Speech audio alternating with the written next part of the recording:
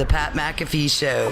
There'll be no rules for our guests, for us, for the things we can talk about. Yes, speaking his mind. I've never had a problem expressing my opinions or my thoughts or anything like that. While being relatable. I haven't had that manufactured fake-ass celebrity that a lot of people have whenever they go on those big networks. I've had a chance to really build my crew, build my following, build my audience. And ridiculous. What am I supposed to do? So I'm supposed to look at something that I can definitely afford and say, nah. Is that what I'm supposed to do? The Pat McAfee Show starts in 3, 2, 1. Good afternoon, beautiful people. It is Tuesday, May 25th, 2021, years after zero, and this show will begin immediately following this beat drop from Twine. There was, here we go. It's a big day because Aaron Rodgers was on SportsCenter last night in Kenny Mayne's last ever SportsCenter. By the way, congrats on a hell of a run at SportsCenter, Kenny Mayne. I echo the sentiments that Aaron told you, and I assume many others as you were trending alongside Twitter. You brought a great levity to sports that we all enjoyed. Of course, ESPN then asked you to take a 61% pay cut, and of course, you are now going and probably starting your own thing or joining somewhere else and welcoming, coming into our world. You're going to do just fine, pal. You are incredibly talented. It seems to be an incredibly hardworking man in Kenny Mayne. And also, funny is always a winner, and Kenny Mayne has been funny forever. So congrats on this next stage. Congrats on your next chapter. Thank you for everything you did with SportsCenter, and I can't wait to see whatever you create, wherever, however, for whomever, because it's going to be a gift from that great brain of yours. Congrats to hell of a run. Yeah. Love you, Kenny. Thank you, Kenny. But you are not dying, pal. You're actually probably going to get bigger than you have been in the last 10 years because the internet is going to love Kenny Mayne, especially if you focus on that full time. Not that I'm not sure if you're going to or not, but I think that's going to be awesome. But the big story coming out of that conversation with Aaron Rodgers is the fact that Aaron said, "Hey, listen, this ain't about Jordan. Hey, I love the kid." He said, "I love the kid. Had great times together. This is not about Jordan Love. This is not about my teammates." He said, "Love my teammates, actually." You see us all dancing last year. We were dancing, having a good time. The locker room's a good locker room. We actually enjoy the hell out of each other. Somehow in a COVID protocol-riddled season in which nobody could sit and eat in the lunchroom together, cafeteria together. You can't be in the locker room at the same time. Somehow that team was able to bond because they're so close to a lot of success. You saw them dancing, saw them vibe. It ain't nothing about my teammates, Aaron said. Coaches, love my coaches. Love them. Hey, Lafleur there at the beginning. I thought, well, what the hell are we doing? Maybe, but I didn't know who the guy was. Nobody knew who the guy was. And by the way, still nobody knows who the guy is because I think he's had the most successful start in a head coaching career in NFL history, and nobody talks about it. But he and I get along great. We're body each other up. We punch each other on the sideline. We celebrate together. We spent Zoom calls together this past offseason going through the entire first year together to talk about what I like, what I don't like, what we see, what we don't see. We spend time to get to know each other both on the field and off the field. We like each other a lot, and we were very successful together. It's not about the coaches, he said. But what people don't understand is it is the people that make the whole thing go, is what he was saying. It is the people that build the culture. It is the people that make a business what it is. Although you see football and you see jerseys, it is the humans that are there day to day inside of that building, inside of that facility, making that entire place tick. And what I think he was alluding to was the fact that, you know, it's about doing things the right way and treating people the right way. Yeah. I don't know if necessarily he was specifically talking about everything that was going on in his life and, you know, with his decisions with the Packers. With the Packers' decisions on how they've treated Aaron. I think this was a much larger picture that goes all the way back. And this is not Aaron telling me this, okay? This is me listening to what he said. Everything he says has a reason. We've got a chance to learn that. Aaron is incredibly intelligent.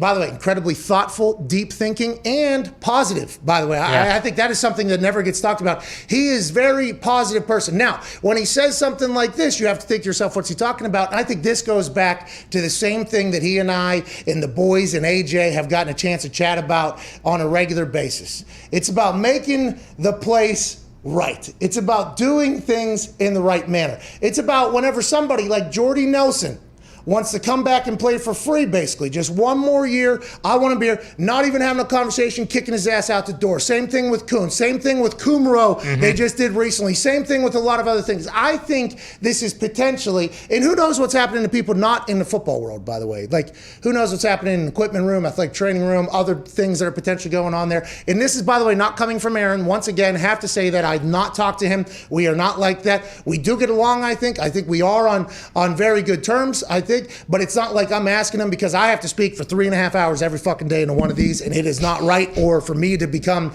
that person. But I think it's him getting to a point where he's sick of the way things are going. You can put an end to this right now. We can change the way this entire thing's going, but it's going to take some moments from some people recognizing that they potentially fucked a lot of this thing up. I think he wants, because, he very clearly left one particular group out on the football side into who he loves, who he doesn't love.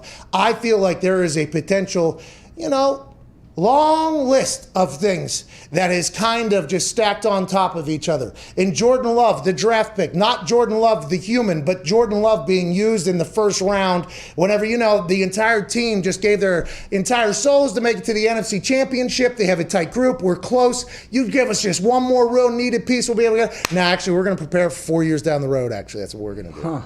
So everybody thought that was what it was, and that's why he came out and said it's not Jordan Love. I assume, though, that is just another layer on the cake of what the fuck is going on in Aaron's mind with the way the Green Bay Packers operate versus everybody else. And I would assume, since he's become, and I'll say friendly with Brett Favre. I don't know if they're friends, okay? Because I don't know if I'm the right person to talk about that relationship, because I have no idea. I did see Aaron and Brett together down in the Bahamas, and that was like 2 to 3 minutes after I watched Brett Favre take out his driver and hit a golf ball 475 yards. Yeah. Jeez. Okay, copper all over him, vascularity popping, looked like Popeye. He absolutely bombed a golf ball. And then Aaron and Brett were talking, and I actually even mentioned, hey, this is cool or whatever.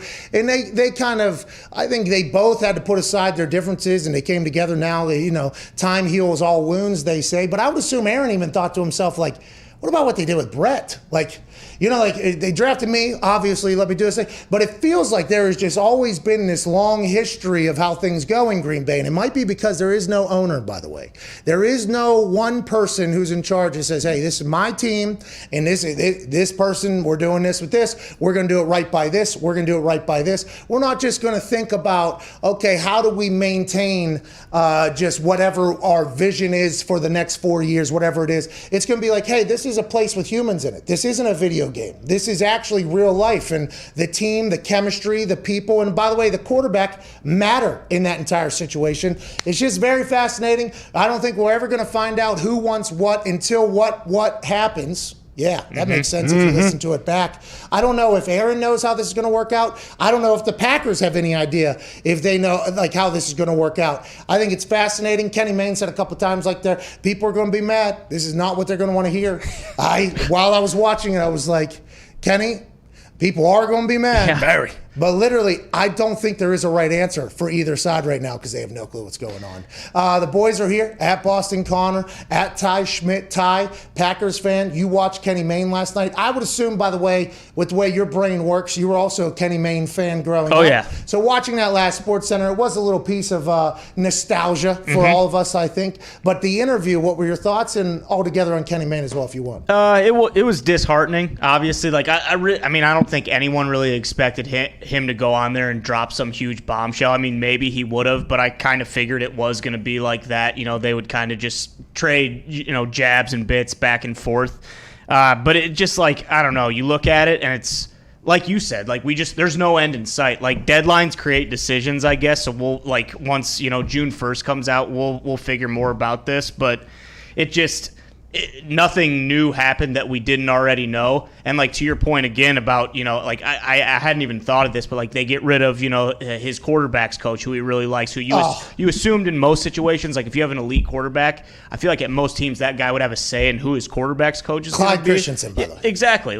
So it's just I don't know. You hear more about this stuff, and we've been following it the whole time, so it's not like anything's new. But it is just disheartening because you know, time heals all wounds. You hoped that okay, he's got away from the whole thing. He's on vacation. He's enjoying himself.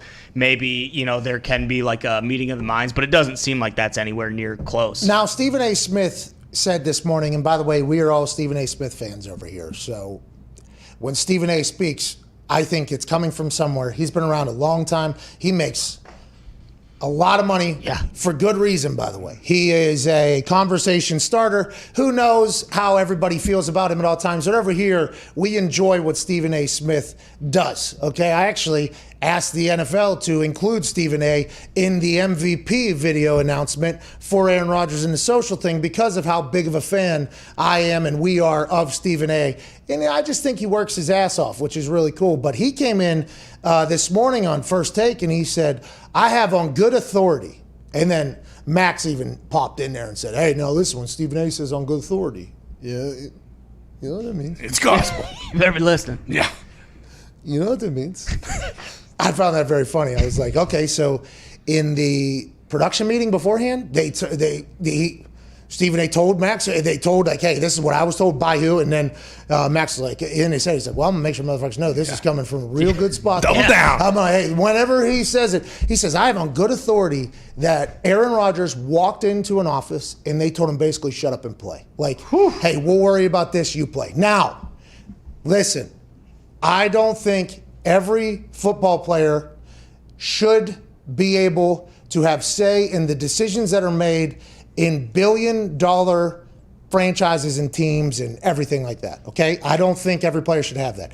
I don't think anybody other than a quarterback position in the NFL should have any say in, not yet, maybe Aaron Donald. Like if Aaron Donald decides like, hey, I would like to make some, like I think you have to earn your way into that conversation. I got a chance to watch it with Peyton, obviously. Andrew, I wanted Andrew to do more of that actually. I think that was something a lot of us in the locker room that saw Peyton operate wish that Andrew, like, hey Andrew, like you can go in there and say, no, I want this guy. No, I want this guy. You can do that type of stuff. We didn't tell him that, obviously, because we're kicker and punter Vinatieri. We should not say that. But we thought that while watching Andrew. Like, wish he had a little bit more asshole in him. Wish he had a little bit more, nah, we're not doing that. Why not? Because I don't want to do it. I'm fucking your quarterback. If I don't want it, we don't want it. This is just how it's going to go. I'm not going to abuse my power, but there's going to be a couple things here that if I say, like Griff Whalen, for instance, him and Andrew, whenever Griff was on the field, if there was a third down that we needed, Griff Whalen might have been just activated the day before to play on special teams. If Griff Whalen made his way onto the field, Griff Whalen was getting the ball on third down for a first down because he had been doing that at Stanford for 3 years straight and he was his roommate or whatever. Yeah. So, like, that's one of those decisions where I wished Andrew knew what he was able to do. I wish Andrew knew that the power that he really did have if he wanted to have it. Now, with that being said, Peyton and we wished Andrew, and Andrew wasn't like that, by the way. Andrew was just hey, let's play football. I'm here to play football. They make the decisions. I'm just focusing on football, which is cool, 100% cool. I wish he would have been a little bit more of an asshole, but he was just super nice, great teammate. But I wish he was a little bit more demanding. We had an owner, though. So, like, if Peyton really wanted something, I assume he would walk right to Jim Irsay's office and he would say, hey, this is how this is going down. Or he would probably do it a little bit more diplomatically. Hey, is there any way we could potentially do this instead of doing that? And Jim, brother parts, what's going on? Why? Oh, the guys are mad. Oh. You know, like there's that situation that can happen. Now, Mark Murphy acts as the owner, I guess, right? He acts as the owner, but he doesn't. He does not. He is not the owner. So I guess you would hope that Aaron would be able to walk into Mark's and say, hey, is there any way that we can try this instead of this? Is there any way we could try this instead of this? And at this point, I think Aaron has earned the ability to have that conversation. And there's some other people who've come out and said, like, that's not how the NFL works or whatever. Like, maybe not for you, motherfucker. You're not a Mount Rushmore in the history of the NFL. Yeah. This is Aaron Rodgers.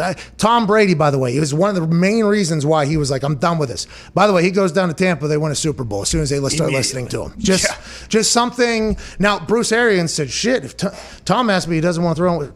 Hey, Tom, I don't give a fuck. Listen, we're going to work here. We need to know the offense. We got to do that. But hey, if you want this, because BA said, I know who the top 2 wide receivers are going to be. If he wants to pick 3, 4, and 5, that's cool with me. But I know who the top 2 are or whatever. I'll let Tom do that or whatever. Like, that's the relationship I think that everybody around the NFL who is a super duper face of a franchise, elite quarterback, going to be in the Hall of Fame definitely, would like to be able to have those conversations, because ultimately at the end of the day, it's that person on the field trying to make the play. That is that person on the field who has to take and be basically, I mean, the coach gets it as well, but the quarterback is the one that's going to be judged ultimately on all of the decisions that are made around him. The quarterback position is one, it's called the greatest team sport in the world because there are so many different people that are involved on a team, from the kicker and punter to a safety linebacker to a nose tackle. I mean, just, you get it. It is a combination of efforts of a lot of people, and they all have to be in sync for something to happen. Mark Schlereth told us that for a number 1 wide receiver to get the ball, the center needs to snap the ball, the tackles need to protect the quarterback,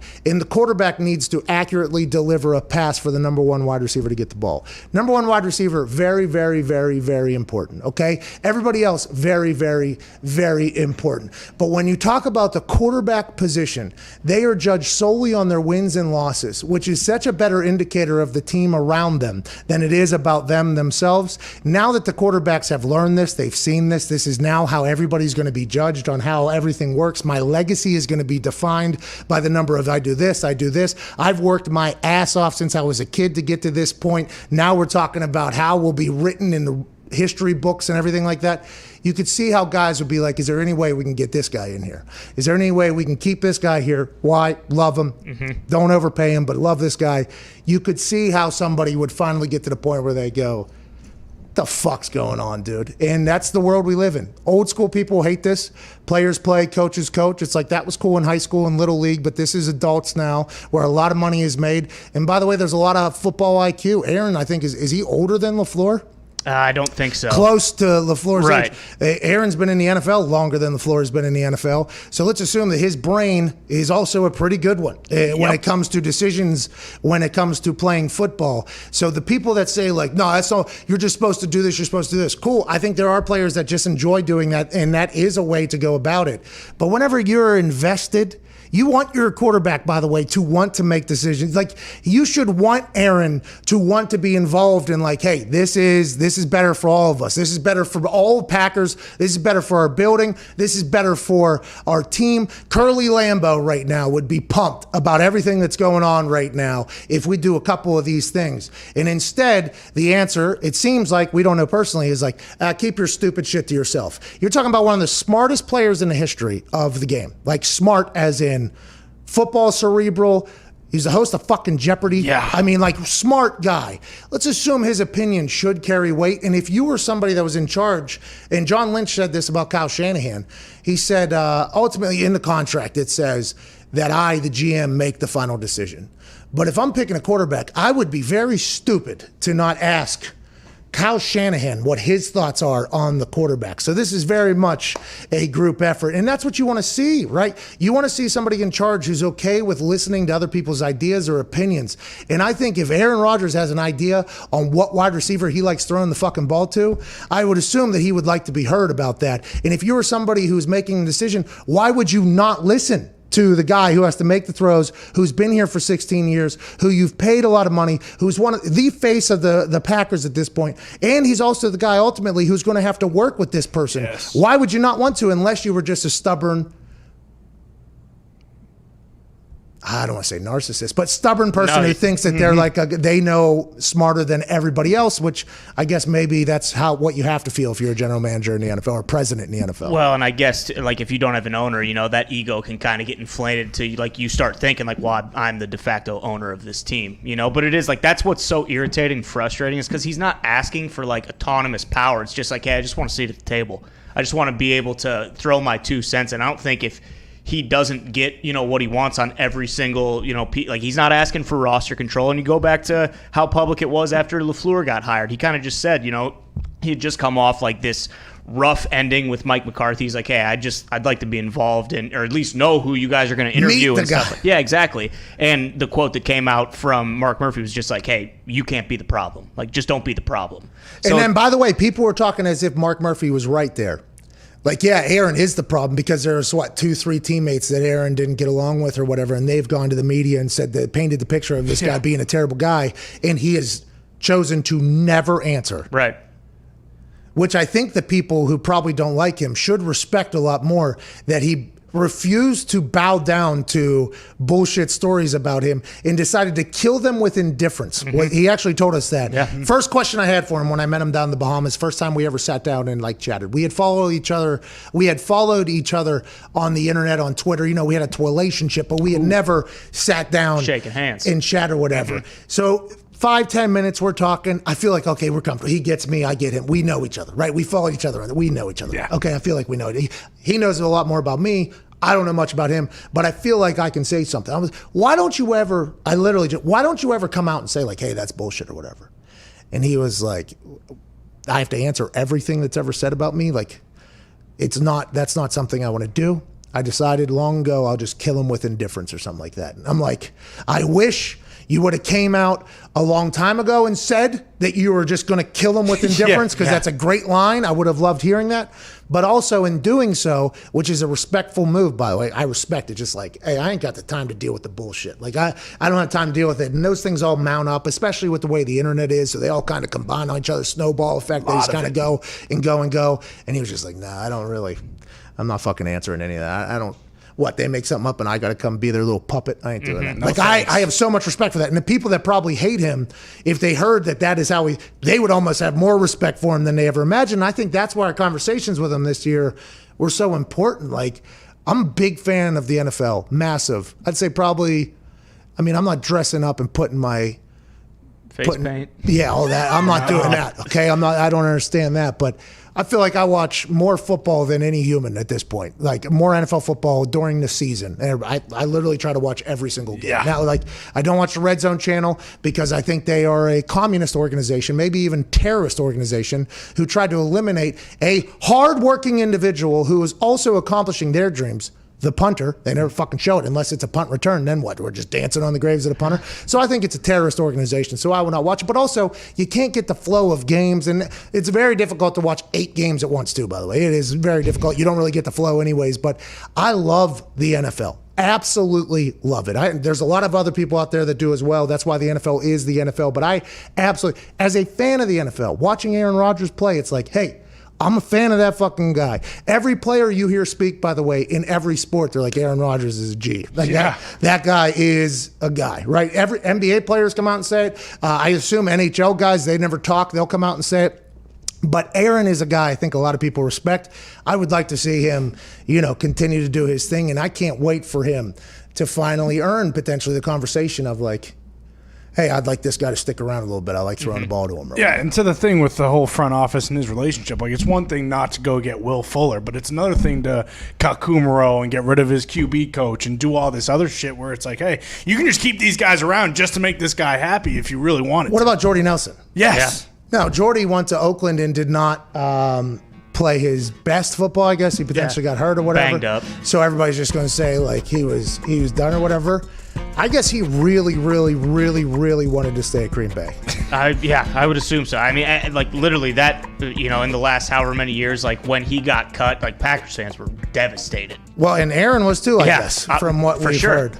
But I asked some people who know Aaron, and I'm like, what is it? And they're like, well, the first thing that pops in their head, they're like, like Jordy was like his guy. Like him and Jordy were guys, those two. We remember it. He was begging to stay, took zero money, was like, I'll take nothing, just I want one more year or whatever. And they're like, yeah, get the fuck out of town, pal. And he went and took $10 million from Oakland or whatever and got hurt or whatever. It's just like, I'm like, oh, okay. I could see how if it's your guy, like Andrew Luck, if T.Y., right? Andrew Luck and T.Y. I wonder if Andrew if that would have been what would have made Andrew come out and be like, no, we're going to keep this guy. If he's willing to take no money, so this is not a cap hit at all, and he's a guy that I've made highlights with for the last fucking 10 years together, and he wants one more year, we're going to do that. You know? That's one of those things. And then there's like, then they go, and then also, and then this, and then this, and then this, and it's like, oh, okay, so this has just been like an axe, basically just chopping at a tree here. Yeah. Keep chopping, keep chopping shit on him, man. And look what T.Y. said about why he's still in Indy. Because the owner called him and said, hey, how are we going to get this done? All right, let's get to a break. We got O.J. Howard on the other side. Also have to talk about the Pittsburgh Penguins at some point. Yeah, we'll talk about it. Don't worry about it. Hey, Jarry can't fucking have it! We got to get to a break because O.J. Howard is waiting, but I am not happy. You shouldn't be. This is the Pat McAfee Show, Tuesday, May 25th on Sirius XM, Channel 82, Mad Dog Sports Radio, and YouTube.com/The Pat McAfee Show. We'll see you in 4 minutes.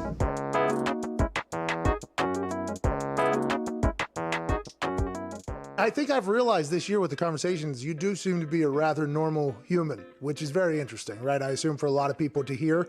AJ said, no, you are not a normal human. But because all the stories about you before this year, to be honest, a lot of people, the way they believed is you were the smug king almost is what the thing about it. And then getting a chance to chat with you, it's like, well, that's not the case at all. How is that like something you have to focus on? I assume it gets hard whenever you're hanging out with, Scott Stapp is hanging Aaron Rodgers jerseys up in his goddamn office. That has to be pretty weird. Well, look, I think that's an interesting thing to talk about. I think a lot of times, people have said things about me, and it's been the same few people, and that's been kind of the prevailing story or thing that's reflected on. I think for me, I talked a lot about the work I did on myself. It was nice, and it wasn't intentional. Like, I didn't sign the show to have, and you guys know, we talked about this off air, but there wasn't some agenda doing this. It was fucking talk to Pat and AJ every week. Yeah, sounds pretty awesome. It has been, by the way. It sounds amazing. But what it's allowed me to do is, I think, silence all the douchebags out there who were, talking for me and making themselves more relevant by using my name or running with stories that were not really based in any type of fact. And look, I've grown as a person. I've said things and done things that I wish I'd handled a little better. But this was a great, natural, authentic, whatever, whether it was 15 minutes at the stadium or 45 minutes to just bullshit and have a conversation. If you're a friend of mine, if you know me, I think this is about as normal as interaction you're going to see from me. It's not a lot of BS. You're not going to hear cliches and garbage. I'm going to, shoot from the hip mostly. Tell you as much as I feel comfortable telling. I feel like I've been as honest as I could be. I've told you guys a lot of fun stuff. It's fun for me because then I don't have to maybe rehash it on a Wednesday, or people get to see a different side of you that maybe they didn't even know was there or didn't think was there. And it's been fun for me. I really have. I've appreciated every single week we've done these. And like I said, the best part is there was no agenda. There was no plan. I mean, even us, we didn't know we were going to go 10 minutes or 15 minutes or an hour. Or, we just started fucking talking, right? And then this came out, and it's been a lot of fun.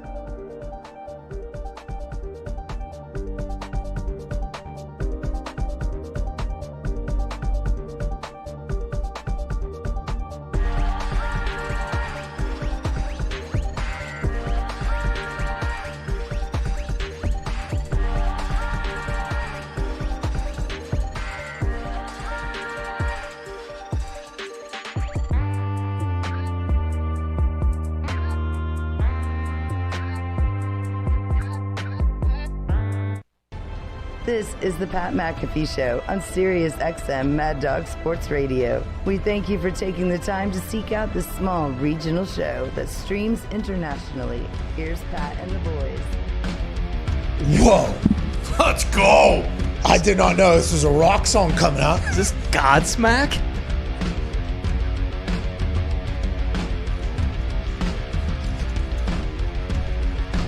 Jesus. This is DJ Griff showing his range. This is awesome. About it. Jeez. Welcome back to the show. Sports show, big music show. Joining us now, a man who is a college national champion, now a Super Bowl champion, bouncing back from an Achilles last year. Ladies and gentlemen, stud tight end for the Tampa Bay Buccaneers, OJ Howard. Yeah! What's up, dude? How you doing, man? There you go. What's up, Pat? How you doing, man? I'm great. Thank you so much for joining us today, man. I appreciate this so much. Thank you for taking time out of the day and joining us. First time getting to chat. Congrats on everything. How's the rehab? How's the Achilles? How do we feel going forward? Man, first of all, I appreciate you for having me on the show, man. Everything's going good. 90% right now, man. The recovery's going well. I'm just grinding, rehabbing every day, so it's going really good. What is the rehab like immediately? So the Achilles, I've seen this thing happen, right? I've seen the Achilles happen in practice, and it's described differently. It's like some people say they hear a loud thud or a sound behind. Did that happen to you? Well, my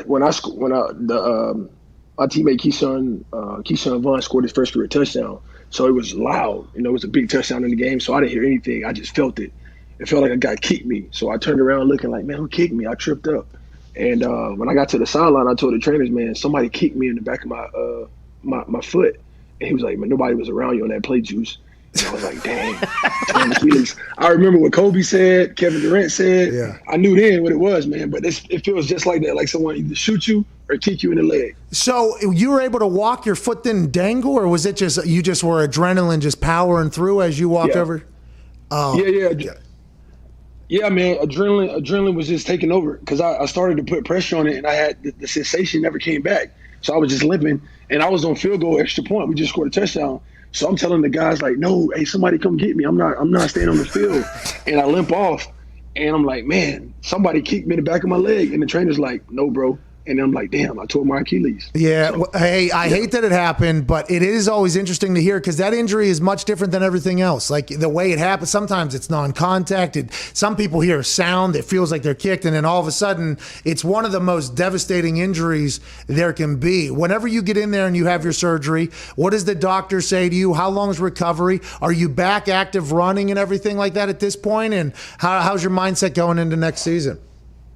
Yeah, so the whole process was, it was COVID, so I wanted to go to Green Bay and go with Dr. Andrews, but I talked to him. He was like, hey, nowadays this surgery is man, you guys will bounce back 100%. So nice. If there's a doctor you trust that can do it, and go with him. You can come to me, but with COVID, man, you don't really have to. A lot of people know how to do the surgery. So it was only a 20-minute surgery. I was in there 20 minutes, came out, went home the same day. But it's a 6 to 8 month recovery. I'm now on month 8 right now. It's a 6 to 9 month. I'm sorry. I'm on month 8. I'm running full speed, 90%. So it's going along really well. Hey, shout out science, huh? They're just popping in fucking new Achilles out of nowhere. Shout out to man. It's crazy how they do it, man. It's crazy. 20 minutes. Did they give the countdown from 10 seconds during the surgery? Whenever they gave the night sleep in there, what you get to? Anything good? Man, you know what? We were just talking casual. These guys started crowding me. I'm like, why are y'all crowding me? I'm like, are we in a football locker room? They started laughing. Next thing you know, I'm asleep. Oh, dude, it is. For people that have never got the surgery or had to experience surgery, congratulations, by the way. But they put that shit in. I don't know the exact name of it. Do we know what the name of that is? It's something, I don't know.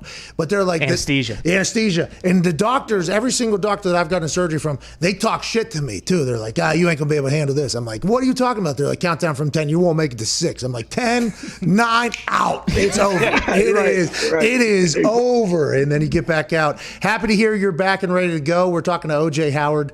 OJ, you only got to play for 4 weeks last year, right? In the regular season. Yep. Is that what happened?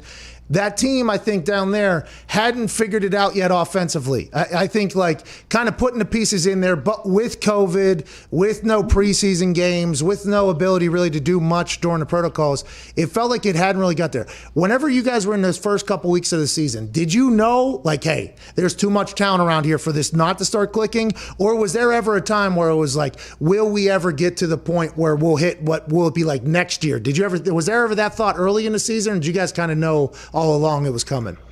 Yeah, it was. I mean, that's the reality of it. We never had a lot of time to practice because of COVID. We couldn't be in the facility. So it was like, all right, we got to figure it out. Got to training camp. I mean, Tom does a great job of, like, you know, having his terminology and the way he wants people to run routes. So that helped us out a lot. But, you know, we had our struggles. It was a one day, and it's documented, man. At practice on a Sunday, offense had like so many turnovers, like fumbles, drop balls, all kind of stuff. And our coach chewed us out. And, man, ever since then it clicked, you know what I mean? But it didn't roll over, like you said, until the season immediately.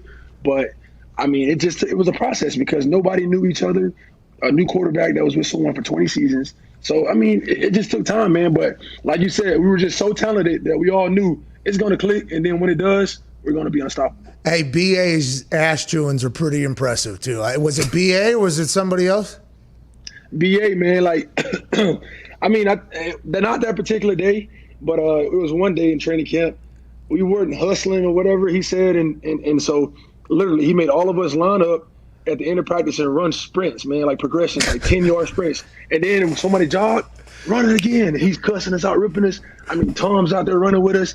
I'm looking down like, shit, Tom's running. I got to run. You know what I mean? So we all running, man. And I think that was a moment we knew, you know, our team, we got a bond, man. You know, our coach didn't take no slack from us, treat everybody the same. And like you said, he going to cuss you out no matter who you are. Well, I think that's why BA is always BA, you know, and I think that's why all of his players respect him. You know, he's always BA. So it's like there's always going to be that respect there. And what you said in that last sentence there, by the way, the thought of him making you run like gassers, like it's either college or high school, is awesome. Just that is so awesome to think about, because in his head he was like, oh, these motherfuckers think they're like, and he was getting worked up almost like, oh, these guys think they're big time or whatever, make it happen. But you said something very important there. I think you said you looked down and you saw Tom running with you, right? And I think that's the thing about Tom that doesn't get talked about enough. And I mean, I guess it is now at this point, because of, like, it seems to be a much more positive Tom Brady press cycle now, media cycle, as opposed to it was for a long time. But that whole thing in New England where he would sit in those team meetings, Bill would laser point Tom and chew him out. That immediately sets the tone to everybody, like, hey, Tom Brady's getting fucking chewed out right now. You all have to deal with it. That is something that I think every building would want inside of it. It's like, hey, we want a guy like that. As Tom, you think you were there before Tom, and now you're obviously there post Tom. Has the entire building's culture, you think, potentially changed because Tom has come in there? Like, I'm talking athletic trainers, equipment man, I'm talking everybody. As soon as he showed up, did you feel that? Is that something that's real? Real, super real. You can feel it, man. I mean, it wasn't even me. It was guys that were there years before me. I played 4 years before he got there, or 3 years before Tom came. So I knew the culture. And then as soon as he walked in the building, it felt like, I told people, I was just like, bro, this feels like Alabama to me. Like, we're coming in with the mindset, we're focused, guys are ready to win. We're going on the field knowing we're about to probably go win. We're confident, we got the talent. I mean, Tom just brings a level of confidence to everybody, the way he carries himself. And then most importantly, man, you know you got this guy on your side. We know what he do late in the games. You know what he's known for. So, I mean, everybody's confidence went up here. You don't want to mess up. You want to always get the ball, so you're going to do what he asks, like come flat on the route. He don't need to tell me something 5 times for me to know it. He says it once, I'm remembering it. You know what I mean? So everybody took that mindset and we bought into it. I mean, it ultimately got us a Super Bowl, and we're trying to go get number 2, man. We will definitely talk about your time at Alabama, because that place is so fascinating, I think, to everybody that watches football. Who knows how that place just continues to pump out, just, hey, we're going to be better than you. This is just, we're going to get 45 people drafted. We're going to be better than you. And this is just how it's going to go, by the way. It's a factory. Clemson, you can come in. Trevor Lawrence is gone now. We're back. All right, here we go. We're going to do this whole thing. That's kind of what it is. We will get to that. But going into this next season, you know, coming off an Achilles, I would assume that you're pretty hungry. I would assume that this is a big time year for you. You got a chance to watch now, right? You got a chance first front row seat to see what the team can do.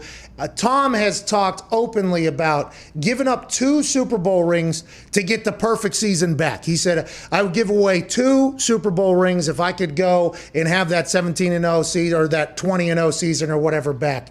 Has that been something that's kind of rippled through maybe group text messages or whatever? It's like, hey, although we won, like this window's short. We don't know how long this window is. And there's only one other team in the history that's gone undefeated. Has that even been something that's talked about, or is it kind of just understood at this point? It's understood, in my opinion. I know with me and my homeboys and people that I talk to, I talk about it all the time. But we haven't put in a group message yet with the teammates, but I'm telling my boys, like, bro, like, look at our team, bro. Like, literally, we have one of the best teams of all time. I'm playing with Antonio Brown, Mike Evans, Chris. I could go on and on. You know what I mean? So it's like you look at the on paper, it's like these guys really have a chance to do something really, really special, which is go undefeated, you know? But then if you do look at us on offense, that's cool. But when you look at our defense, they're elite. They are elite, and defense win championships. So, I mean, it's on us, you know what I mean? But we really got to buy in. It's going to be hard to do.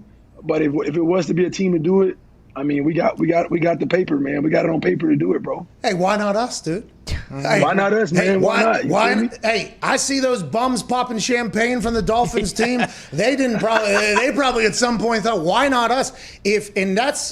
I think that's been the coolest thing watching this offseason is the Giselle asked Tom, what more do you have to prove or something like that? And then that was like the conversation. It's like, what does Tom have to prove? And then Tom Brady being Tom Brady, he has somehow found a way to put something in there. It's like, well, I mean, I have one more name, buddy. I win everywhere I go. Oh, but I haven't gone perfect yet. Okay, got to go perfect. Need to do that. And then it's like, boom, laser focus, locked in. Here we go. I'm going to go perfect, or try to at least. That is very cool. I'm sure you're enjoying the hell out of it. We're talking to O.J. Howard, tight end, Tampa Bay Buccaneers. There was a little bit of a report that you hated Gronk. You fucking hate him? You hate Rob Gronkowski? You want to fight him, O.J.? You hate that guy? I love that guy, man. That's my boy, man. Hey, listen, if you can ask him anything about me, he'll say, Juice. That's my guy, man. And, I mean, it never was ever, you know what I mean? Because, you know, the whole mindset coming into when he got picked up with our team, whatever, he got traded, whatever happened, we got a message immediately from Tom to all the tight ends that were already there. Like, boom, you guys are going to love him. Look great, loving guy, hardworking, boom. And that was all we needed, man. And I never even took it as a competition. I knew, you know, in my career, I was young, had a lot of injuries come, you know, I needed to grow as a player. I said, what better way for a young player to get behind Gronk and be a sponge? And that's all I did last year, man. I was on the road, bro. I was having a great year, man. Unfortunately, I had an injury. But, you know, Gronk, he's cool, man. He makes our room so fun. I mean, the coach can't do nothing with him. We're always joking. I mean, how could you hate on a guy like that? Okay, so that kind of got blown out of proportion then completely. Whenever you had to have seen it. Did you see it out there? See what? Like the drama, whenever they brought in Gronk. Oh, O.J. Howard's not happy that Gronk was brought in. Did you see all that? Oh, yeah. Oh, absolutely. Yeah. Absolutely, because the typical mindset of a person would be they're coming in to replace me. I didn't do that, man, because I knew the year before, it was 2019, my first year in the offense, we were typically blocking a lot as a tight end in that offense. So I was like, shit, man, this is an opportunity for Gronk to come in and help me be able to take some of the load off of me. And I couldn't complain about that. It was a big load. I was playing 60, 70 plays a game, and 50 of those were run plays. So I needed someone to come in and take the load off me. And he helped me out, bro. And so I loved it. Hey, Juice, you're playing tackle out there. Welcome to the NFL. Yes, sir. Let's talk about Alabama. What is it? Why is it? How is it? Why is Alabama, OJ? Man, it's ultimately like the epitome of football university. Literally, like when I committed in 11th grade. I committed early. I got an offer in July the 18th. Hey, you were a stud in high school. Hey, Juice, you were a stud in high school, huh? Man, I was pretty good, man. I was pretty good. I could imagine. So, but I mean, I was in there with my parents, and they didn't even know. They were like, I was at the camp as a high schooler, and someone pulled me and said, "Hey, man, you don't need to do the camp. Coach Saban saw enough. Come upstairs. He want to talk to you." So I'm like, "Oh, it's about to happen, probably." So I go up there with my parents. He offers me, and before he can get out of his mouth, I commit. He's like, whoa, this is not how it works. You're supposed to think about it. My parents look at me like, "What are you talking about? We don't know about this." I'm coming here right now, coach. He's like, you sure? I promise. So, man, that's all you need to know, bro. But Bama, I mean, we're going against the best players every day, so it prepares you for the next level, bro. Coach Saban the same way. He treats everybody the same. Coaches get chewings. Players get chewings. Equipment staff, training staff. It don't matter. You know, so we got a whole bun at Bama, man, and we just want to win. So if you want to win a championship, be a part of a great organization, commit to University of Alabama. I mean, they don't need more recruiting help. Yeah, all right? Fucking take it easy. I'm not turning this platform into a pandering. You hear me? Like that. You cannot use this as a recruiting tool for Alabama. Not that every championship game isn't one. The 30 for 30 docs, the videos that get displayed of what happens in that locker room, the barber shop, the spa, the sauna, the lounge. I mean, that place it seems like a dreamland. If you're like, hey, I'm looking to make the NFL. I'm looking to learn, get better, compete. It feels like that is what everybody who, ultimately ends up succeeding in the NFL is looking to do. They're looking to compete and get better. It just feels like that culture. Will it survive Saban? Saban leaves, you think it will survive? Say that one more time. If Saban leaves, you think it'll survive? Alabama still continues? It's hard to say, man. No, it's hard to say because you can ask any coach that coached for him or worked under him and players that played under him. It's him. It's him. It's his culture. He brought that to Bama. So I don't know if you can bring in another coach and have the same type of, of leverage and what coach could do and get away with. When Coach Saban say something to you, it don't matter how he say or what he say, you're gonna do it because you know what comes with it. All right, we're gonna go extra day of practice. We're gonna go longer today. We're gonna run sprints at the end of practice. You ain't gonna complain. You're gonna be like, all right, coach, I'll do it. Because I know we're going to win a championship at the end of the year, so it's worth it, man. I don't know if another coach can come in and pull that card and you're not showing the results with the championships. I just don't know if it can happen. So, that's the type of thing whenever you don't have the resume, but you act like somebody who does because you have seen the way this person acts. And then you're supposed to go in there and fill in that spot. You don't have the resume or the credibility to act exactly how that person acts. And as soon as that happens, you lose everybody. I got a chance to watch it. You lose everybody immediately. That can change. You just got to hope that the hiring process goes through well. And there's been enough guys that have gone through Alabama, saved their coaching careers and gone elsewhere. You would just hope that they'd be able to get in there. If I'm from, who's biggest rival? Nobody?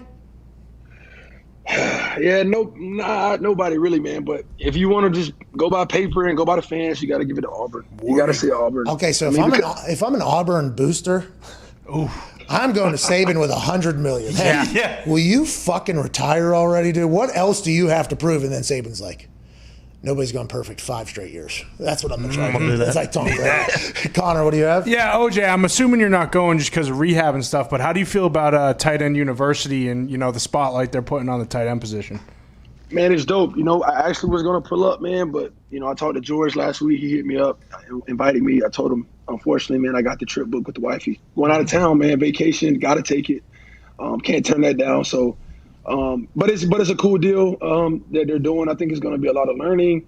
A lot of great tight ends going to be there. I really, really wanted to go, man, but it was literally the same weekend I had already booked my vacation a long time ago. Hey. So I had to pass. I told George I'll be there next year, though. I love Nashville, but, dude, I got a fucking vacation. Going on vacation. Tulum, bro. Tulum, Mexico. You ever been, Pat? I've never been to Tulum, Mexico. I have been to Mexico, though. Good time down there. The Mexicans like to have a great time. That's what I've learned. They are very hospitable down there. Yes, sir. Peep this. I went 2 weeks ago, and I'm going back in June. So that should tell you enough right there. Oh, Tulum. Okay. That's a spot, huh? Tulum. Yeah. I'm going back within less than a month, bro. That's all you need to know. It's a great time. What do you like to do as other than go to Tulum, Mexico? You a video gamer? What do you do in the off time? I'm a hunter, man. I hunt a little bit. A little turkey hunt during turkey season. Ooh. Deer hunt when I get a chance. Fish a little bit. And I get on the video game every now and again. But I'm definitely, man, I like to get out there and hunt, man. Where are you from originally? I'm from Alabama. I'm originally from Bama. Oh, okay. So that's why you were like, I'm going Alabama. Man. When he asked me that question, when Coach Saban asked me that question, I grew up an Auburn fan, to be honest. But when Nick Saban, Pat, so I'm telling you, bro, it was a big controversy in my hometown. They're like, this kid been an Auburn fan all his life. All of a sudden, he commits to Alabama. This kid just won an Auburn jersey 2-3 weeks ago. Yeah, not anymore. You know what I mean? Burn it. But it's like one of those things where you got to put your pride to the side forget about being an Auburn fan growing up. When this man, Nick Saban, asked you to come play for him, you say yeah. You know, in my opinion, you say yeah because I knew that it was going to get me ready for the next level. And I had to go do what's best for me, and it paid off. Hey, listen, Auburn will still have their fans, okay?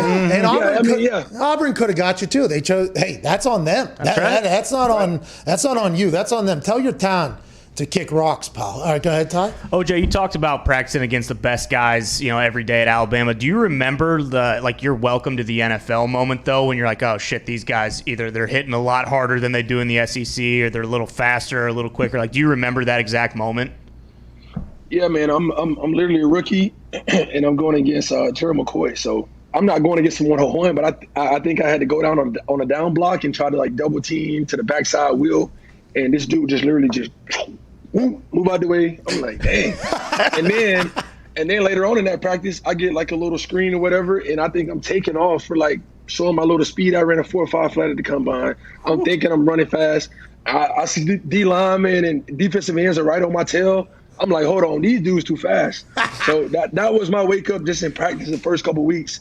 And then we had Hard Knocks my first year there in Tampa as a rookie. So all of that was just, it was fun to be there first year, man. And people fast. And that was my wake-up call, man, seeing big old D lineman trying to run me down from behind. Was that when you guys were having the kicker problem down there, right? Yeah, that was the storyline of that. Right, yeah, that was my rookie year, man. We had a couple of kickers. We had like Roberto and all those guys on the team. Yeah. Happy you guys got that figured out. Could you imagine having that team and then the specialist just fucking it up? I mean, that would be, and that could happen, by the way. That is not good for the brand if that was to happen. That would not be good for all of us. So I'm happy they figured it out. OJ, you're an incredibly cool dude, Juice. I appreciate you for stopping by, man.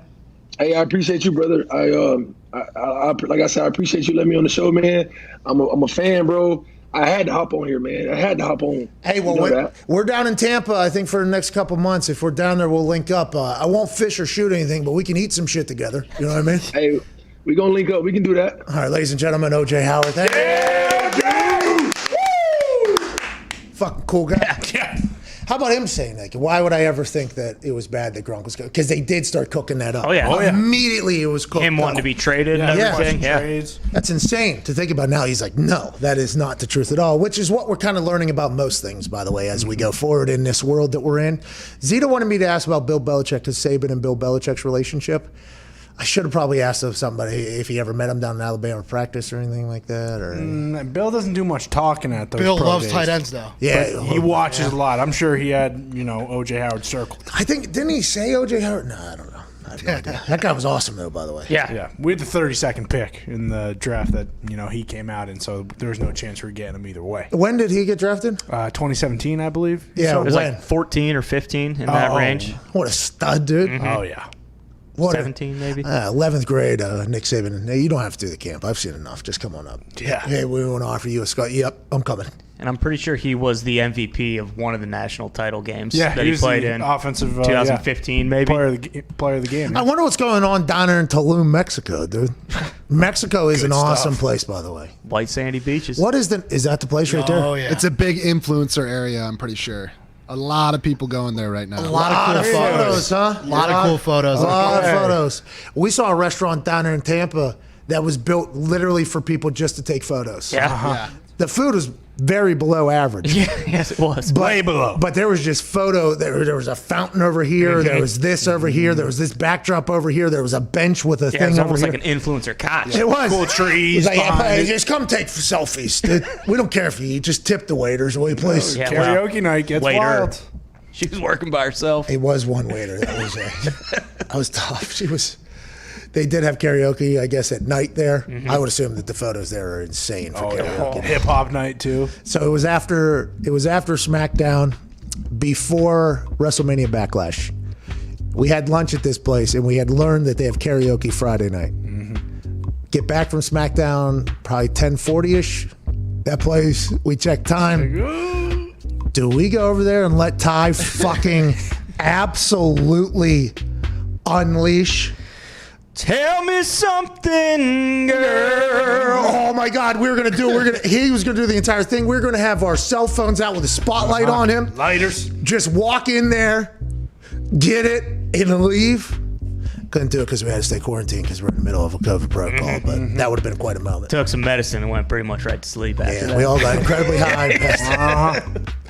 It was cool. It was a cool moment, though. I think we're young and, all that stuff. I don't think I could go to Tulum, OJ, now at this point. Don't know if I'd survive, but I'm happy you're going, pal. Yeah. And we appreciate you, OJ. Congrats on all the success. Hope for a lot more of that.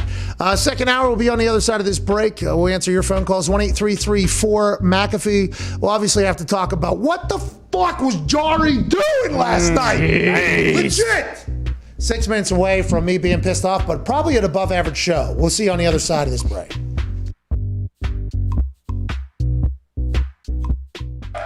Hello and welcome to Office Championship Wrestling live in Indianapolis, Indiana. Tonight we have a straight to hell match in which the devil will battle against our office wrestler, Dylan Boston.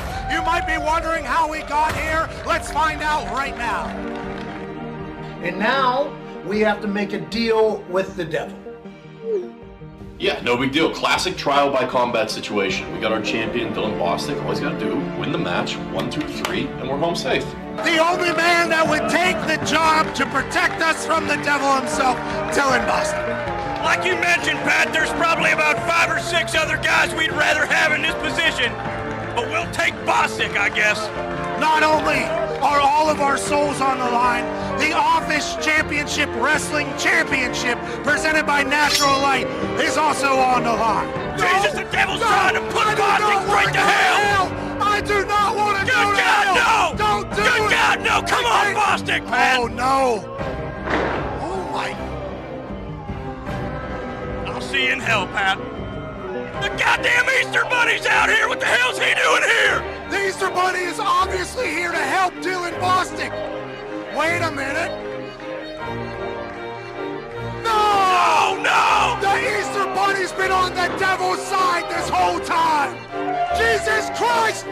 Jesus Christ! What the hell's Jesus Christ doing here? The power of Christ is compelling Dylan Bostic. Look at this, Pat! Jesus Christ is bringing Bostic back to life! Jesus is going insane! And now Bostic's kicking wholesale ass in the ring! Jesus Christ has come to help Dylan Bostic defeat the devil and defeat the Easter Bunny. What's gonna happen here? Good God Almighty, it looks like he's going up in the scissor lift! Jesus is lifting the scissor lift! Jesus is now telling Bostic to come down. Don't do it, Bostic! Don't do it! Oh my God!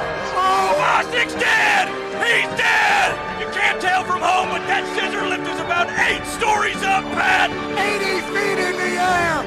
Oh wait, he's tuning up the bed! The devil! Super kick! Into the casket! The devil goes down! The devil goes down! He shuts the casket! Straight back to hell! The devil goes straight back to hell, where he belongs! With the assist from Jesus Christ of Nazareth! Dylan Bostic saves the PMI office's souls and wins the OCW Championship right here on our first OCW Straight to Hell.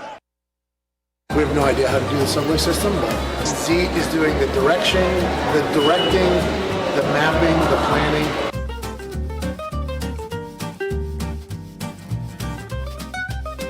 Well, my tell is in 10 minutes, that train should be ready.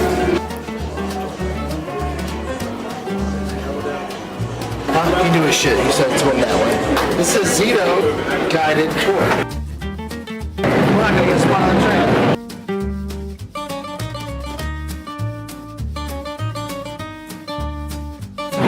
We should get on an airplane. This was a bad idea. This was a bad decision. Oh, wow. Oh, wow. I mean, this is going to be interesting. Are we on the right way to Yankee Stadium right now? To the Bronx. I don't like that hesitancy. Stand clear of the closing doors, please. New York is it's a bit much. There's shit everywhere. It smells like shit. There's a lot of people, but it's a hell of an industry out here, you know.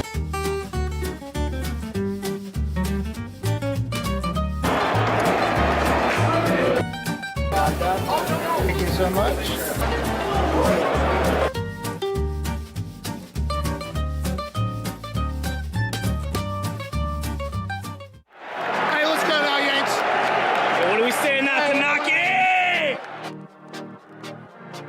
Yeah. Underrated, we the underdogs, underestimated. Underrated, we the underdogs, underestimated. We the one.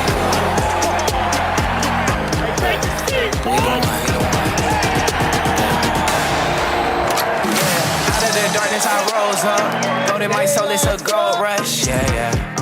Honor and freedom, my toast up. Kicking game on the snare drum. Hard on the beat, let it bleed out like sacrifices. Cut it open, emotions. Spilling like oil and coasting. Therapy for my mental, I'm pinning a pistol and shoot down the criticisms individually. I heard the voices that told us. Throw dirt on my name and wish me the worst and scold us. Shot through the heart and pray on my downfall. But yes, he prevailed on my own. Stay on top of this. Hey, I said it was salami time. So my chest like Olympic gold. Rap it smooth on the floor like a jazz song. Witness greatness, look up in LeBron home. Remember next time before you doubt us. That only made me go.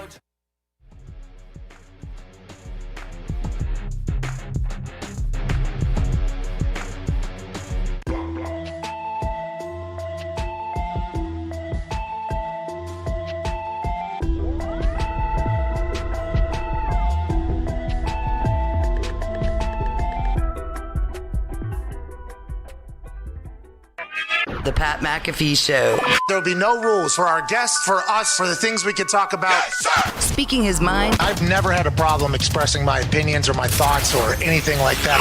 While being relatable. I haven't had that manufactured fake-ass celebrity that a lot of people have whenever they go on those big networks. I've had a chance to really build my crew, build my following, build my audience. And ridiculous. What am I supposed to do? So I'm supposed to look at something that I can definitely afford and say, nah. Is that what I'm supposed to do? The Pat McAfee Show starts in 3, 2, 1. Could be. Welcome back to the show. Lonnie Paxton, we're live. We are live. All right, I'll talk to you later. Welcome back to the show. Could be $1 billion call. See, that could have been right there. He could have been sitting with Tony Hawk. Yeah. Okay, saying, hey, probably Ashton Kutcher. Yeah, whoever. Mike Irvin. He could have been saying, hey, we were wondering if you want to join our next meal, but instead I said, hey, we're live. Just in case he says something that could be detrimental. Yeah. Julio had to have known. Had to have known.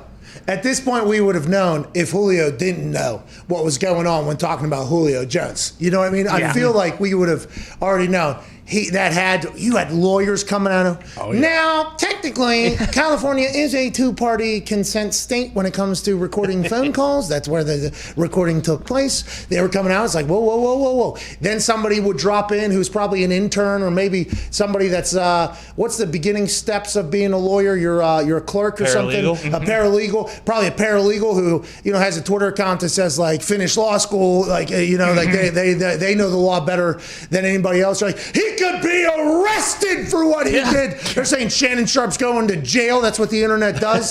And I was like, there's no way Julio didn't know. I texted with Swagoo last night a little bit because he put out a tweet that was like, I think he was questioning on whether he knew or not. And we both just sent back and forth to each other in a series of text messages as if it was a live conversation. Had to, as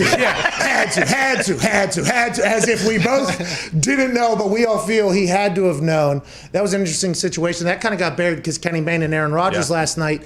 Joining us now, ladies and gentlemen, as he does every single day, Mr. AJ. AJ, what's going on, dude? I might have gotten invited into the Illuminati and I had to hang up on him. I just saw that. So who was Lonnie sitting with? Like he hung up pretty quickly. He didn't want this public. No, I hung up on him, but it was close-faced. So it did appear as if he was in a place with other people, though. So that was potentially like, hey, want somebody to say hello. Yeah. Coocher. Fucking the dude from that 70s shit. Yeah. Ashton wants to say hello. Where's my car, dude? Yeah. That guy. Business that was mogul. Tony Hawk. I thought Connor was talking about Matt Kuchar, the golfer. Matt Kuchar might be in there too. That guy fucking has a lot of guys you're not going to be able to beat either. Okay, listen, you haven't named off 49 guys yet who are all going to decide to show up at the exact same tournament when we're all 60-some years of age. So whenever you do that, then I'll start to doubt myself a little bit. I'm not going to until then. Actually, Phil Mickelson has inspired me. He's hitting the ball 366 at the age of 50. Yeah. He's got no ass. Woo! Imagine when I learn how to use the driver. I mean, I'm going to be able to hit that maybe 400 yards whenever I'm 50 years old. Maybe 450 in this whole thing. Yeah, you're right. Do you think if you're able to hit at 450, it'll go straight? Well, when it does, I'll decide to do the tournament. That's right. Okay, good. All right, then it's there. It is. That's all we need. That's all I need to know. Then I'm sorry that I doubted you ever in this whole situation. All right. Listen, maybe I won't hit the ball 400 yards. Okay, maybe. There's a chance. There's a chance that won't happen. You hear me? But I'm gonna get. You have been stretching though, right? I have been. I've been in a full stretch routine in my Oculus. Yeah. I've been in a room getting stretched in there. You know, they can't pull me, but it looks like they're trying. So I think it's like a placebo almost. You know, I get a deeper stretch in there. I'm getting loose, pal. Golf simulator's going in new office. I'm playing 36 to 72 holes a day. Yeah. You got no shot. It'll be over before we can even start. Let's talk about something that was over before it even started. Aaron Rodgers on Kenny Mayne last night. Did you watch it live? Have you watched it since? And your takeaway. Didn't really learn anything new, but still hammered home. A very important part of this is like love teammates, love coaches. Just feels like there's been some shit that's gone on. This has been a continuing message, I feel like, but he did elaborate a little bit more with old Kenny Mayne, who's a legend last night. Yeah, he did. I actually forgot this was happening live. I saw it this morning and watched everything and read it all. Yeah, it didn't say a whole lot. I thought Kenny did a great job. Continue to go at him and keep coming after him and just being honest. Like Kenny is very, very good. So I give him a lot of credit for this. Well, and that's kind of what we said at the beginning of this, by the way. It was like, hey, Kenny, they were celebrating as if something was over. It's like, I think the internet and Kenny are going to get along just fine. But with that, if he's going on the internet, I don't know, maybe he'll go to another network. I'm not 100% sure. I would like to see Kenny use his brain and create awesome shit on the internet. I think we would all be very appreciative, and it'll do well. Businesses will see it and support it, hopefully, and he'll just be bigger than he ever was in the last 10 years or whatever. But whenever he's talking, I think Kenny and Aaron both know how that conversation is going to going into it, right? Mm-hmm. Don't you think? Yeah, I think there's mutual respect there both ways. So they have an idea of how they're going to navigate it. And Kenny's one of the I enjoyed how he kept going after. Yeah, that's not what we're here for, Aaron. That's not what they want. You know, we're about you. They are not going to be happy. They are not, because Aaron's pouring on genuine compliments, as did Marshawn and Sue and everybody like that. Because I don't think. This could go one of two ways, this conversation here.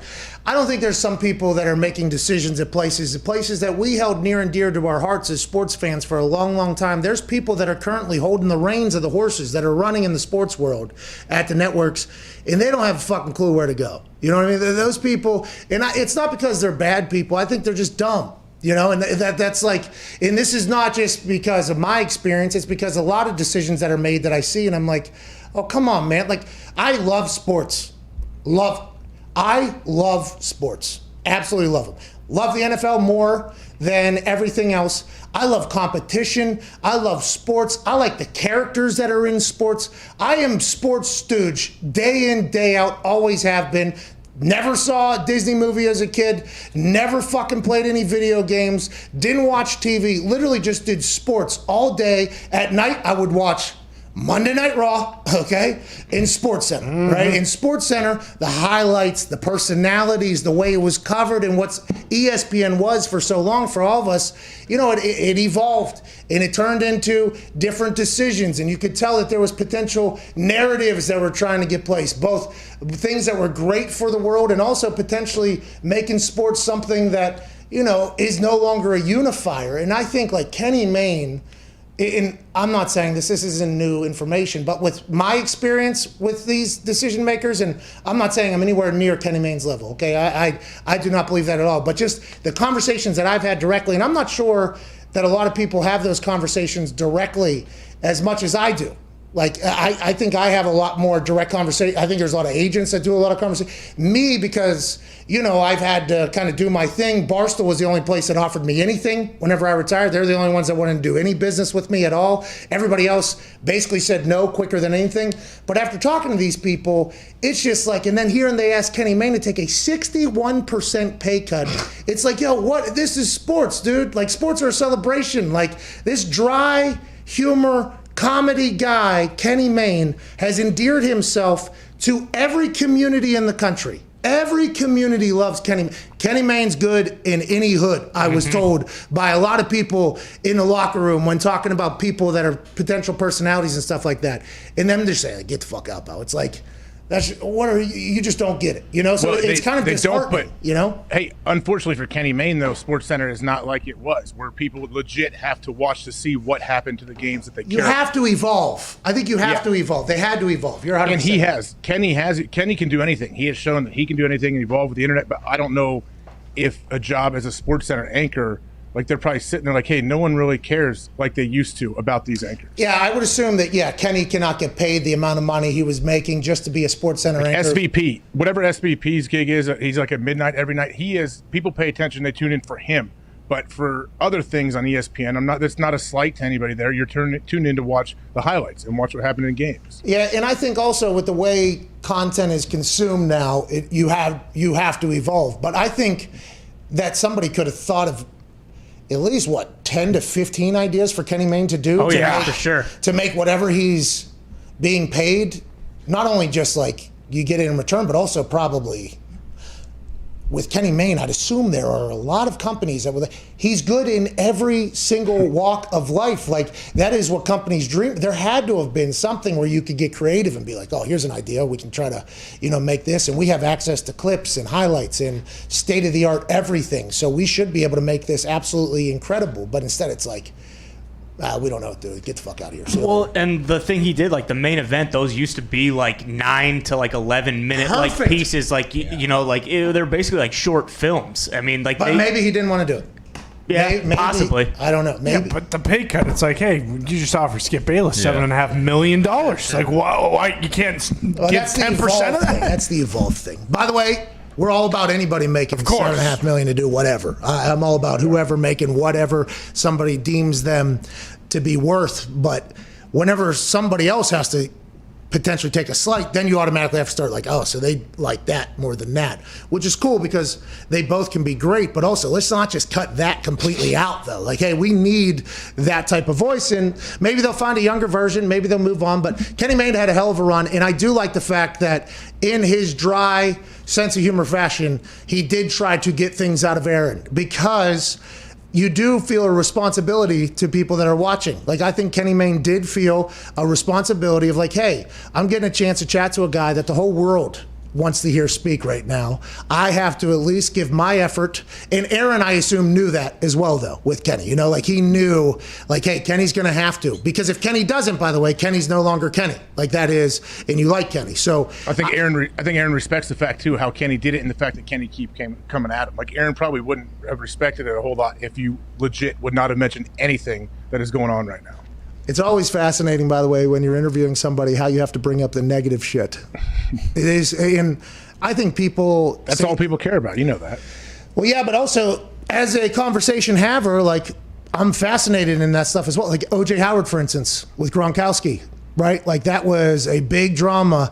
So in the conversation, as it's going, I don't have any pre-idea question. Like, I guess I'll think of some things about the person, but I just want to have a conversation. I just want to have a conversation with the person, and whatever comes to my mind, wherever we go, let's go. I'm not trying to set anybody up. Like, I just want to and by the way, I do the same thing at cafes, at airports, in airplanes. I enjoy conversating with people. Like, I like learning about people, and it's amazing how much people will open up to you if you just talk to them, by the way. It is Zito. I've heard Zito get Uber drivers who couldn't even speak English languages, like their kids' names and everything like that. Yeah. I enjoy speaking to people. Like, I genuinely enjoy it. But then whenever something in the conversation could potentially lead to something that pops up, like, I was like, oh, OJ fucking wanted to be traded because of Gronk or whatever. So it's like, okay, now how do I get this in the conversation all right, without completely derailing the vibe of this thing.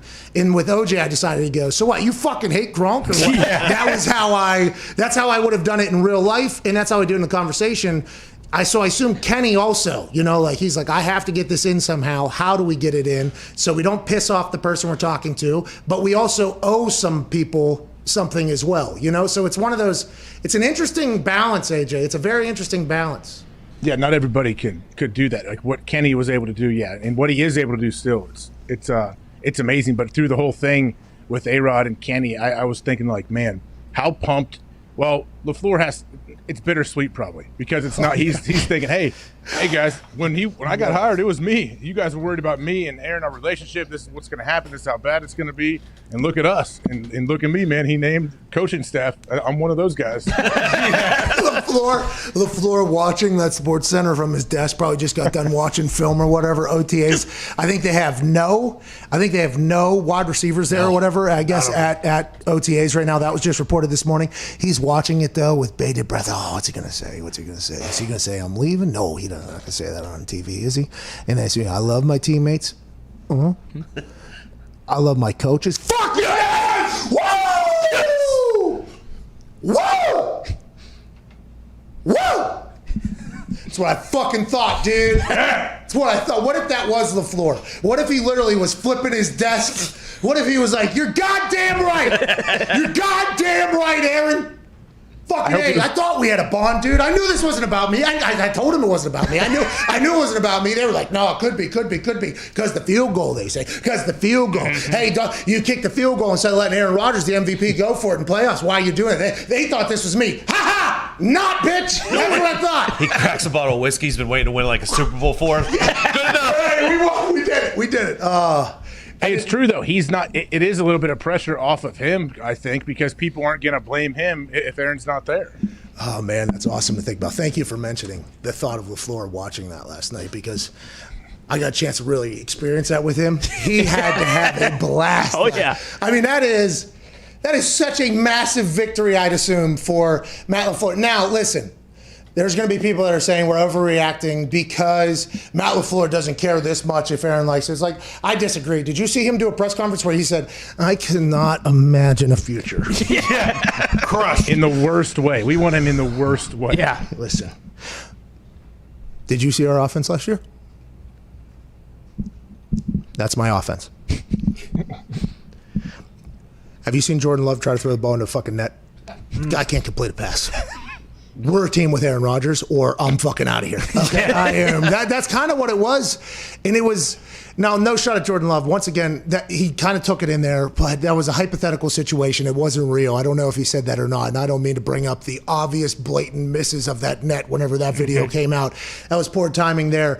But Matt LaFleur and Aaron Rodgers do those Zoom calls. They said they sat down before the season and kind of broke down the first year in the offense. And by the way, that first year in the offense was a down year for Aaron. And as we've all learned, down years for Aaron are career years for other people. And then they knew that was going to grow. And him fucking with LaFleur on the sideline, I thought that was a pretty cool little partnership. And remember, LaFleur came out and said, I want Will Fuller too. Like, hey, if we can get a gasser, and then all of a sudden, they were shut down. Both Aaron and him were shut down right at the line there. Is there a divide? Is LaFleur, and Aaron just standing at Gink the Kinks' and Murphy's offices just being like, hey, it's either you or us, dude. Get the fuck out. What if that happens? Feels like it. That'd be awesome. AJ, tell us what you know about this whole thing. Yeah, come on. AJ, tell us is that what it is right now? Do they hate, does LaFleur and Aaron hate do they hate LaFleur as well? Do they hate each other? What is it? Why is this happening? I have no idea, but it is fun to sit there and think about, like, what if Aaron and LaFleur, they pal together, they pal up, they come together, they talk to Mark Murphy and Goody and Russ Ball and everyone there, and they don't want to. They say, hey, we don't care if you're out of here, but I guess with their camaraderie, it's like Herb Brooks and Miracle. They all had one common goal of coming together to hate him, the coach, and that bonded them together. Could LaFleur and Aaron come together, not their hatred, but what they want to happen? Could those two guys together, I guess, make the change that they feel is needed? Imagine in training camp, LaFleur and Aaron setting up the depth chart for certain players to either succeed very, very much in the public days, and then, just being like, well, can't cut these guys. Cannot cut these guys. It'll be one wide receiver that Aaron really wants on the team or whatever for an entire night practice that is being viewed by. He'll just only throw the ball to him, draw up plays where that guy's just wide open every single time. And it's like, well, can't cut him now, can you? Can't get rid of Kumro now, huh? Everybody, millions of people have seen this guy just dice up our goddamn defense. Can't cut him now, can you? Is that type of the Kumro thing? And then, obviously, you go back through like the Jordy Nelson thing, the Kuhn thing, the Cobb thing. Like, there's always been these things where it felt like, like Jordy allegedly. You might know more about. You definitely know more about subject than I do. Jordy allegedly just wanted to play again for the Packers. Loved the Packers. Loved everything about it. Was willing to play for next. Allegedly, this is all alleged. We don't know. He was willing to basically take peanuts to stay there. They say get the fuck out. Basically, Randall Cobb basically same type of thing. All these people wanted to stay, and they tell him to get out. Is it because of those types of situations, you think? Is that what happens? Is this just like another... Is that why you, since the beginning, have been like, this is not Jordan Love? You've said this very... This is not Jordan Love. I said this from the jump. Yeah. I said it. You just laid it out there. And I think I heard Shannon Sharp talk about it earlier today. I watched some of their show. Yeah, it's an accumulation. And I feel like... I don't know if one thing outweighs the other or what would bother you the most or whatever, but yeah. One of those things that it should never have got to this point. And I have no idea. I don't know who has any idea, like, okay, when and how can this be resolved with Green Bay? I wonder what Aaron would say if someone said, hey, is this something we can fix? Can we find a way to have you in a Packers uniform again starting here in August? Like, I wonder what he'd say. Will anybody ask who's going to – do we get Miles would he Teller? answer? What's he going to say? Like, he might have a 30-minute answer for you. We need that we need Miles Teller to ask. Yeah. AJ, FaceTime him. Tell him we're live, though. Yeah. Okay. Julio had to know, right? With a giant company like Fox and everything, I would imagine Julio had to know. So that was a bit. Not. Yeah. Julio, pretty good actor. Not bad. Yeah. Hey, if that was a bit, that was pretty well played. Would be Maybe sweet if it him. came out today that Julio suing Shannon Sharp because he didn't tell him he was live on TV. Well, apparently they told me he could arrest him. Who knows? 5 to 7 years. Yeah. Is that real? In jail. That was probably a tweet that I said saw that floating around. Yeah. 5 to 7 years for Shannon. Lock him up. What if that did happen? That'd be insane. Crazy. But man, he could have just told him. Is it enough to cover yourself if Shannon sent him a text like, "Hey man, I'm going to call you on the show today"? I'd assume, but they have to say, "Cool, I'm good." Like whatever. I think they have to agree to it, right? Consent. They would have to agree. Not just. It's not just warning. I think it's consent. Hey, by the way, going to fucking bombard you on the show. Get ready. Get ready. No. Yeah, go and do it. I don't know if that works, but I assume Julio does have to say, "Yeah, all good in there." I would assume that's the case. He hasn't come out and said anything else like against what he said. So, what type of cigar are you smoking today, dude? I don't know. I take the wrappers off a lot of them. You all right? Everything okay? What do you mean? Jesus. Oh, no, I'm doing terrible, right? I'm doing really, really bad. Well, yesterday you did. I'm good. How are you? Yeah, I was messed up. I'm well. I'm well. Thanks. Well. Why are you asking? Leave me alone. Okay. Axel just got kicked out of his fucking preschool class. Picked up a kid, dropped him on his head. Did you watch Penguins game last night, AJ? I saw 0 minutes of that, but I was searching around. What other games were on? There was no other games on. Okay, there was another game that went to triple overtime, I guess, late night or whatever. Yeah. But there was a double overtime game last night that legitimately caused me to go grab calm down, gummy, okay, in the middle of it. All right, it was like that. It was especially now that the Boston Bruins have already gotten through, okay? Go Beast. So now that the Bruins, okay, are already waiting, it's like, all right, now it's time for the greatest player of all fucking time, Sidney Crosby, Geno Malkin, and the boys to go ahead and make this thing end so we can go take on the Bruins. We're getting rest days right now. Oh, yeah. Okay? So last night, everything goes 1-0, 1-1, 2-1, then 2-2 all of a sudden. And it's like, wait a minute. Sidney Crosby seemed to be skipping shifts. I didn't see him out on the ice as much as I normally do. Geno is back, which is fantastic. Old Rusty has definitely got a scope on his fucking stick. But this team, okay, put 50-some shots on goal last night. And it's a new stat that NBC Sports Network has added just for this playoffs, just months before losing the NHL contract, which is an incredibly innovative thing to do at the tail end. And we appreciate them still putting their best effort into hockey because hockey does deserve it. But this guy, Sorkin, fuck him. All right, this is the Islanders hockey goalie. All right, this son of a bitch, he was blind. He had his head like this last night, a deflection. He just kicked it out, literally. Third period, deflection, should have went in, blind eyes, hits him in the pad, he blocks it, okay? How'd you do it? He knew it was coming, they said. He had 17 more of those just in like a 2-minute period, basically, where it was just accidental block, accidental save. The guy was standing on his fucking head at one point and actually twirling and stopping everything we had. And on our side, AJ, in our goal, is a guy that forgot how to play fucking hockey 81 minutes into a game. How? AJ, this goalie for the Pittsburgh Penguins. This is Jara? Jara. He's a jar of problems. Okay, that is what he is. And he opens them every fucking time you need him. All right? He does. Jarry. Remember, first game, just couldn't play catch. All right, just glove side high, which they shot. I think they had 30-some shots last night. 29 of them were high glove side. That's it. They were just peppering old buddy's glove in, which is very smart, by the way. This guy goes all the way through 3 periods, 2-2, goes into the first overtime, makes some big-time saves. Big-time saves in the first overtime. I was like, this guy's back. Okay, he's balling a little bit. Second, all right, but he's back. He goes into intermission after the first overtime. Okay? They sit down. They probably look around and go, hey, boys, need this one today, boys. Hey, boys. Hey, everybody's a little tired. Hey, fucking goal, boys. Hey, dig down here, boys. Hey, come on now. Hey, quarters, boys. Can't go down 3-2. Hey, not here in Pittsburgh, boys. Hey. Not in our house, boys. Hey, you're here to PPG Arena. Hey, let's go, boys. A lot of that probably. They probably look at Jarry like, hey. Pats, hey, good fucking game today. You've been balling today, Jarry. Thank you. Seems like you learned how to play goalie in the last couple weeks. Good news. Hey, thank you, Jarry. Jarry's like, I got you guys. I fucking got you guys. Hey, not tonight, Jarry was probably saying. Sid and the boys are like, yeah, we need another one. Hey, let's go ahead. Let's end this thing quick. And Jarry's like, you got it. The Zambone had just gotten off the fucking ice.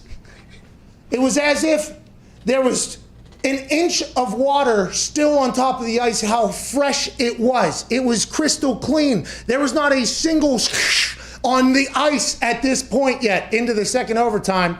And Jarry skates his ass out of the net, okay, grabs that thing, and I've been told by my hockey friends, you never clear it up the center. Like, that is like rule number one. Rule number one in hockey. Like, don't do it. Especially if you're the fucking goalie and it's double overtime. You don't, he passes it to an Islander player. Hey, he passes it to the guy. He wobbles back over, slips, falls, goal over. And everybody just looks at him and goes, why are you the way you are? And here we are, down 3-2. This guy, and we got a backup to the backup, I guess, because our backup is hurt. His name's Maxim Legacy. Oh. All right, I never heard of this guy, but he's got to be fucking better than the legacy that this motherfucker's leaving. This guy. So is the backup to the backup going in? No. Why? What are we doing? What is the definition of insanity? Doing the same exact thing and expecting a different outcome? Yep. This guy stinks, okay? Listen, I said it the first game.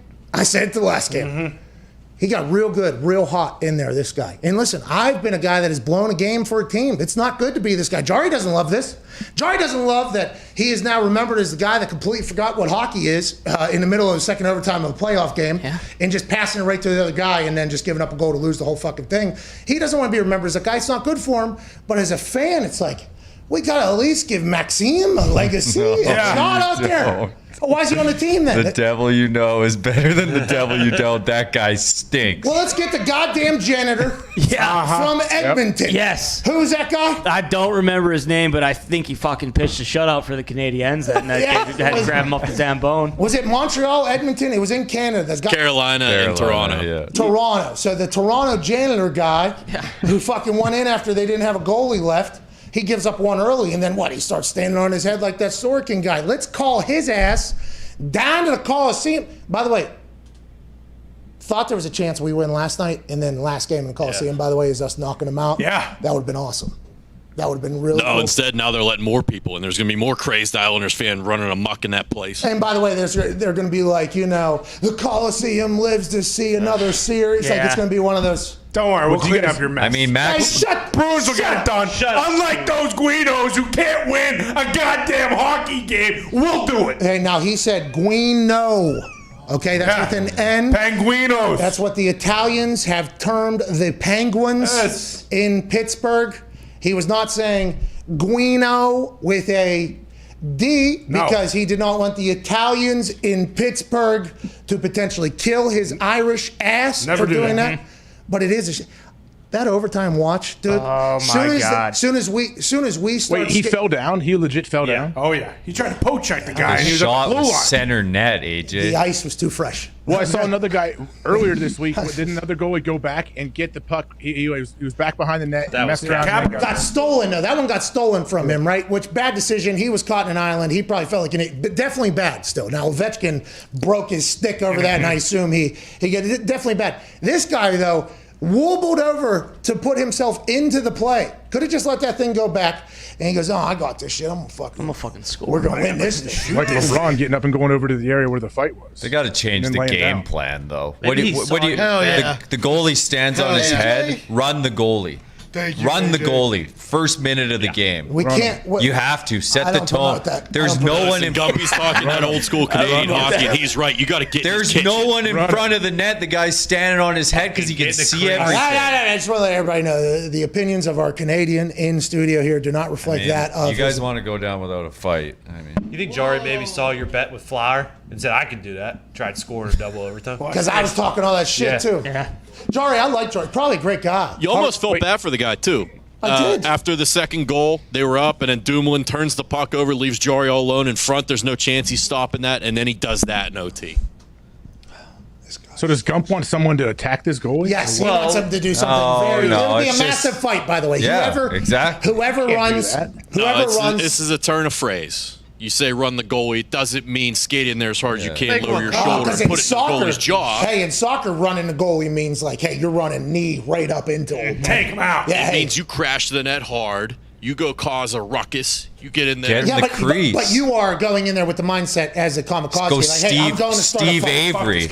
Remember Steve Avery stood in front of Brodeur like this? Sean Avery. Sean Avery. There we go. Sean. Steve Avery. Steve Avery. Steve Avery. Bad guy. Jail, right? Bad Don't guy. you know? Might be getting out soon, actually.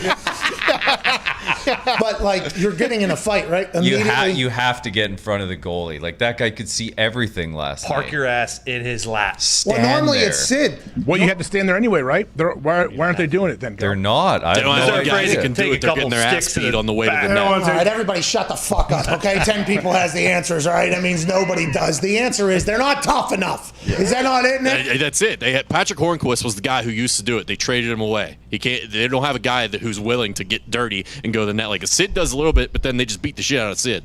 Thanks for that answer, host of That's Hockey Talk. You know, we had fucking Sid 45 hockey experts in here. Yeah, Sid's the only guy that does it, though, AJ. He's the only guy that does it. Like, who does Washington have to do that for Ovechkin to hang out there and just fire 900 miles? Got 100 people, dude. The toughest guy in the league, dude. Tom Wilson and Chara on the same team. They're on the same team. They couldn't even do it. Chara's not going to park it, but Chara is just going to make sure nobody. Excuse me? Anything going on? Didn't think so.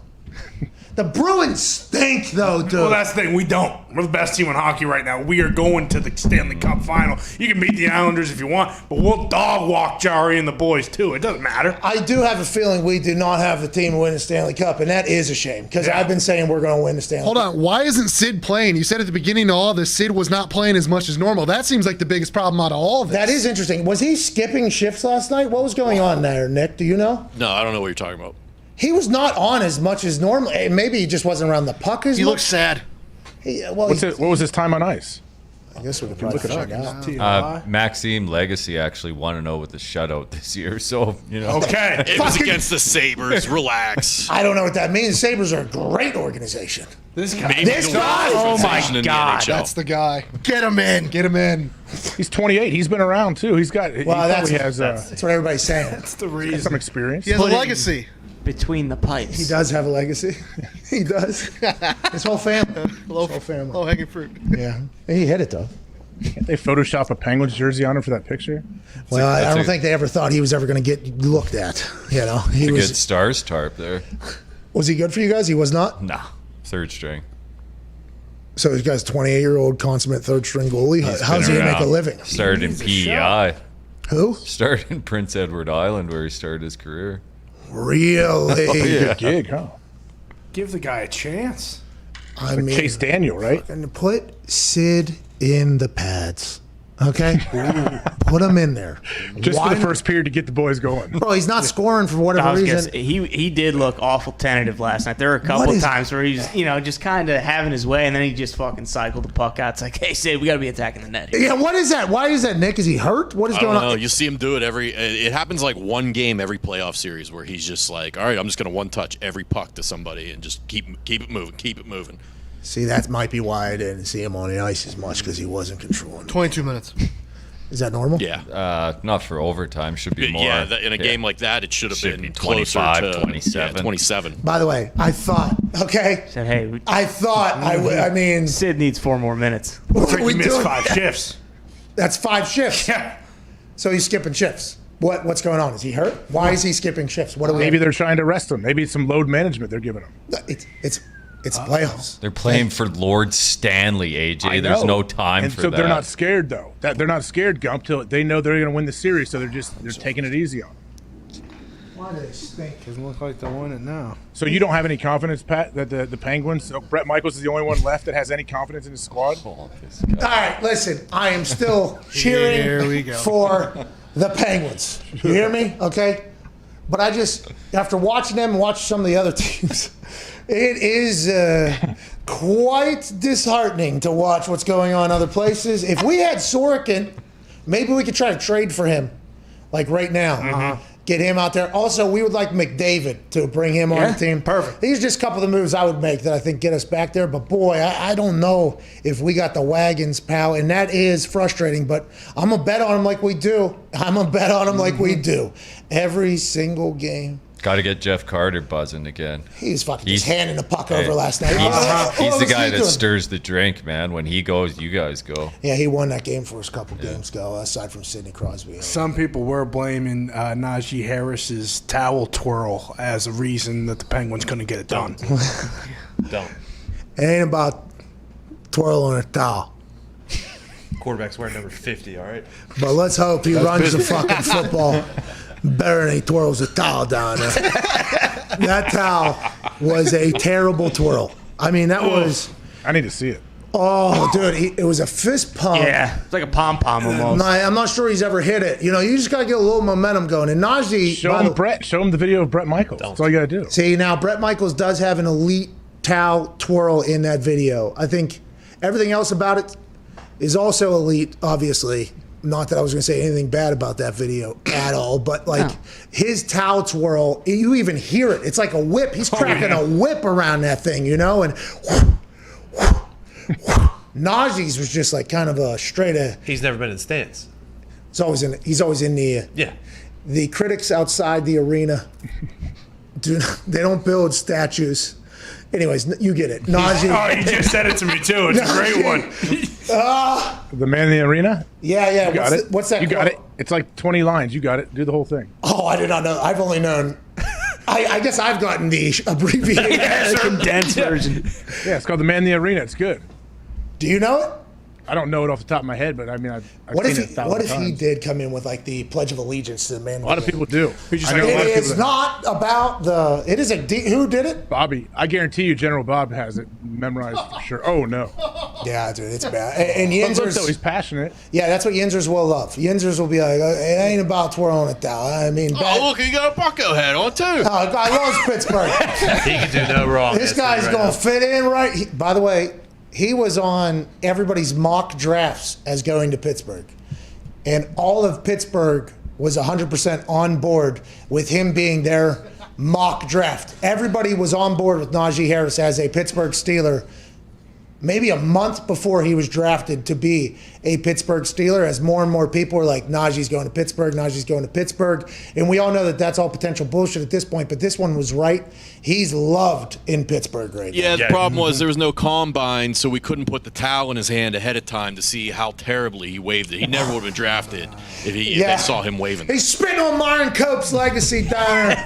What's that? Teddy Roosevelt was the man in the arena. I don't know if that was said or not. Would you like to read it here as we go to break? It's pretty long. All right. So on the other side of this, we'll go right into a break. We'll see you in 4 minutes after that.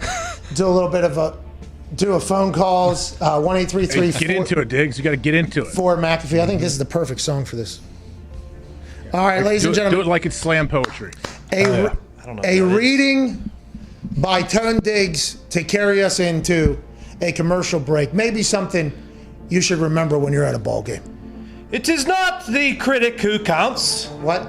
Not the man who points out how the strong man stumbles, or where the doer of deeds could have done them better. The credit belongs to the man who is actually in the arena, whose face is marred by dust and sweat and blood, who strives valiantly, who errs, who comes short again and again, because there is no effort without error and shortcoming, but who does actually strive to do the deeds, who knows great enthusiasms, the great devotions, who spends himself in a worthy cause, who at the best knows in the end the triumph of high achievement, and who at the worst, if he fails, at least fails while daring greatly, so that his place shall never be with those cold and timid souls who neither know victory nor defeat. Teddy Roosevelt, 1910. Woo! We'll see you in 4 minutes. Come on!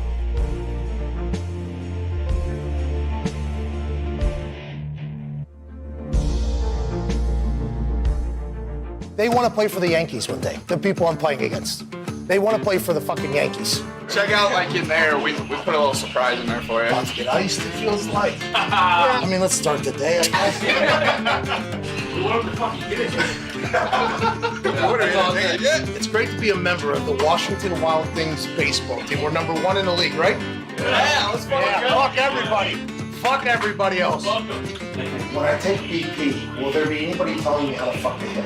No. It feels like the wind's blowing this way. Might have to attack that fence tonight, huh? Hey, you got it! Does the DJ play heaters like this all night? I started hitting 2 days ago. Oh, you'll be fine. I think I figured it out. You'll probably only face 90 miles an hour at night. You should be good. Is that me in the game then? This is a good at bat. This is a good at bat. Oh shit! Oh shit! Give me it! 1-1 pitch. Let's go! Line drive. Oh, right son of a at bitch! That came down a lot faster than I thought, though. Let's be honest. It's deep, and it is off the wall. Field it up. Excuse me! If you could all get off of my dick, we would be better off. Tell you what, would have been nice to take a nap earlier. Another throw. Get back! First. You have to tell me when that's happening. You're making me look bad. Hey, Steven, fuck you. Hey, fuck you, Steven. Hey, nice pitch. 149. Does that feel good, Steven? Oh, wow. Wow. He tosses him the ball. Wow. Back to being a player now. Making plays. Touchdown. What inning is it? Second. Jesus. But it was finally my time to get in that box. Number 1, the right fielder, the former punter from West Virginia, a former Indianapolis Colt, and a current Barstool Sports personality, Pat McAfee. The anticipation is real. Oh, fuck. Oh, right at Pat. Hit out. I'm in the hole? Son of a bitch, this is about to happen. And that will bring up Pat McAfee once again.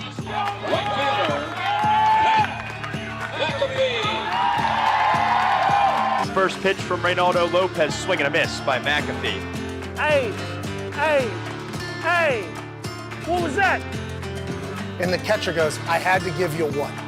Looked off speed. What was that? Then I look at the pitcher, and he's smiling. He's like laughing, like he's toying with me like I'm a child. It all comes down to this. my last at-bat. Hey, I'm going to get on. You bring me home. This is your life on the line, fucker. Let me tell you something. You're going to take an L, okay? You're going to take one. So I think that the close your eyes and swing method is perfect for you. Oh, this is hardball. Oh, hell yeah. Oh, my God. Oh, my God. Jesus.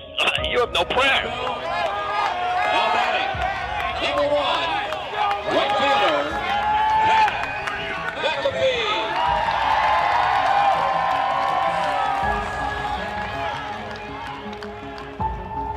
Oh, boy. Oh, this is the thing.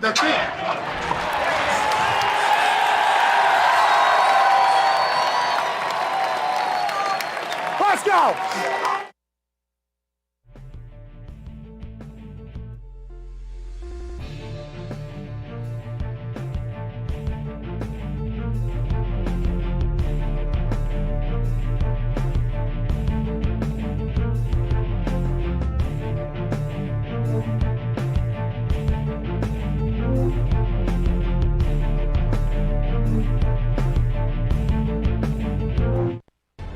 This is the Pat McAfee Show on Sirius XM Mad Dog Sports Radio. We thank you for taking the time to seek out this small regional show that streams internationally. Here's Pat and the boys. SeatGeek is back, and we couldn't be happier. We've got hockey, basketball, baseball in full swing, concerts on the way back, and a full NFL season around the corner. With so much going on, it's important to go to the one place that makes buying tickets simple. SeatGeek rates every ticket from 0 to 10 to make sure you're getting a good deal. Green means good. Red means bad. Use code McAfee for $20 off your first order. That's code McAfee for $20 off your first order. Link is also in the bio if you're watching along at youtube.com/The Pat McAfee Show. Use code McAfee for $20 off your first order. Shout out to SeatGeek being back. Absolutely love SeatGeek. Love. Hey, they gave away 2 tickets to every single game for a guy in Chicago. What? Oh, nice. Who watched during the draft. Oh. He watched while his wife was giving birth. Oh, okay. So he deserved it. Past the time. I think he was in the hospital for a long time. I think the labor took a long time. He was Little Dicka was popping out. Yeah, what's that? Little Dicka. Yeah, there was potentially the next Mike Ditka coming into the world while he was watching. Somebody in the office picked it. Congrats to him. And shout out to SeatGeek surviving. Yeah. Thank you. They're an incredible company, and the green means good thing is they scan the entire internet for like other tickets potentially in the area where yours are, so they make sure you get the best value for everything. Coming out of this massive quarantine and world stoppage, look for some people to potentially hike up ticket prices to try to make up for lost revenue. SeatGeek's actual app and algorithm and everything won't allow them to do that. So there's been a lot of tweets about the lowest ticket price for this arena, this stadium, and it's always SeatGeek at the buy. That's just what SeatGeek is, and you won't get catfished either. What they are selling is what it is. Congrats to SeatGeek and Ticket Stooge for making it. Baby Ticket Stooge. Yeah. Congratulations for that. We were talking about something during the break that almost leads us to a segment, AJ, and you weren't here, so I apologize. Hey, kind of ride the wave with us here, kind of ride the wave with us. Let's take a trip around OTAs, shall we? OTAs are back in full swing, and although we don't have cameras at every location, we do have the internet, which has cameras at every location. There's been a couple highlights of this morning. Josh Allen. Josh Allen has, thank you, Foxy and Zito. Zito took the picture of Josh Allen, by the way, on the internet that showcased an incredible visor with Mitchell Trubisky in it. He looks good. I want to let you know the reason why this segment started is because Zito dropped in my ear and said, we have video of Mitchell Trubisky throwing. Whoa. And I go, watch out, Josh. I said, was Josh Allen also throwing? He said, so, yeah, not this video, though. I was like, okay. So the Buffalo Bills are in full swing. Josh Allen is there. Mitchell Trubisky fitting in, I assume, very well. Josh Allen from year 1 to year 2 made massive improvement. Year 2 to last year 3, incredible improvement. What will you do in this year 4 after getting a playoff win over the Colts last year? Will he be able to continue to grow into being a legendary NFL quarterback? I think all eyes are on him. And if he wears that visor this year, I'm saying yes, AJ Hawk. If he wears that visor, yeah, I agree. Aren't they? Well, what's his contract going to look like? Because they're going to give him one sooner rather than later. Like, is it like a Pat Mahomes deal? I would assume Brandon Beane would like to have one of those types of deals in there. Remember, Beane came on the show, general manager for the Bills, and this was when Cam Newton was available. One of his 86 nights, I think it was, 86 nights that he was.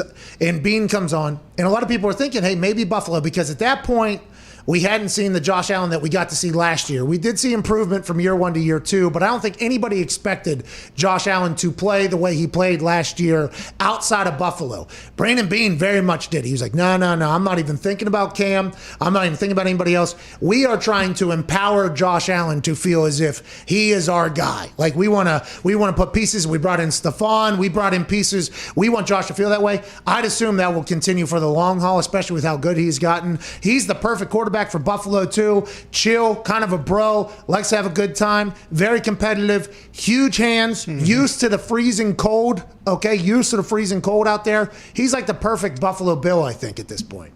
It does look like that was the perfect draft pick now, especially as he's progressed. But you're right, when you go back to him playing at Wyoming, he's used to the cold weather situation. You know, Buffalo, it's swirling winds. I can imagine being a punter and a kicker in Buffalo. It's not a whole lot of fun. Yeah, I don't know how old Buddy lasted for 400 years, and the only thing anybody talks about is him getting murdered in the Pro Bowl. That guy punted in Buffalo for 20 years, and everybody's like, yeah, but he did get killed by Sean Taylor. Sean Taylor did kill him. I was like, yeah, I did. They did pick up Josh Allen's 5th-year option already, too, so that contract might get pushed till next year. Yeah, but what he's saying is, like Dak Prescott, you might want to sign this one earlier than later. Yeah. And I think they were talking.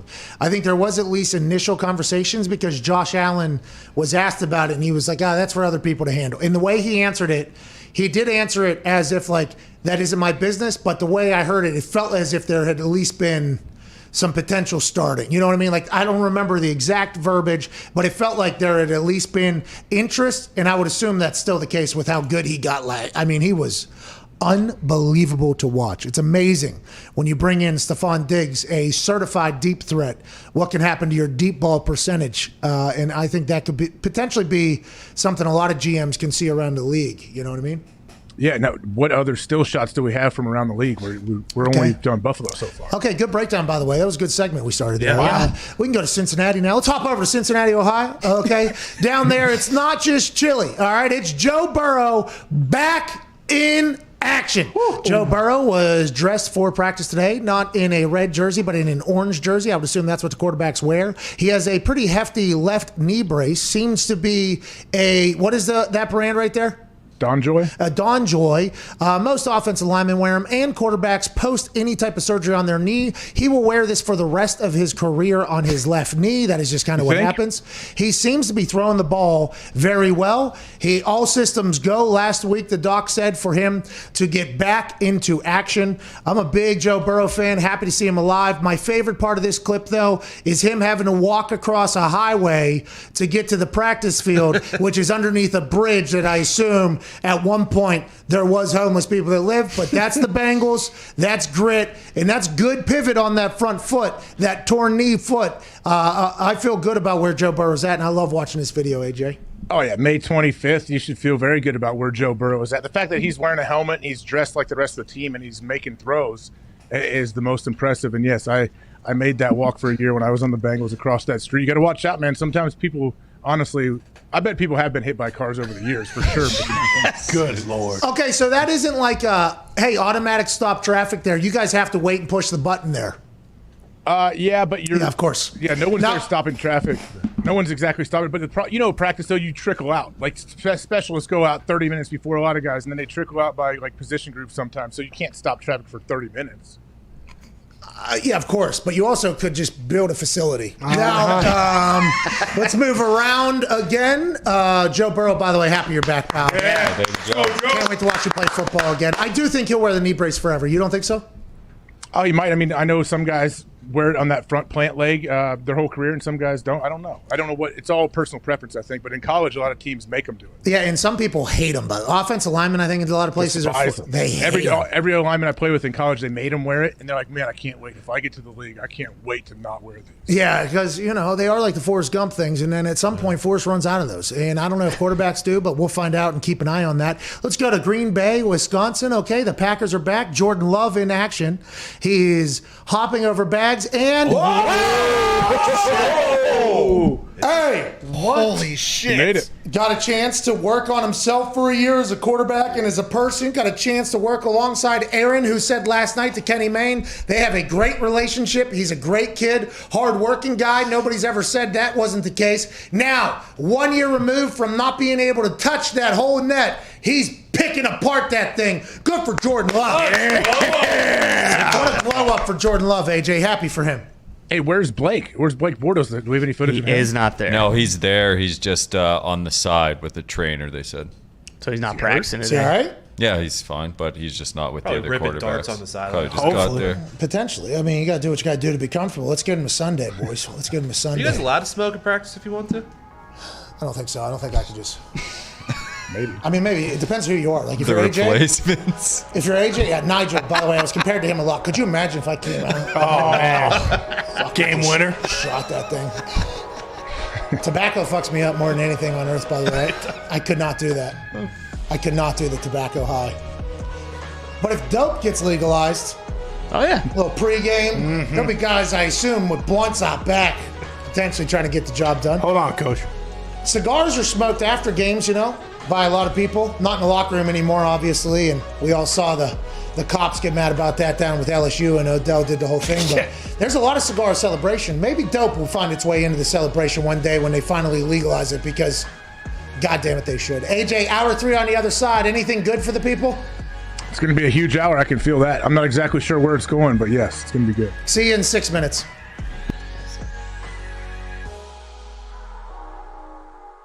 Those plane rides home from an away game, an away victory, are some of the best times I've ever had in my entire life. And it's all just, it's dudes at 35,000 feet with a terrible sound system, because you have you have somebody's cell phone going into that over the plane.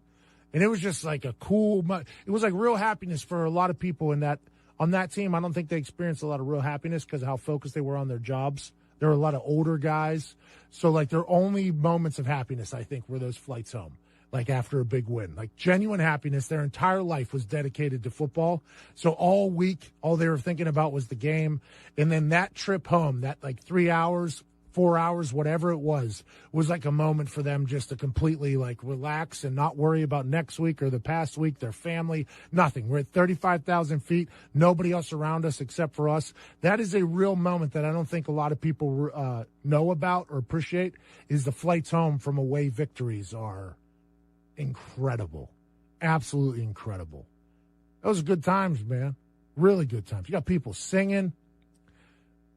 My favorite story is of an offensive lineman, and I won't say his name, but he was asked to sing, right? So if a rookie's asked to sing, like, you got to go sing.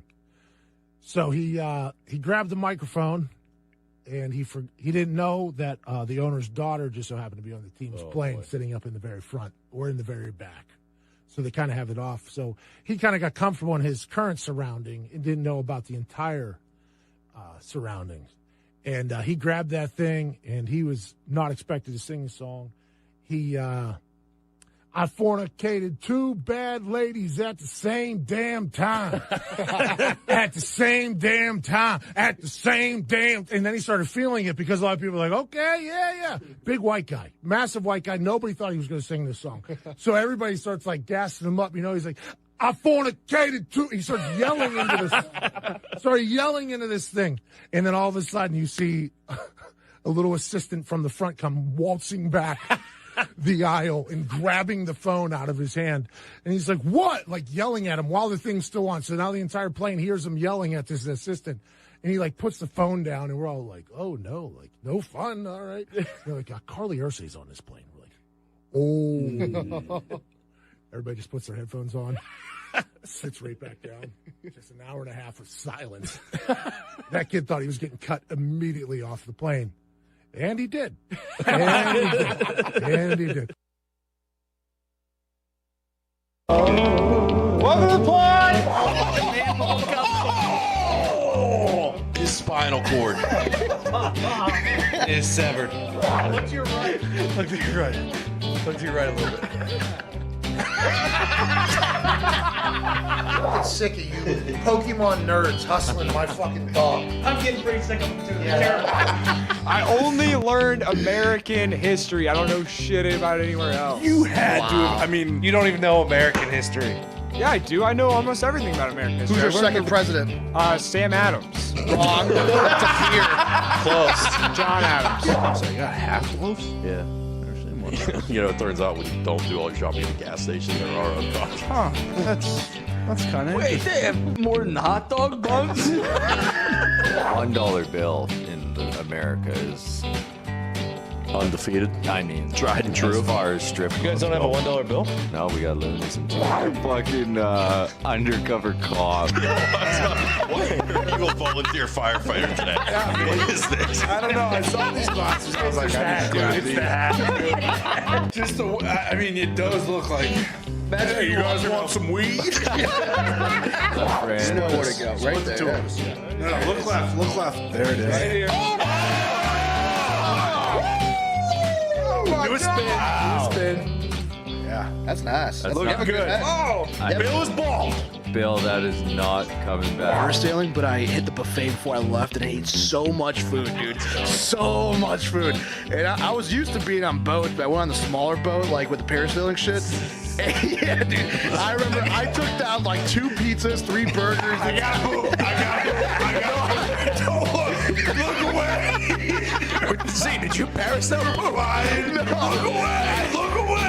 I parasail puked all over the place, dude.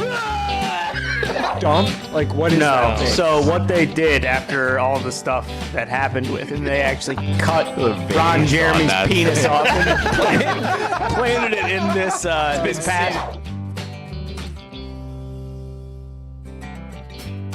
Assume Raj had to walk in there and do a full, you know what I mean? Yeah. The whole Curtsy. Hey, we're bringing a big sports stooge thing over here. Is that okay? Yep, deal. Perfect. Let's get some tea. Let's get the fuck out of here. How do you think that went between Raj and Clean? You think she liked them? Yeah. I bet she liked him. She probably knows a lot. Like, what if she's sitting there and then all of a sudden she's like, so what about the Deshaun Watson situation? What about the Deshaun Watson situation? What about the Deshaun Watson situation?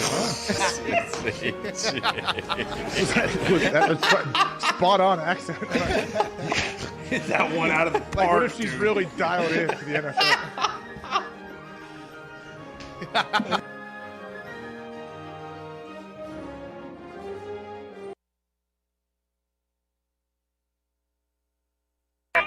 The Pat McAfee Show. There'll be no rules for our guests, for us, for the things we could talk about.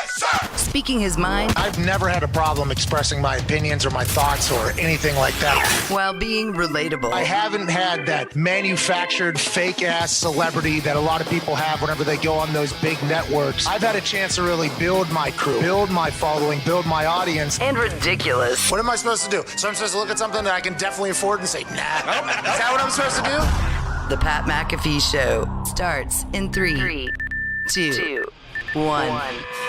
Welcome back to that show. Hour 3 on this Tuesday, May 25th, 2021. We'll begin immediately following this beautiful beat drop from Twine. Huh? Hear it? Yes. Woo. AJ Hawks here. How you doing, AJ? Hey. Doing great, Pat. How are you? I heard you just demolished a sandwich during that break, is what Zito told me. I heard you just ate an entire sandwich, Joey Jaws, chestnut style, just took that thing right to the gullet. What type of sandwich was it? What was that thing? I have no idea. I do not have a sandwich up here. I was not eating a sandwich. Zito, what's that all about? What were you eating? Zito, what are you? Zito picturing things like Raj? Man, I want a sandwich. You ate something. What'd you eat? I had some like this little granola stuff in a red cup. Is that what you're talking about? Did that look like a sandwich to you? You drank out of a red cup granola? Right here. Zito. With this protein granola stuff. Sandwich. That's a sandwich. By the way, Zito, so much to cut the TV in here too. I thought you took down a massive sandwich. Zito was so pumped about it. I was excited to check. Yeah, quite a stir was caused. I just want to let you know, like a minute before we went I was on, so excited about what you did to a sandwich. So here we are. You didn't do this. I don't think I have any sandwiches up here, but I don't know. Maybe Do you eat I carbs? did. What? Do you eat carbs? Yeah, of course. What's your diet? Would you ever eat a sandwich? Like, is that I something? don't have a diet. I just have my lifestyle. I'm not on a diet. So you're the coolest, dude. No, I'm not at all. I don't claim to be, but diets don't work. You know that. I'm in the middle of one. It's Zito, all right? If I can't do it, if I cannot do this for the rest of my life, whatever it is, then it's not sustainable. Like, I want to be able to do this every day, whatever I'm doing. The intermittent fasting feels like I'm going to be able to do this, by the way, for a while. I've enjoyed it. Now, I don't know if I'm doing it properly. I have no idea, because I will fuck around and just put an Italian sub in there. You know what I mean? I will just eat that right in the middle of. Who cares, though? If you're getting the results you want, who cares whether you're doing it the correct way? You know, I wish I knew my body well enough, though. I feel like a lot of people have invested in learning about themselves. Like, I hear people like get their blood drawn to see what they're allergic to, what they're not allergic to, what makes them fat, what makes them a skinny. lot of it's stupid, but yeah. But I've always viewed that, and I'd never even think about it. But then there'll be a couple times where I'll do this fast, right? And I'll think that I'm doing it right and proper. And then, like, one day out of nowhere, it's like, how did that grow? Like, I don't know what just happened. What was it? It'll be like, I'll eat a sub or a piece of pizza or something like that. And then, like, 3 days later, it'll be like I'll have immediate stoppage on what I was. It would look like it'll take me back a couple weeks. It is I know nothing about what's going on in my body, and I think it's because I am big diet guy. I will crash diet. I will get out. I will crash diet. Your lifestyle, though, it began as a diet, I assume, and then now you just have been able to continue it? I mean, I guess I adjust things daily. Like, I'm always aware of how I feel, and so, I adjust accordingly. How many meals? Do you eat like 7 meals a day like a weirdo? Do you do the meal prepping? Give us a sequence. I don't do all that. I just when I am hungry and I have time, I will eat. How do we get that jaw? Well, the jaw, I think, is genetic, but you're right. How do we keep it defined, Zito? Good question. Go ahead. Was this a moment of silence? For the conversation we're having, I guess. What'd you ask me? Do you eat? Well, Zito asked, "How do you get the jawline?" And I said, "That's genetics." But how do you? You just do whatever you want. You just work out every day. Is that the thing? You just work out and you can feel like you can eat whatever you want. Is that how you get away with it, or do you consciously eat healthy? And do your kids eat healthy as well? Starting with the last part, my kids absolutely do not eat healthy. Good. I don't force them to eat crazy healthy either. We try, but. Yeah, eating with kids, like whatever. They'll figure it out on their own. I can't slam like, hey, you go to eat grilled chicken and broccoli. Like, the more you do that to kids, they want to go the other way. So I try to, maybe they can watch and see they think I'm so boring and I'm terrible and I don't eat. Oh, Dad, you won't ever eat the cookies Mom makes. You know, I'm like, when I want to have a cookie, I'll eat the cookie, but I'm not going to have it every night with you. Hey, listen, Axel, you little fat ass. Right?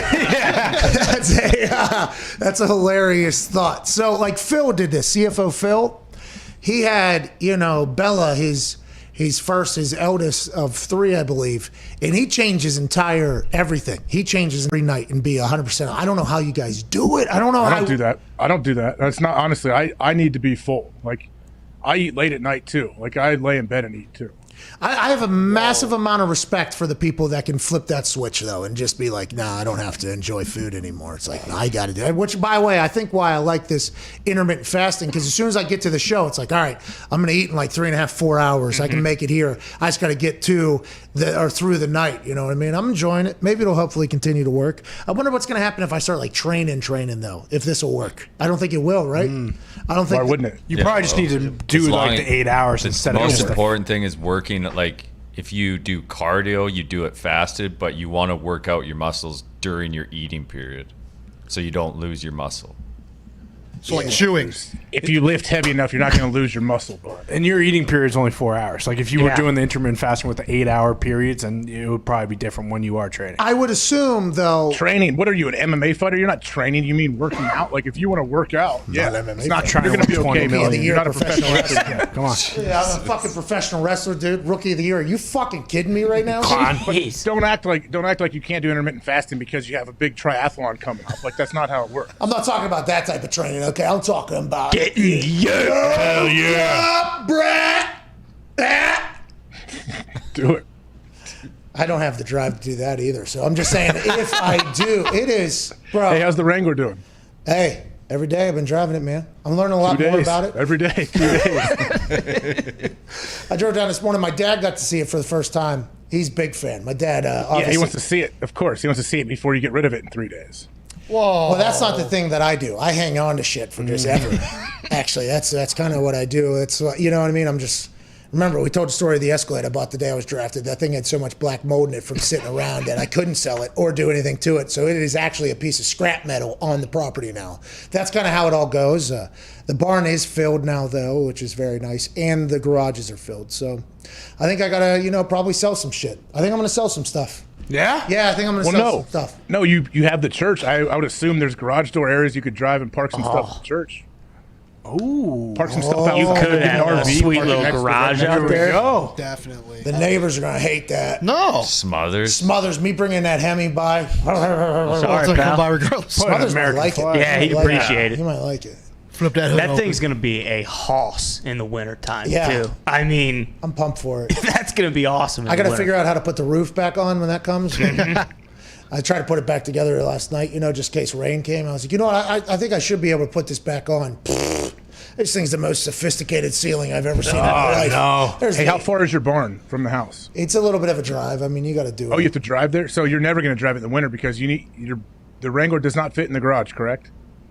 Correct, yeah. So you have to park it in the garage. You think you're going to get up, you're going to think at 8 in the morning there's 6 feet of snow, you're going to be like, well, let me drive one of the cars down to the barn so I can take this car. That's the ATVs I can hike, dude. Okay, and also the ATVs are on hand whenever you have to get down there. And also the aquatic vehicle. Yeah. Well, it's funny you say that because I did have to drag one of the quads out of the way for the Jeep to get in, yeah. With the Jeep? Bare hand because the Jeep couldn't get in because it was actually being blocked by. I thought you were using like the little clamps in the Jeep and pulled it out. The winch, no, didn't have to do that. I would have had to pull it the other direction, but the one quad, champ. I could go stand that thing up on its back wheels right now. Here we go. The other one, though, seems to have quit on life. And it is a shame. Maybe I'm on silence for that one. No respect from AJ. It's a Polaris. That thing shouldn't have died. It did. So that thing had to get dragged out of the way. Good run. But the barn of bad decisions is filled up now. I will hike down there. I hiked down there this morning to drive it. I'll probably have to do that again. But once again, I've learned now that there are a lot of Jeeps that have Hemis in them. And a lot of them are potentially much more convenient to drive on the day-to-day, much more convenient. I'm in a fucking monster truck. This thing, I'm eye to eye with 18-wheelers, okay? Like, I'm staring at drivers. And I'm Does it have a step up to get in? No, you got to, it is you got to stretch. You got to do a full, if it wasn't for these stretching things I've been doing for the golf, I'm not sure I would be able to get in there. But the wife, she was not exactly thrilled about the whole thing. Get her a rope ladder or something. Just throw it out. It is so. In driving it, you feel like you're potentially going to get blown over, too. It feels like there's. Oh, yeah. You'll tip that thing for sure. Well, see, now that you just did put that in my brain, and I do respect your opinions, the entire time I was driving this morning, I was asking myself, how easily tippable is this thing? And then I would do something, I'm like, pretty easy, I think. And then all of a sudden I would go around a bend, and it would actually kind of maintain a little bit. I'm like, maybe not. And so I had been contemplating this entire time. You saying that I'm definitely going to flip it will change the way I have been maneuvering that thing around down the highway, I will say. This morning, me and a cop stared at each other, and he said, slow down, while he was driving. Slow down! Slow down! He was not happy, dude. It was one of the coolest encounters I've ever had with an officer of the law. So there's this lane in Indiana, 4 lanes, get cut down to 3 lanes. In the far left lane used to be like a through lane. So it comes around a bend and it shuts down. So they have signs that basically say like, hey, lanes ending, merge, lanes ending, merge. I hang out in that lane. Okay, that's where I'm at. Okay, we're trying to make moves. I will get out of the way if there's somebody behind me that's looking to make a bigger move. I have respect for that, but we are trying to drive. We have fucking shit to do. I don't know who doesn't. Okay, I don't know why you're on the road, but there's shit to do. And people hate me for that probably on the road, but it's like, I don't care. All right, I'm getting where I'm going. You're doing what you're doing. So these cars, it's like 15 deep, it felt like, in the second from the left lane. And then the lane that's ending around a bend, it's still like probably 3/4 of a mile, maybe. Yeah, probably 3/4 of a mile there, maybe a full mile. So there's still a little bit of time. Everybody's slamming on their brakes and trying to force their way in. We still have a mile. So they all force in, which caused a massive backup. So now the lane is ending. I got to fucking drop that thing into 6th gear. Okay, I'm on this thing. I got to go. Dom Toretto, by the way. Mm-hmm. I never seen the movie, saw one scene, was mystified that people love that movie, and then I stopped watching, but I get the point. I fucking dropped that into 6th. I go in front of everybody, I get over, I realize immediately why everybody is driving so slow. There is a cop right there, like 2 lanes over to the right. Normally would have seen that as well, but this is around a bend. It's kind of tough. So I pull over. I get in there. I see it. I'm like, oh, fuck. This guy pulls up next to me. He like a principal, like yelling, or a teacher or a parent yelling at you. Slow down! Like while he's driving. Okay, so this is crazy. I'm like, I had to get in. I'm like, explain. It's like a court case going like 50 miles an hour. Okay, so I'm like explaining. By the way, at that particular time, I had taken the seatbelt, the top part off, and put it behind me. I had the belt on across the bottom, but I like to breathe in there. You know what I mean? Not safe. You should wear your seatbelt all the way. I just wore the lap band. It's much nicer now that I'm not as fat, by the way, because when your belly sits on top of that thing, it's a real moment where you have to fucking, it's a terrible thing. Anyways, so I'm sitting there, no seatbelt on, okay? I don't even have a license plate. It just says Mika Auto Auctions on there. I won't get that for 3 weeks. And he's yelling at me, and I'm like, I had to get over. And I see him just kind of eyeball my entire situation. And then he yells at me, and then somebody saves me. 2 lanes over, minivan comes flying up, okay, past the cop. This cop flips on the lights, goes up next to it. I guarantee goes, slow down, slow down. So now, 4 lanes at this point, because another on-ramp has come. 4 lanes are going, and this guy is literally a pace car up in the front, okay? And this is like probably a 2-mile section here where everybody's just waiting to figure out where you're going. Another Jeep comes flying around. Somebody makes a move. Ooh, slow down!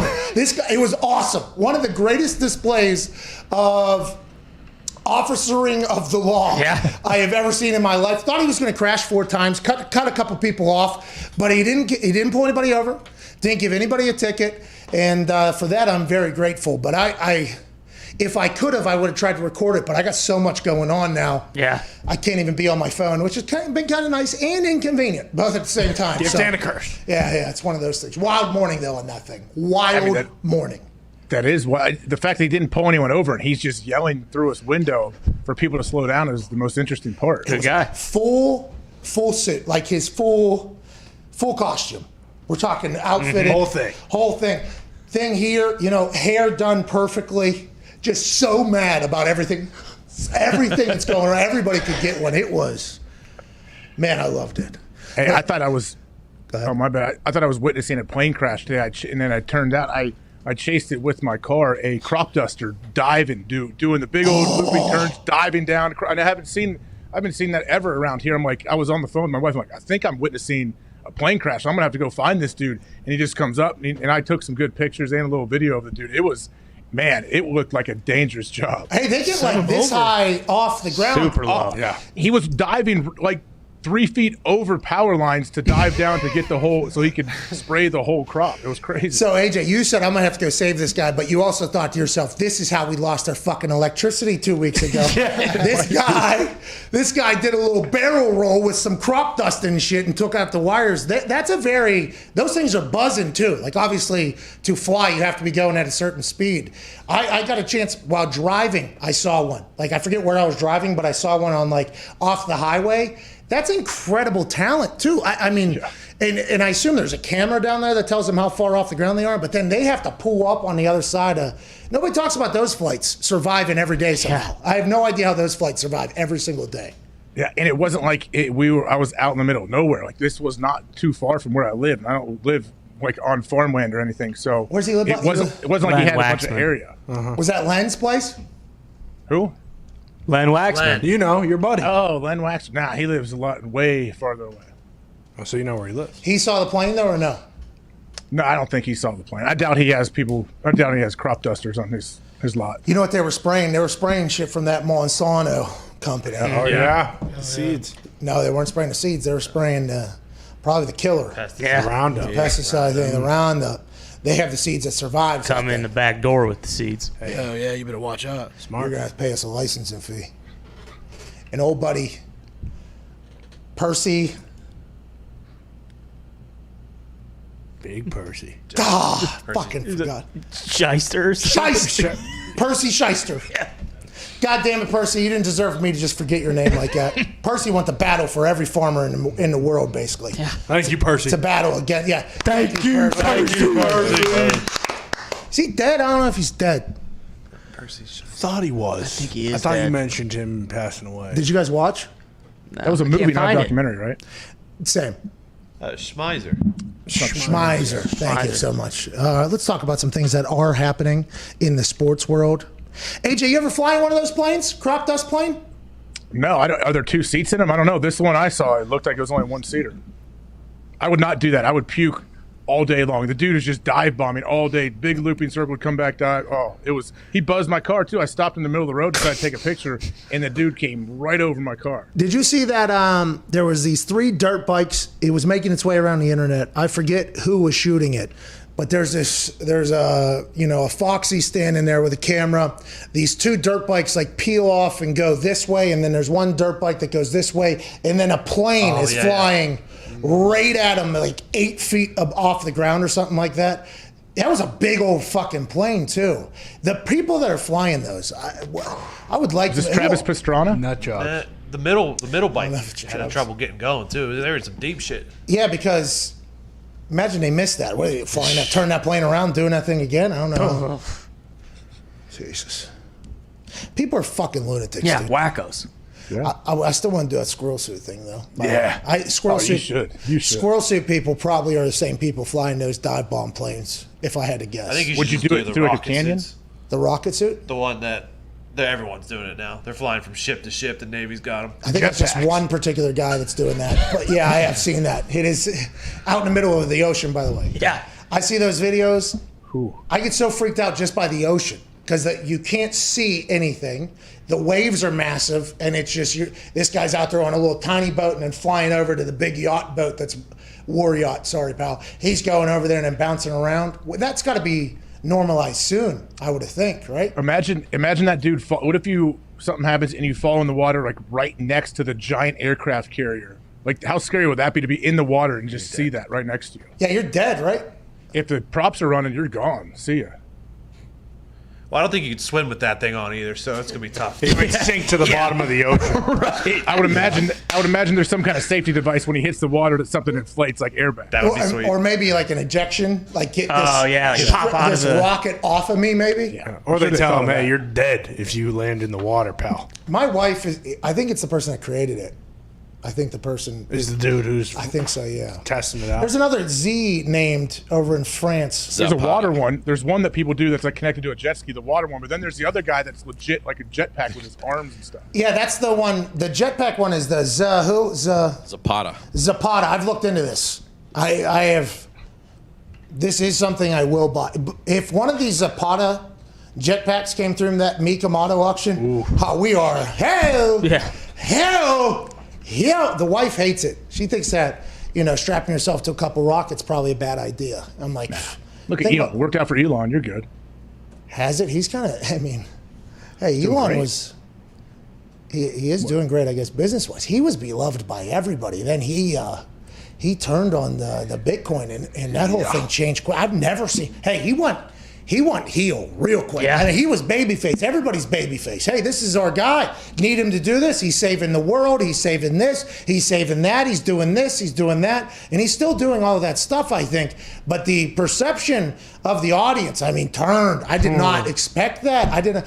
For our resident alien that we know is an alien at this point, Elon Musk, from another planet, I did not expect him to not be beloved by everybody. But what he was saying, I think, in his eyes is right, but the Bitcoin community and the crypto community was like, hey, why don't you pipe down, pal? Yeah.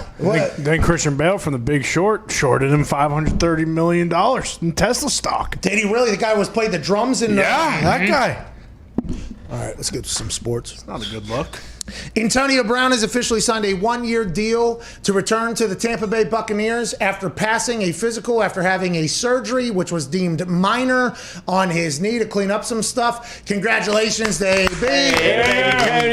Congrats to the Tampa Bay Buccaneers getting every single piece of their Super Bowl team back somehow. Mike Greenberg, Jason Light, Bruce Arians, you got to give them a lot of credit for being able to do as such. It's not easy. It's not something that every team will be able to accomplish. The fact that they were able to, and maybe it's because there was a lot of one-year deals with the salary cap thing that happened with COVID, and this might not be able to last forever. But Tom already renegotiating his money. Mike Evans renegotiated his money. It feels like that team wants to be down there. AB actually tweeted or Instagram post on the Tampa Bay Buccaneers shortly after the Super Bowl, once they had every starter back on. He said, bring back AB. He said, bring me back. I want to be back there. OJ Howard, when we talked to him, tight end, he said, look at our team. I get to play with Mike Evans, Godwin, Antonio Brown on the field. Now, off the field, it feels like he's in a great spot too, just mentally. We all saw him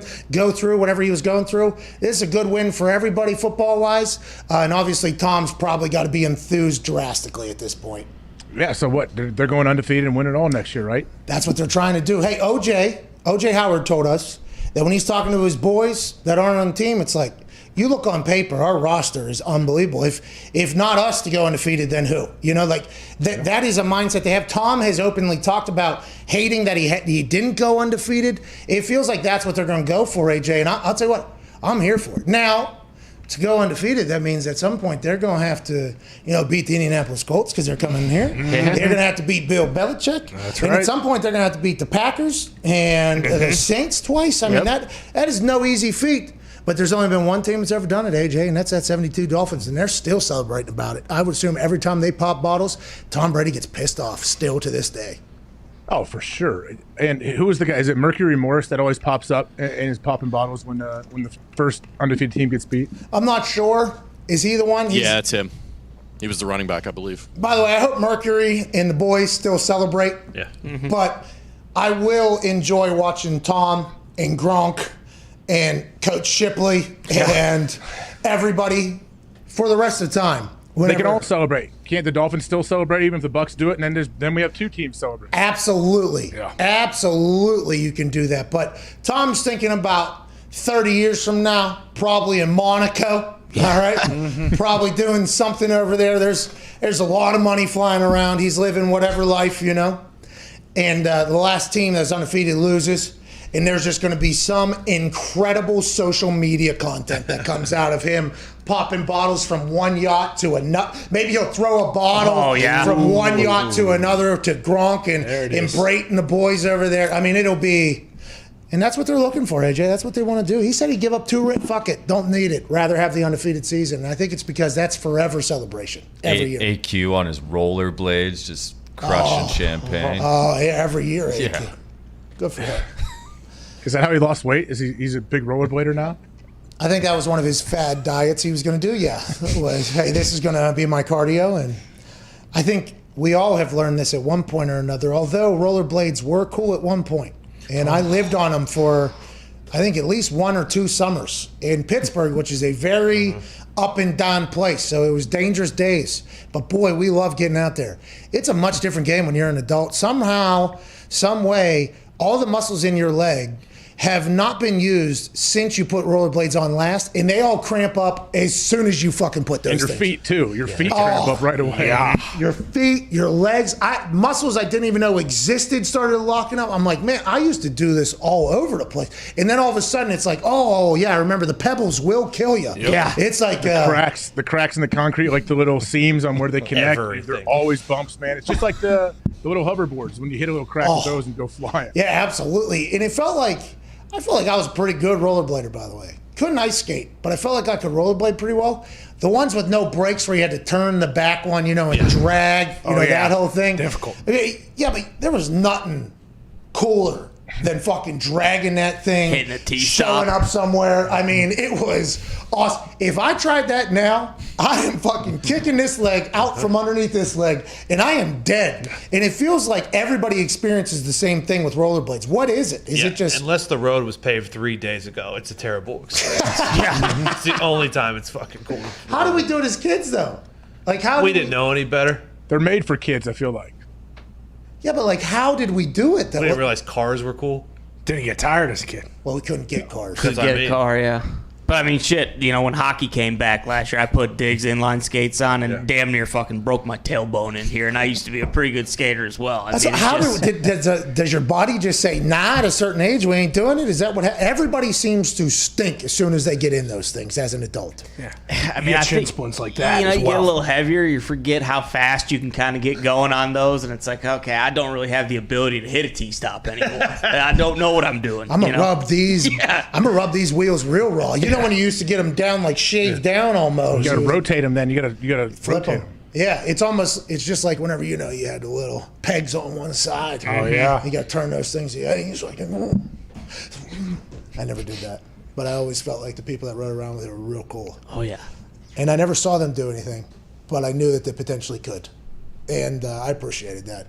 There ain't nothing like standing on some pegs, though, on the back. Oh, yeah. Hey, where are we going? Who knows? Towering over everybody. And then somebody sitting on the front, too. I mean, you could have a 3-person Mongoose back in the day if you had enough pegs. Jump on, we're going to get an Oreo cycle. Bingo, you're right. Here we go. You get to a hill, everybody off. We're all walking. Okay, as soon as it gets light, here we go. We're back on there. And you had to, I mean, now looking back on it, if you're sitting in the front there, you're really taking it for everybody. I mean, if there is any wobble, wind, rain, bugs, you're a windshield. You got to be the navigator, too, to let the person pedaling. They can't see. You know that. Yeah, you're right, because there's this thing. Yeah. Quite an honor, I guess, to be the person doing the... Captain of the ship. That's quite... I think that should have been celebrated. I think that should have been celebrated a little bit more. Hey, fucking hell of a ride to get us here. Yeah. Thanks, dude. Eating bugs on the way, so you weren't even hungry for the ice cream. Let's get to a break. What a stupid show. A lot of people listening have no idea what we were referring to because they were not around during that era, and we do apologize. Our analytics tell us that a lot of people will understand what that was about, though. Mm-hmm. People should know what pegs are. Even young kids should know about pegs. I'd assume Axel has no idea what a peg is, but Axel's not watching the show. Henry's got a bike for Christmas. They know what pegs, front and back. Oh, you got them both? Hey, Axel's gonna be cruising. Hey, I want to ride me around, yeah. Hop on, nerd. Axel's a hero, dude. The original Uber. The son of a bitch that had pegs on the front and the back. Yeah. What a hero, dude. Hey, can you take me over to blah, blah, blah's? Yeah, I got 2 cigarettes she needs. Yep. Yeah, you got it. Hop on. I'll give you a quarter, dude. Come on. Did you ever drive a rickshaw for money on the side? No, I was never. What are those called? Those are called something else too. Rickshaws. Jitney. No, that's That's like a cab. That's not a cab. Yeah, I think those kind of got eliminated completely because of Uber or whatever. The pedicab. Yeah, pedicab, right? Because pedal cab or whatever. Yep. I would never in a million years do that. I have no idea how anybody does it. I appreciate them. I respect them. I do hop in the back of those things. But every time I ask, this has got to be impossible, huh? I'm 250 right now, just sitting back here. I got once and they kicked me off. That poor guy. Sir, get off, please. Get off the scale. I just can't do it. Me and Sam got in one in New York, and it was this lady. It was a smaller lady, and she fucking, it was unbelievable. I thought she was like maybe Lance Armstrong's like equal when it came to, and I told her that, and she was like, I never actually raced. I think she did a lot of, she smoked a lot of dope or whatever. Oh, okay. Stay loose. Yeah, but it was unbelievable. I could never do it. So more power to him. All right, on the other side, we'll talk more sports, I think. Ben Roethlisberger's throwing in OTAs. That's a big deal. We'll talk about that. New coordinator, Matt Canada, right? Yep. Yeah, gotta learn the offense. That Brooksy video. Brooks Koepka. Oh, awesome. Yes. We will talk about that. You're 100% right. Don't know how we've taken this long to get there. Also, Carson Wentz not broken. It's official. He's all the way back. That and your phone calls, 1-833-4-McAfee in 4 minutes. We'll see you then. This is the Pat McAfee Show, Tuesday, May 25th.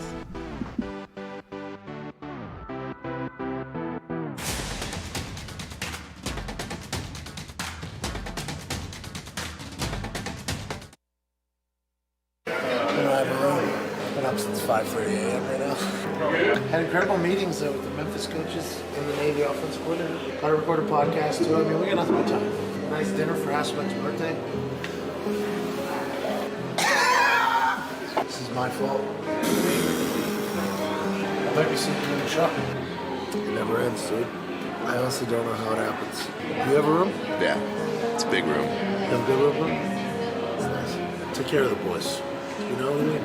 I'll sleep on the street out here. I'll go busking with a guitar like I'm the next fucking Elvis. You know what I mean? I'll earn my way. This does seem to always happen. Are these couches available?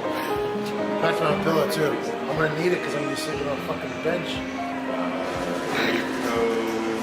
I'm gonna go to the bathroom and brush my teeth. Okay. Thank you. Okay, bye-bye. No big deal. Just walking the streets of Memphis with my sack here and my pillow. Walking in Memphis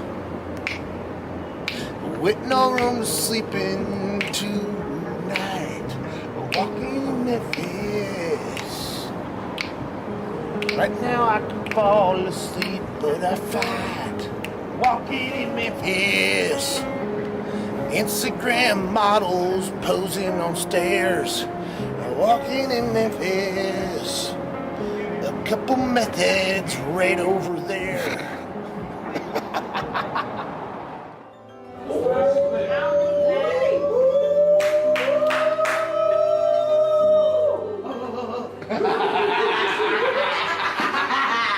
My last hotel didn't have a room for me. Baby, we have a room for you. Come on.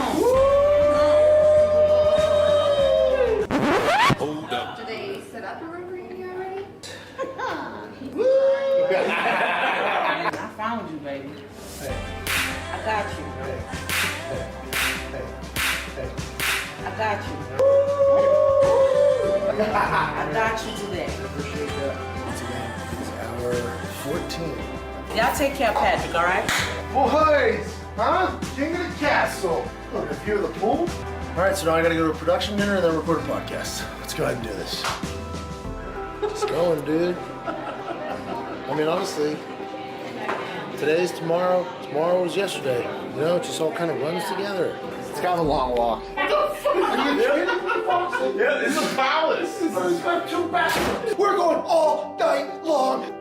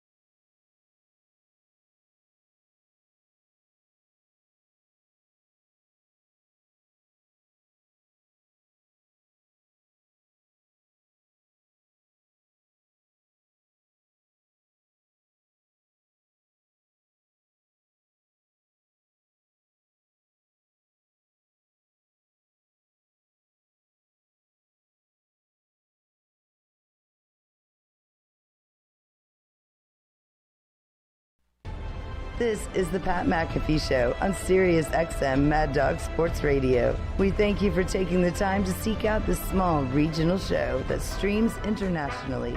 Here's Pat and the boys. Welcome back to that show. And I think the fact that it is a regional show that gets streamed internationally with a lot of people that listen and watch, an alarming amount of people, to be honest with you. I don't know why you do, but I'm very thankful you watch alongside of us every single day. The stats are ridiculous to look at, to be honest, but I can't thank you all enough. But many people think that we have ruined sports. And Brian Wallace said as such on Twitter in response to a Deadspin article. The Deadspin article headline is "Stop Putting Athletes in Danger to Manufacture Camera-Friendly Moments." I assume that was very well thought out, and talked about how, they didn't like the way Phil and Brooks were kind of mobbed on the course. And Deadspin, whether they know this from firsthand sources or speculated, which probably they thought that maybe the tournament on TV wanted this to happen, so they allowed it to happen. Probably a fair assessment, by the way. I'd assume that the people there are like, this is okay, and they probably weren't stopping it. And then Brian Wallace, @_Brian Wallace, actually puts out a hysterical tweet and says, so many bros yelling, "Let's go," and drinking claws. This is what sports has become.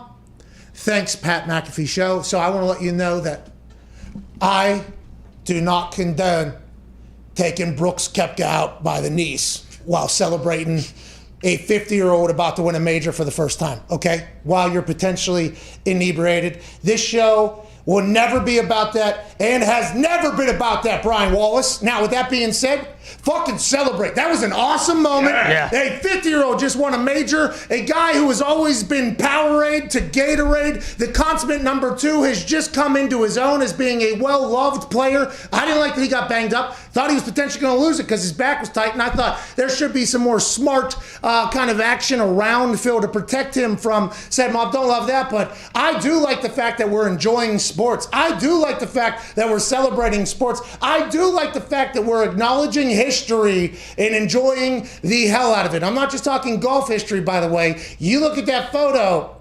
Hey, we beat COVID.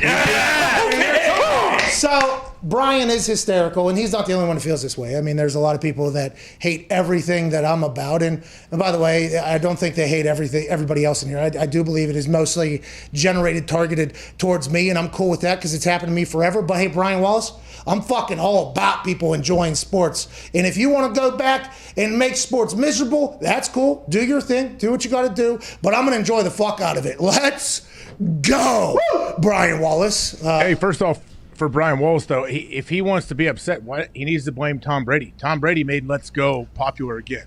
Like, Tom has been doing it for years, and now it's gigantic. Every little kid I ever see, they yell, "Let's go," and they make a shot playing basketball, anything. So yeah. I think it's a little misdirected. His anger is right here. Yeah, I mean, I've been saying "Let's go" since like 8th grade, maybe 7th grade. But that used to make me so mad when I was playing. Shout out to Tom Brady, man, for that whole thing, for having me do it. Yeah. Fucking AJ. Didn't you hate when coaches, Tom, now that Let's Go to me now is awesome.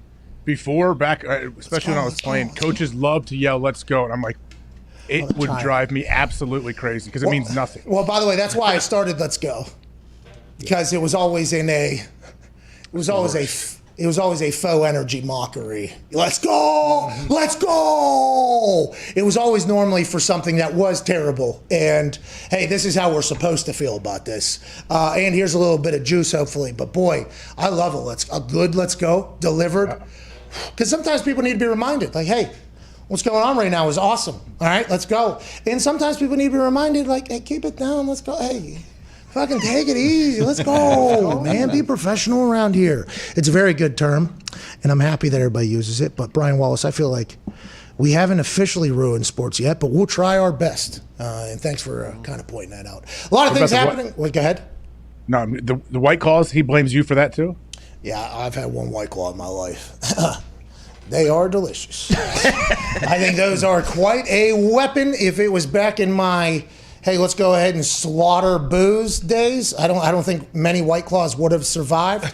It would have been a bad day to be a Claw every day if it was around in Morgantown or, first couple years before I had a 27-month sentence by the NFL substance of abuse program where I got piss tested 8 times a month and had basically a PO that I had to report to every time I left Indiana. But if the Claws were around back then, I would be honored to be associated with White Claws. Now, with that being said, the guy that did read a slam poetry thing earlier, he would love to be the face of White Claws. Oh, yeah. This guy loves White Claws. And I don't see how you couldn't, to be honest with you. No, they're delicious. They're tasty. They're light.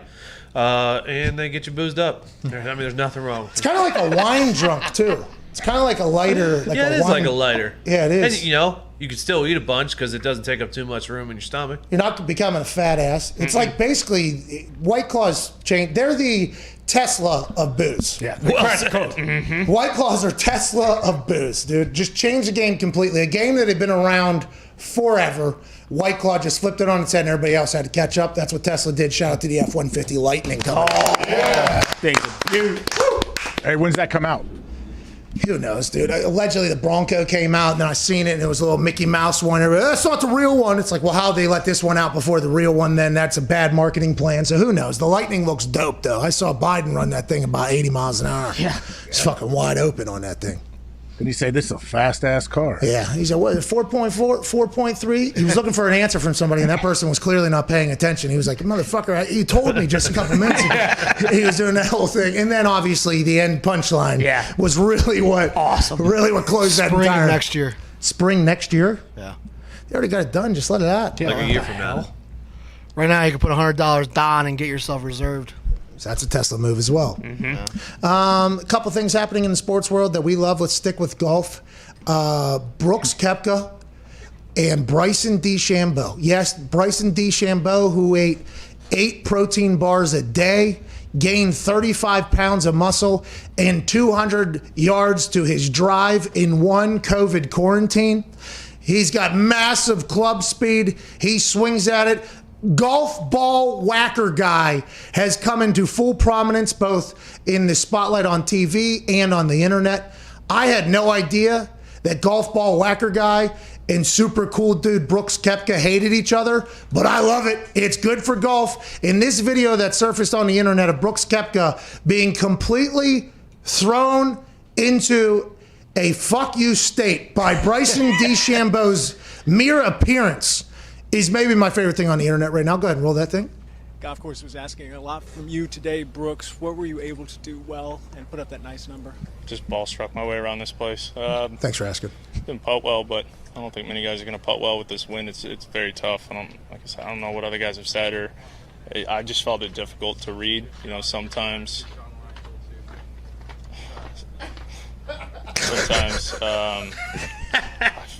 I lost my train of thought. Yeah, hearing that bullshit. Okay, so if you're, he goes fucking Christ at the end of that. So for those that are just listening on Sirius and couldn't watch the video on YouTube, the only thing that happened, it appears, is Bryson DeChambeau and gang in tow walk by. Might have been metal cleats. There were some people tweeting that DeChambeau said, well, you got to start it off on the right line after he said it's going to be. I've not heard that on the video. I've not heard the whole thing. But I love the fact that it is very evident Brooks despises DeChambeau, and I'd assume DeChambeau feels the same way in return. Your thoughts on this, AJ? I think it's great for golf. And by the way, I'm a fan of both of them. Don't know either of them. Fan of both of them. I'm absolutely a fan of both of them, and I think this is going to be an amazing rivalry that we're going to get to see play out. Like on Sunday, they're paired up, going back and forth. They are. It does seem like their approach to the game is very different. You know, Bryson is like the most technical, scientific guy working on every single little thing, and Brooks is more of a guy just let his instincts take over and let it fly. I mean, he's even admitted to getting bored and losing focus during rounds, like final rounds of PGA events. This guy's getting bored and he's losing his focus. That's how awesome he is and how good he can be. So I think we're seeing the start of something that's going to be awesome for us. These two guys may hate each other, but we get to love sitting there and watching them. I want to see if it ever gets physical. Well, how about physical would be awesome, because Brooks Koepka was a great hockey player. His dad was in majors, right? Dick Groat. It was not his father. It was his great-grandfather, I believe. He won a World Series and was the MVP with the Pittsburgh Pirates. Of course. Hey, wow. Back when the Pirates were the Pirates. Yeah. Oh, Dick. They used to say Dick could really put the ball over the yard if he needed. He could swing the lumber. Yeah, he could. Dick could really let that thing fall. That was Brooks' grandpa or whatever, and he was a great hockey player and a baseball player, and then an injury happened and he got into golf. Hockey player, though, let's assume he's been in a scrap for 4, 5, maybe. It's like just a part of the culture, I think, of hockey, especially with how old he is. So whenever that was whole thing going on, I'd assume that and he sees this nerd who I would assume that's how he's viewing. This nerd has started lifting a bunch of weights and everything like that. And I don't know if there is personal beef beyond it, but I would assume Brooks is not scared at all of potential if we do got to throw. If we got Chuck Knox, dude, I ain't worried. I think Brooks is thinking. And Bryson DeChambeau, he's been, eating weights. I don't think he's worried at all. If golf does have a possible threat of physicality, I think more people will tune in on a Sunday if they're paired together. I didn't even think about that, but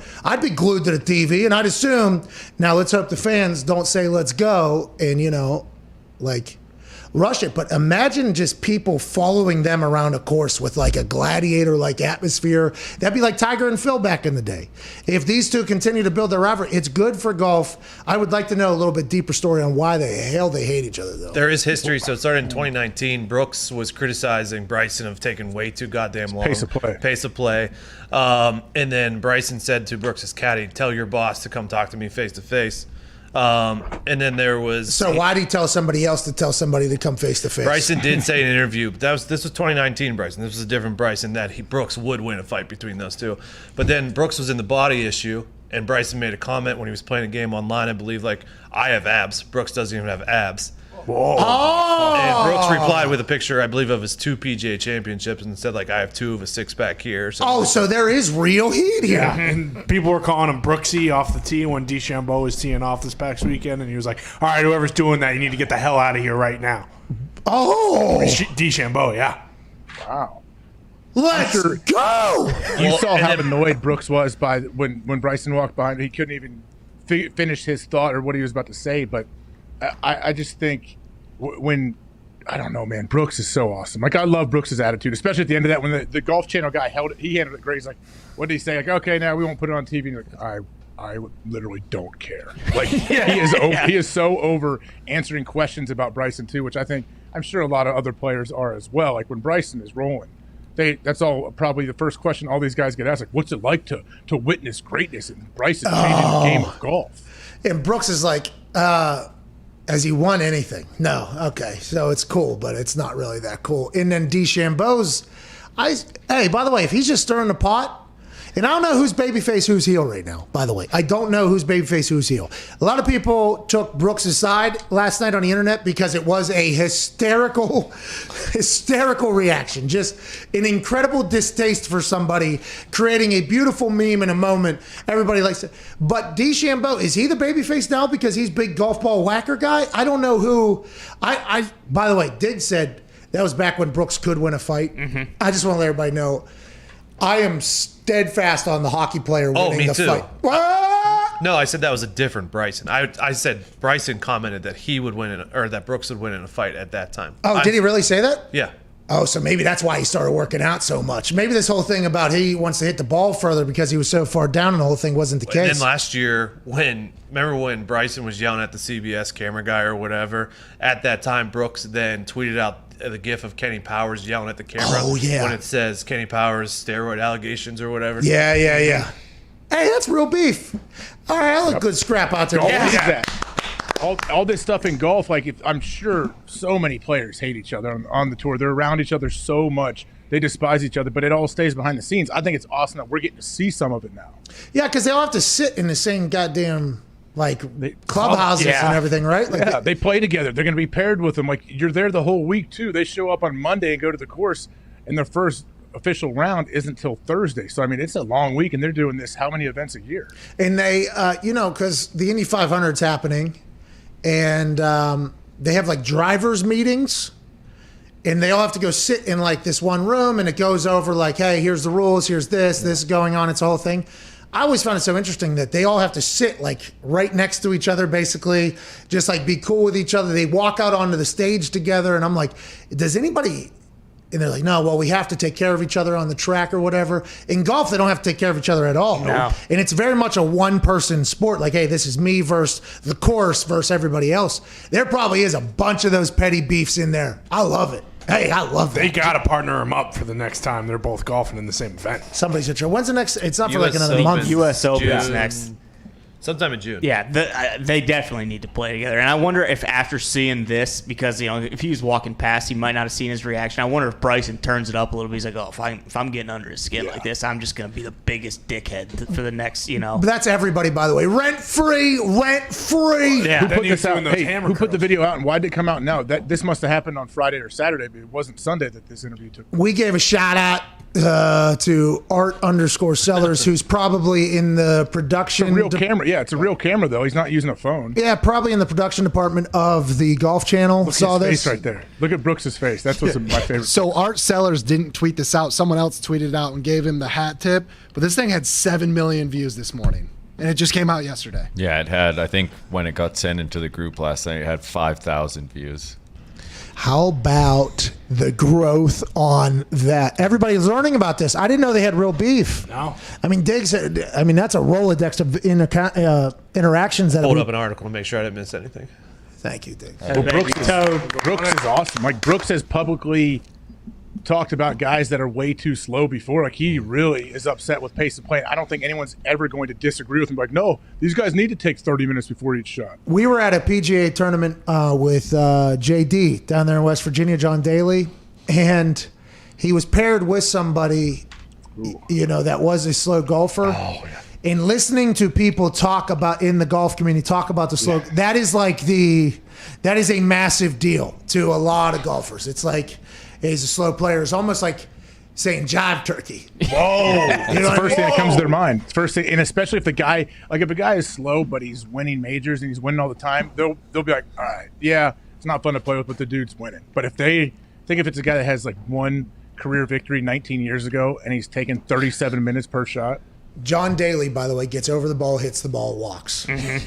They are him and Pro. What's the name of his caddy? Was an electric character. They're talking about what club to use while walking. So as soon as they get there, it's just already out of the bag. That's how it should be. Back in the bag. Now we're walking again. Or we're back in the golf cart now. It's just like, I think people really love that. And then there's other guys where they will do 14 waggles, step off of it. The amount of conversation. I always feel bad for the slow players because their brain is telling them 7,000 things, and they just have to try to rile up all those voices, and then they go for it. It's just the problem is when they wait. The problem is when they wait, they have like a routine before every shot, and they don't. They could be doing that routine while the person is hitting next to them, but no, they wait to start the routine until after that person hits. Well, and by the way, a lot of kickers and punters have that, because it's very similar. Yeah. I've been able to combat that type of thing. Yeah, that's why you were you were an amazing football player, and that will not translate to the golf course. Maybe against your little bugle boys in a game in the weekend. Some nerve, AJ. Go your sandwich, dude. This show's ended on Sirius XM before Chris Mad Dog Russo. Do you have anything to say to Chris Mad Dog Russo's listeners that's coming on the other side of this 6-minute break, dude? No, I mean, I see you. I hear you, Mad Dog listeners. You are right. Pat has no chance. Mad Dog listeners. Have a great Tuesday. Have a great Tuesday, man. His show's going to be a lot better than ours. It'll be about a 6-minute break once the commercials start going. Buy shit from the people, the commercials, by the way. It's good for business, good for everybody. We got a massive Wednesday coming tomorrow. Big time guests, big time news. We'll see. Ciao, dude. Ciao.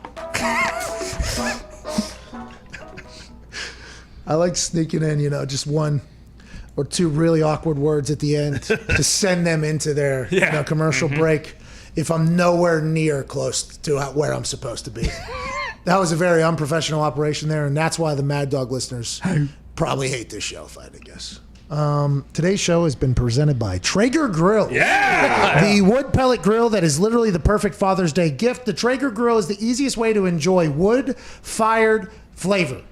Ooh. When you talk about a grill, you're probably thinking to yourself, turn on flames. Is it gas powered? Is it got charcoal? That whole thing is a wood pellet? That's probably all you're thinking. But the Traeger Grill isn't just this one doing thing. The Traeger Grill has made every part of cooking easier somehow, some way. Has made grilling out and having people over and eating delicious food much easier because it doesn't just cook the food. No. It actually grills it, smokes it, bakes it, roasts it, braises it, and barbecues it. And it is able to be used and operated by an app on your phone. Wow. Kidding me? That's awesome. Be a hero, dude. Be a hero this summer. It is grill season. Get a Traeger. And right now, when you go to TraegerGrills.com/Pat and enter code PAT at checkout, you score free shipping. Oh, free shipping, dude. Gonna need it. That's a big grill. Heavy ass grill. Mm-hmm. Durable grill. Yeah. Great grill. What? Make your dad's year. Okay? Make your dad be a grilling hero this summer. Hell yeah. With maybe mom gets on his ass a little bit about the food. You never know. Can't you get Mama Grill too? Absolutely. Yeah. But Father's Day is right around the corner, so we're kind of marketing towards that, I think, because it is a great gift to give to Father's Day. Or, by the way, just go ahead and take care of moms, dude. Yeah. Get it for your mom just whenever, or significant other. How about son, daughter? Yeah. Hey, maybe even niece, nephew. Neighbor. If you like them. Uncle. Potentially. You can buy this for anybody and make them awesome. At TraegerGrills.com/Pat. Enter code Pat. That seems redundant, right? But Kevin Spacey maybe too. Oh, your favorite actor. Easy. Guy, man. He's back in the news. I heard he's a big. He likes to smoke brisket. I don't know if he uses a Traeger. I doubt it. Is that a euphemism? Talked to him on the phone yesterday. Is that how you found Kevin that out? Spacey does not like a Traeger grill. What is okay? No, he does not. He is not affiliated with them. You're right. He does not. He hates Traeger grills. But if you would like to be, go to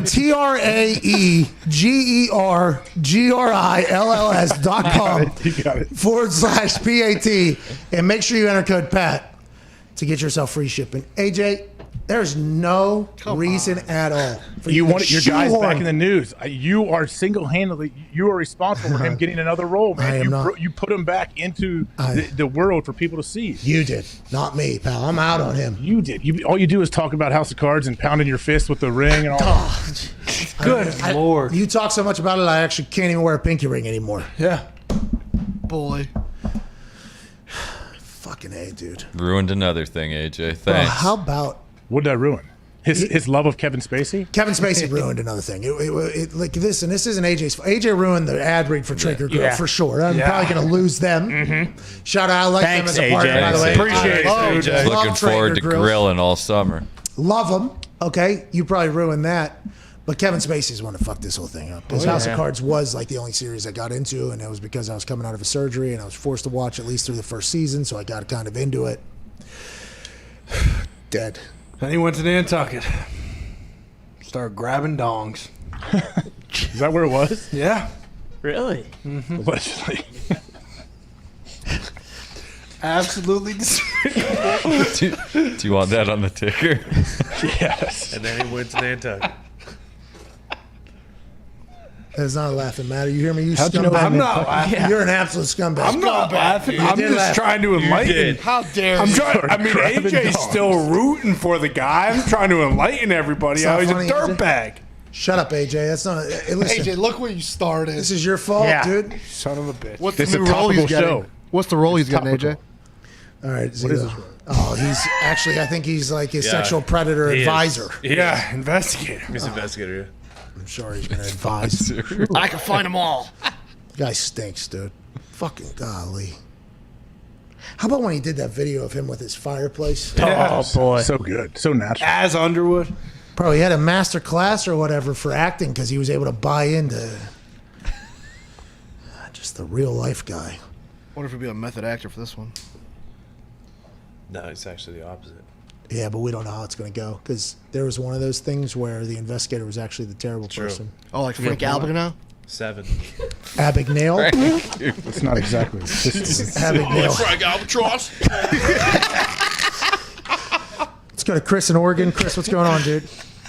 Albatross. What's going on, boys? Just hanging out, man. It's not Abagnale. It's not Abagnale. It is Abagnale. That's a great movie, by the way. Tim McAfee met him way back in the day, as did I. What do you want to talk about, Chris? Yeah. Hey, Pat, I just got to tell you, big Steelers fan, but the Penguins fucking stink. And Sidney Crosby is a big old flopper. Whoa. He's just about as bad as LeBron James, and he is weak. Thought I was a fan. Oh my Let's go to God. Austin and shut up, Hey. Connor. I hope Sydney comes out and says something about you in this show if they come back and win it all, Pat. Sidney doesn't know I exist. He's just hockey all the time. But do you hear what people are saying about this guy? Listen to the Bruins fans just being like, yeah, that is what he is. I Yeah, don't know if that was a Bees fan. That was a Pittsburgh. yeah but I heard you fan. co-signing and retweeting that whole thing. I mean, yeah, I'm cackling my ass off if people in Pittsburgh are turning on Sydney. I woke up a little fucking this morning. I did wake up with a little AJ Hawk. I'm well. How are you, by the way? Because of that hockey game last night. Seriously, I did. I really did. It's a shame. Well, that's because of the money you lost, I'm guessing. I mean, I was a part of it, but like also, what are we doing, boys? We're running out of time. I mean, how many more years is Sid going to play? We're missing a window, dude. Why can't you? So is this Jarry character in goal? Has he struggled all year? Started out God awful, despicable, terrible. I actually did hockey talk after the first game, and I said, "Who is this guy? He stinks." And they were like, "No, give him time. He's going to get good." And he did. He did. We were number 1 in the East. I mean, it was going. He was good. He was balling, having a great time. Then all of a sudden, first game obviously does terrible, and then he had a great game last night too. He was actually doing well last night. Like he's back just like he was the 2 games before that. He's like, here we go. He's playing well, and then he just forgets how to play fucking hockey. He can't have it. Hey. Can't have it in the playoffs, dude. Okay, this is hockey time, pal. He doesn't know that. He might feel a little bit of pressure, I think, too, from the diehard Pittsburgh fans. He knows Sidney Crosby is on the team, Malkin, like all these guys. He's like, hey, these guys only have this short little window to win another one. I'm going to come out of the net and try to pass this thing down the middle and get us a win. Yeah, and I'm going to pass it right to a guy who was skating. Where was that going? It ended up going to that guy who's stick tapping up there. Yeah. Basically, he's like, hey, Jarry, put it right here. And he's like, you got it, pal. Well, fucking one-timer here, bub. I mean, there's another angle. Somebody took a photo from inside the arena because there's 9,500 people in there last night. Shout out to the Penguins fans, by the way. There's a picture where he has an outlet left there if he wants, probably not because I don't. And then right to the right, Gino is standing over here on the boards all by himself, way right. And he should have let it go back and behind the net. And almost anything would have been a better decision than what he did. Almost anything. Even maybe shooting it at the net with a backhand off the side of the net. Maybe it like gives him enough time to get back in there. What he did, he just forgot. And look at the ice shining, by the way. I mean, this is 40 seconds in. It's clean. In overtime hockey, Jesus. It was heart-wrenching. Oh, boy. Mm-hmm. Yeah, I can't imagine how deflating it was going back into that locker room. We dominated. Yeah. We should have won that thing. Sorkin's so good, and then this guy. Fucking guy. Jarry, it's all right, pal. You're going to get hot. Hey, you're going to get hot. Good luck, Not Jarry. dead yet. Next game's your best game. Yeah, you're damn right. Your next save's your best save, Jarry. But your next pass better be to a fucking penguin. Just freeze the puck, dude. Just freeze it. Put Maxim Legacy in, dude. 28-year-old consummate third stringer. 1-0 with a shutout, though. That's pretty good. He might have found his stride. Yeah. Undefeated. I think if he walks into the locker room and just says, here we fucking go, boys, they suit him up. All right, you get him between the pipes. Think about Solly. You know, Solly's the coach. He's been there for a long time. He's probably gone, by the way, if they don't win this whole thing. New front office. He's probably gone. And I got a chance to watch, I think it was HBO, did like a behind-the-scenes thing for one of those Stadium Series games. You got to see it? Where they, I think it was Caps, Pens or something were going to be one, which was our biggest rivalry at the time. They obviously just got ran out of the building by the Bruins this year. I mean, you know, they're going to come back probably. I mean, who knows if the Pens aren't just going to lose back-to-back years in the first round of the fucking playoffs. Can't have. But anyways, the moment of when you go in, the coach goes into the locker room and announces the starting lineup, saves the goalie for last every time. And it's almost like Fleury was our goalie. Every time he go, hey, Flowers in net tonight or whatever, the entire locker room goes, hey, here we go, Flower, here we go. Like, it's like one of those moments. If he walks in there, Solly goes, all right, we got Sid, we got blah, blah, blah, blah, blah, blah. And by the way, fucking Legacy's in tonight. That place would be like, fucking hey! Go, boys! Jarry, by the way, just go ahead and just give your pads to the janitor in Toronto. That guy's a good goalie too, Jarry. He was a good goalie all game, dude. It's like a left. Go ahead. But Nick said though, didn't one of his defenders leave a guy wide open right in front of him with no real way to stop it? Yeah, he had a great game. Yeah. Okay. Yeah. Not as good as the other goalie, obviously, and he resorted back to his terrible at hockey ways, which we'd obviously hope that he stays on top of the I'm good at hockey tree instead of falling and hitting every single fucking branch on the way down in the second overtime of a goddamn playoff game. How did the Islanders not start that goalie every game? They started far. The other guy was better in the regular season. The other guy we ran out of the building twice. Well, it's like, let's put Maxime Legacy in there. There it is. By the way, the Penguins are no strangers to putting in another goalie in the playoffs and going on a run. Okay? No stranger at all. Matt Murray became our guy because Fleury basically got cold. Murray got hot, went on a run. You know, and then Murray gets cold, put this guy in, Murray out of town. It's just like at this point, buyer's remorse, seller's remorse on both Maff and Murray. Son of a bitch. I wouldn't want to be a goalie in soccer or hockey. That is not a position that sounds like fun. Soccer does. I mean, or handball. Handball gonna be tough. Good luck. Handball's lacrosse goalie, I feel like, is the worst. Oh, of the man. goalies. Yeah, they don't have anywhere near the amount of pads they should have. No. Break a thumb every single goddamn game, and they do have gloves on. Because those balls are coming too. Yeah, very fast. I seen Rabel. Yeah, Paulie. He was in his full kit. That son of a bitch looks good. Those lacrosse unis look good. Oh yeah. I just never watch.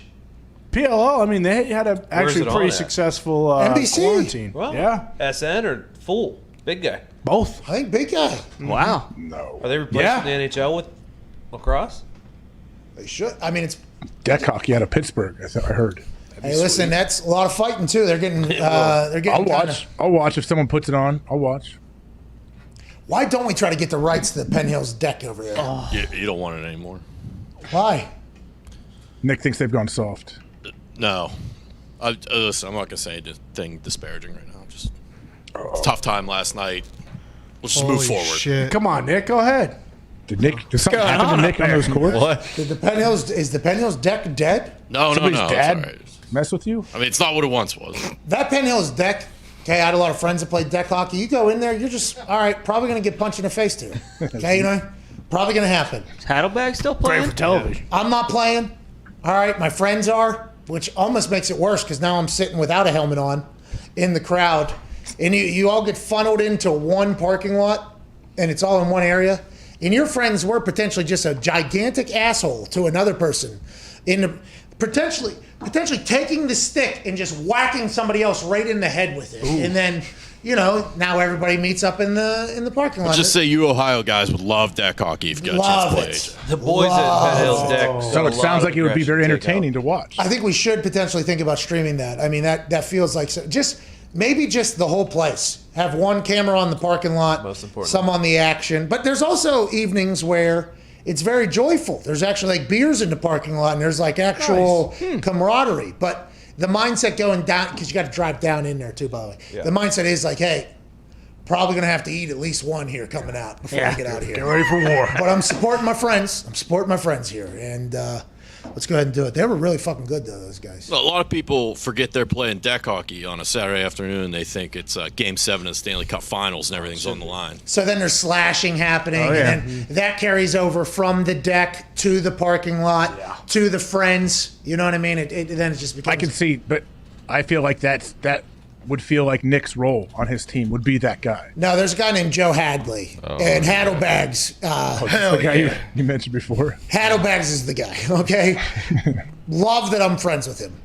I don't know how many people he actually likes. I don't think there's a lot of people that were at our school that he liked or just in life that he liked. But man, fucking love that he liked me. That was great. He was on the football team. All-time leader sacks at our high school. Yeah, baby Joe. That boy Joe. He's the stereotypical, I want that guy on my team. Bingo. Hate playing against He him. was the headbutt you without his helmet on guy. Yeah, smoke cigs, go play football guy in high school. Okay, that's who. He's a throwback. He is a throwback, and he also had a deadly slap shot on the deck. I mean, he used to be able to move. I think he was the MVP of the fucking world tournament or whatever when they won. Like, he was really good, but he also knew he was tougher than you, was willing to do more than you were to do to him. He would swing a stick at somebody. Carve you up. Yeah, he's not scared of that. He'll fight, and then, by the way, on the way out, once again, he's not scared at all of anything. And you're just so happy to maybe be around him. It's like, fucking A, Haddle. Why do we have to do this? I did stop 8 of his slappies, though. He does not like Zito. Yeah, but that's like window cleaning Hadley. Okay, if we got him back into shape, I don't know. It might have been like 130 coming in. Zito called him Yins Farley for like Chris Farley because he is kind of like Chris Farley. He is a hilarious person. Very respectful thing to say. He did not like the Yins Farley line, though. He told Zito he was going to kill him, I think, or whatever. But every time we go back to Pittsburgh, we see him. He was aiming the ball right in my neck every time. And you're nuts, yeah. Yep. He was a treat. I stopped him, though. Mark Madden, when he's on the air in Pittsburgh, says Joe Hadley murdered a homeless man on the air to all of Pittsburgh, and then just moves along as if it's like the truth. So this guy's the best, dude. Just cleaning windows right now, Yep. smoking cigs. Smoking Pall Malls. Probably listening to us right now. These motherfuckers, dude. We love Joe, We'll get a though. text. We love him. Love you, Joe. What's I that? said we'll get a text. Oh, yeah, for sure. He'll be here this weekend. Maybe Oh. round 2 with Zito. Oh, my God. Whatever he needs a place to stay. We went to the casino the last time we were back, and he just sat back and smoked cigs. And somebody came over and said something to me, and he walks over. It's like out of a movie. He goes, "You want me to fucking kill that guy or what?" And he just walks back. He's super Italian, too, obviously. So it's just like everything leads into a cartoon character of awesome is him, basically, you know? And it's fucking love Haddlebags, dude. Deck hockey's awesome, though, man. We love you, Joe. We should get the rights to that. Why don't we do that? Like, this is the shit we should do, because we're not going to be able to get the rights to the big sports. That's the shit we should, like, call, though. Like, you know what I mean? There's got to be something better than Ben Hill's deck to get rights to. I'm not sure. As somebody who's been there and watched a lot of it, I think that is an electric factory waiting to happen. I mean, there's potential lawsuits coming quickly. People are going to get canceled out there, probably. Oh, yeah. I mean, it could get ugly, but... How about that fucking crushed ice, the mountain ice skating? Oh, that's have you it. seen that? Mm-hmm. That's another sport I would like to try to get the rights to at some point. They race down a mountain on ice skates wearing full hockey pads, and it's like it's an ice like obstacle course down the mountain, and they race. I think it's called crushed ice. I watched it when you go to Hawaii. You could ask Aaron; he's there now. He's probably watching it as well. You're 6 hours behind everybody over there, you know? So you get like the late night shit on a lot of things. And I think it was on like Fox Sports, maybe 8 or NBC, something. And I watched it for like 2 hours. I was mesmerized. They're fucking full sprint down this mountain, elbowing people, flying through the air. It's like, what's that derby? Roller derby. It's like roller derby on ice going down a mountain. And it's like fucking awesome. That's this type of shit we got to start like trying to think about. Like we should get the rights to that stuff so then we can broadcast those on the show, you know? I've seen that, what you're talking about. I think I saw it because one of the clips popped up where I think two guys got in a fight at the bottom after one of the races. Oh, yeah. But I was thinking of when you said run down a hill, you sent me another thing that I believe was on Netflix where people would race down a hill and they just tumble and roll and snap bones and everything to get to the thing of cheese, I guess. Yeah, you're not trying to catch the cheese. The cheese is just announcing the start of the race, and that hill is some infamous hill. And there's this one girl who's just absolutely legendary. I mean, drunk. Not just drunk. I think there's a lot of other things. And she had no idea she was running down a hill, that lady.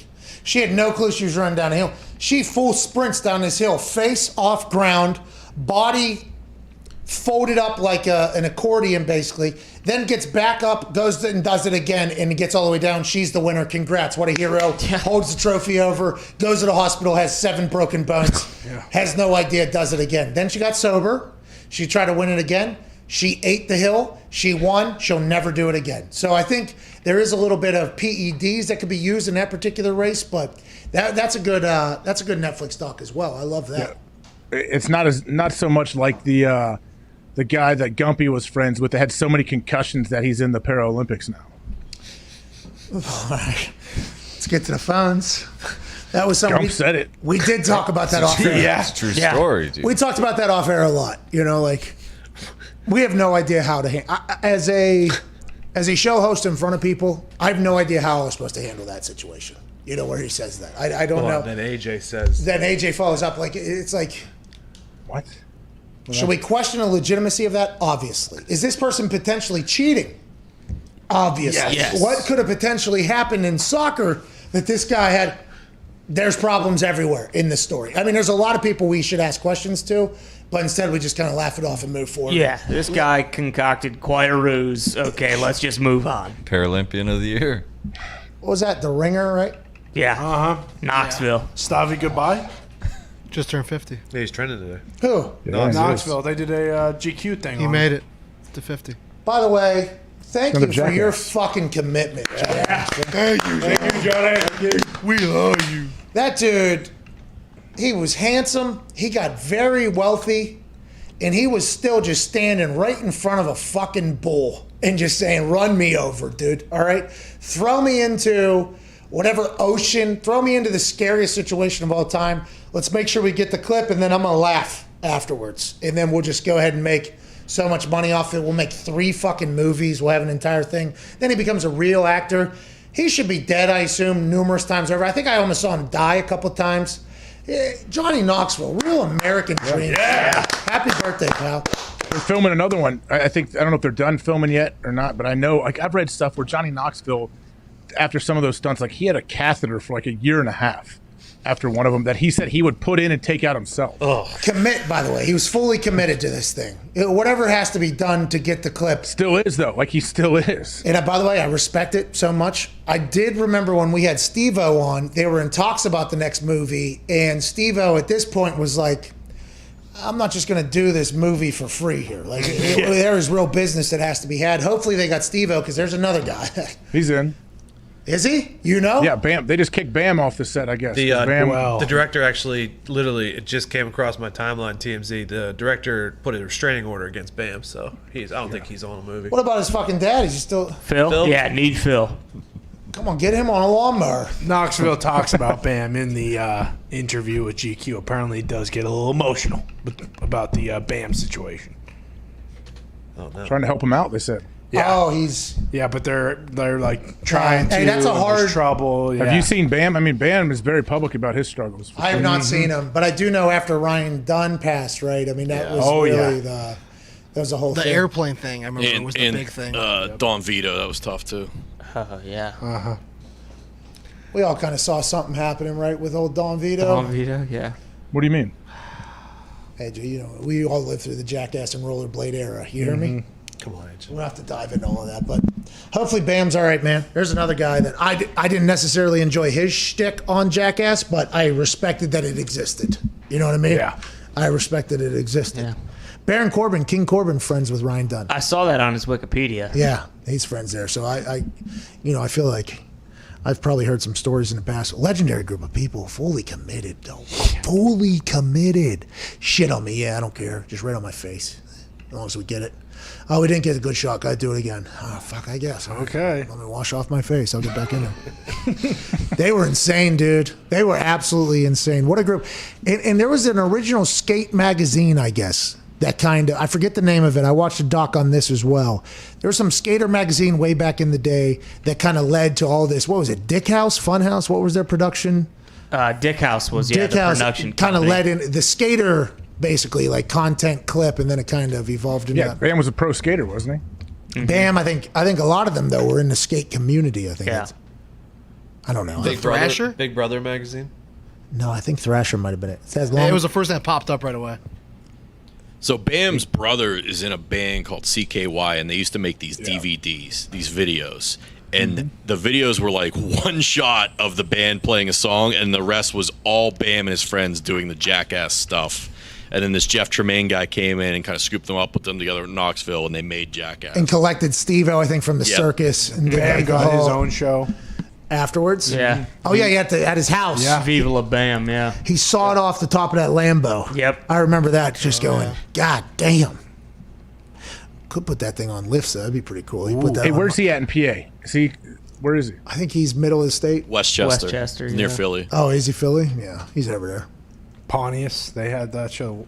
Wild Boys. Wild Boys, yeah. Oh, my God. He was hysterical. Party boy, right? He's party boy. Yeah. Wee Man. Yeah. Oh, dude, what a run they had. Preston. October and Wee Man. 22nd is when it's supposed to come out of next year. 2022? Yeah. It got pushed back, obviously, because they want theaters to be open.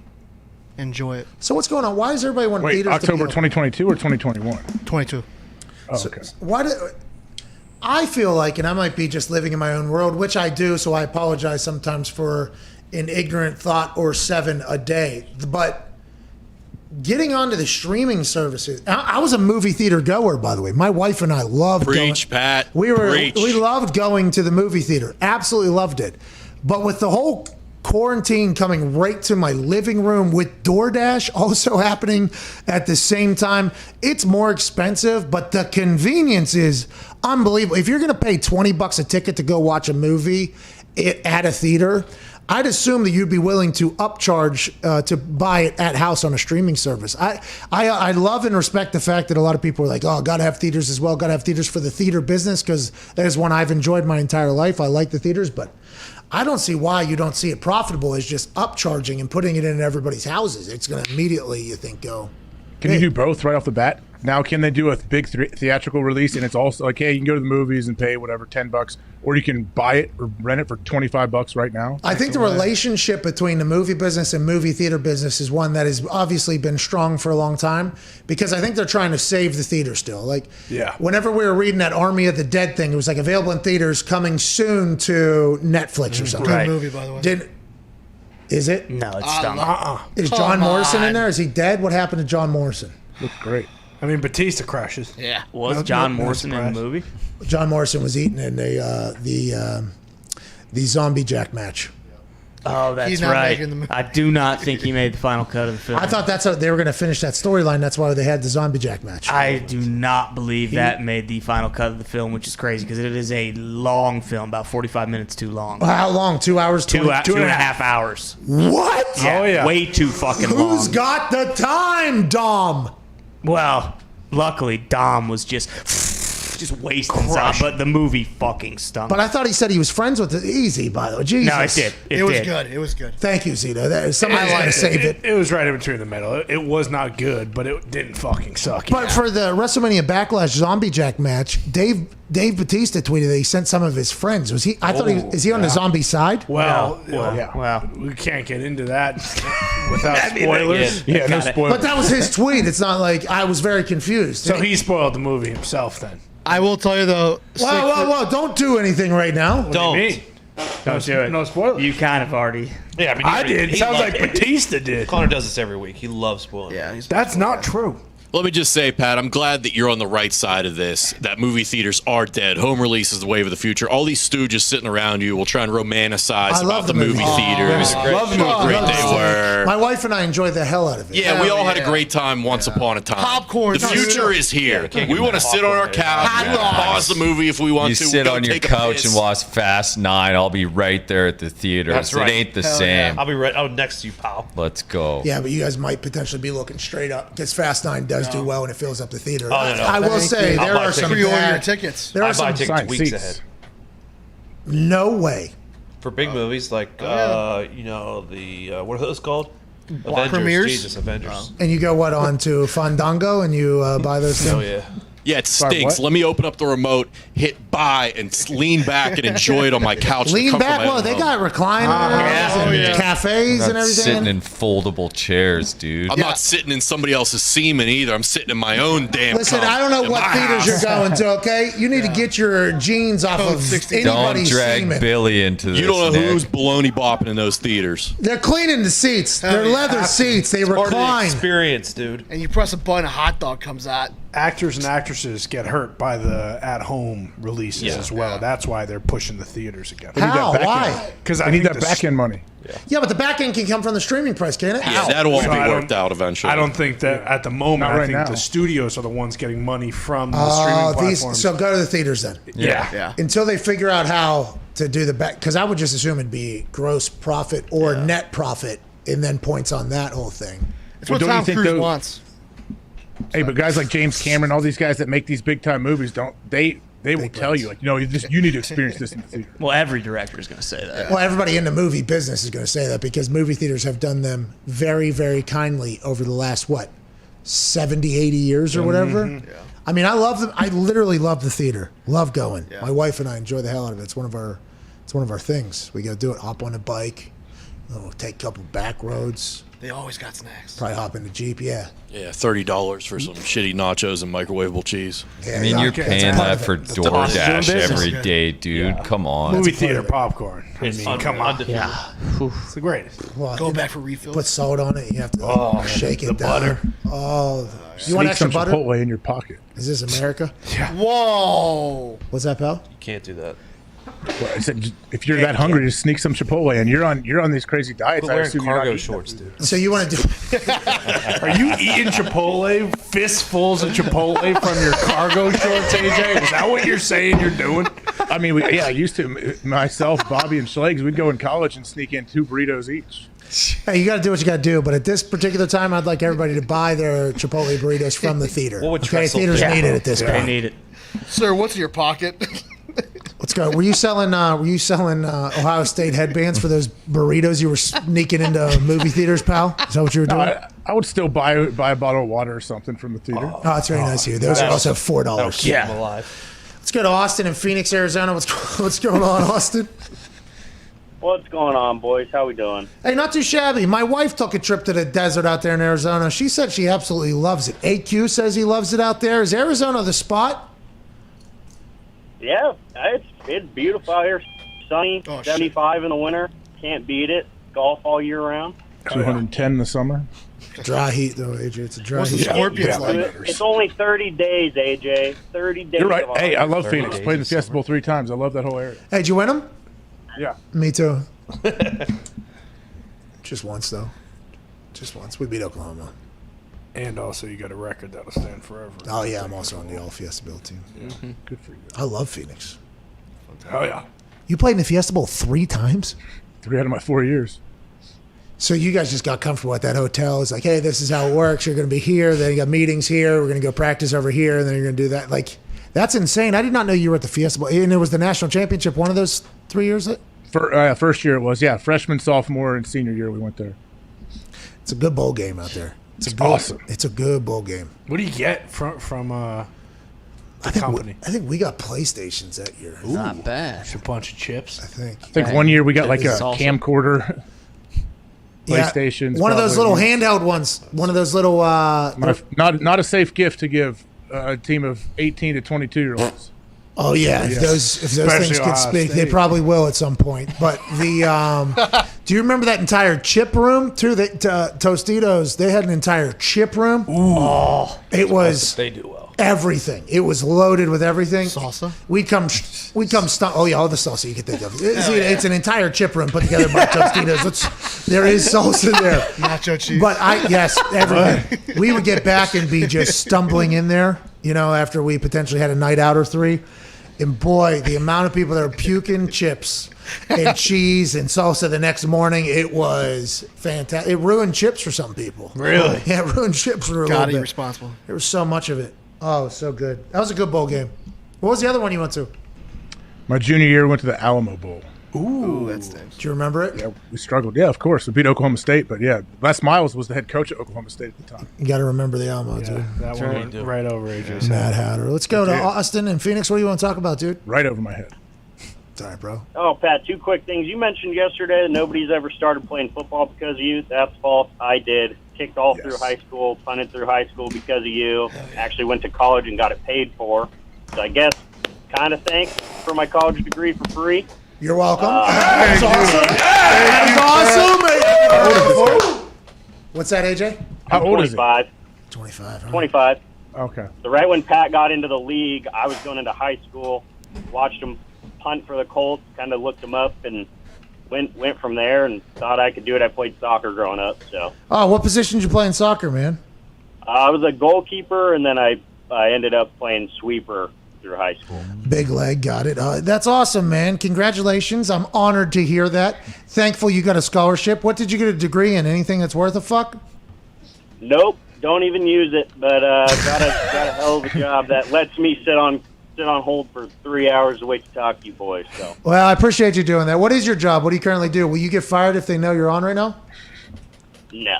no, I'm an outside sales rep for a company that rents construction equipment. So I'm actually do whatever you want. You got any good backhoes? Hey, listen, what are we moving? Big, heavy equipment? Backhoes, scissor lifts, booms. Oh, we're moving heavy equipment. We're riding heavy bikes. 125 footers out there. Oh yeah, Gump. I used to wash our construction equipment. Used to go up 135 feet in the air when I was testing them out back in the day. Wow, hey, I like that it got the Austin stamp of approval before you get and move that thing out the door. Who you talking to today? Obviously nobody. 3.5 hours you've been sitting on hold, no sales, no moves, no nothing? No, actually, typically how I've been a big fan for a while.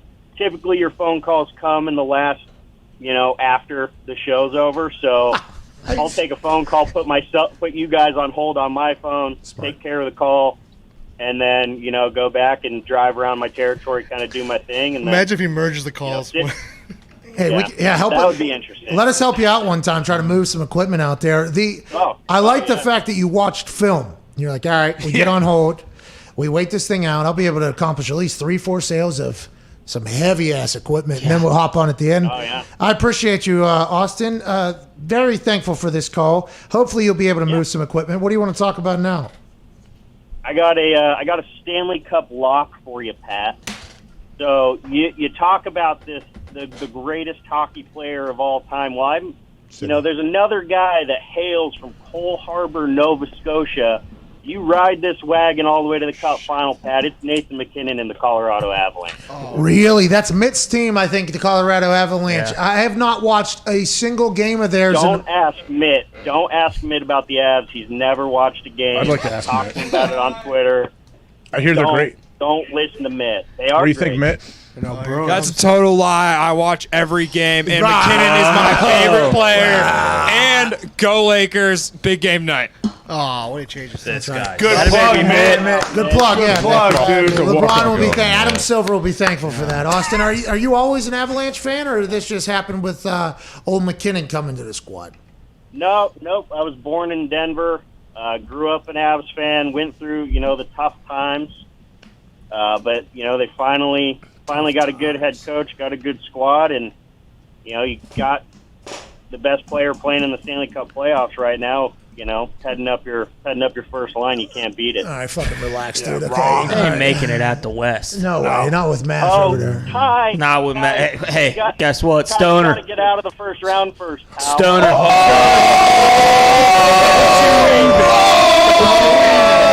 Hey, Stoner. No. Hey, Stoner, put one in.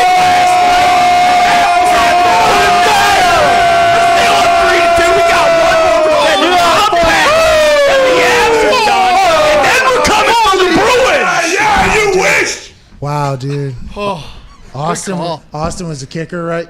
Yeah. But he turned into fucking LeBron James. No, no. Yeah, just like this. On your Just like face. this. Right here. He did that to you. Hate to break it to you, pal. Joe Sakic ain't playing for the Avs anymore. Ain't fucking making it.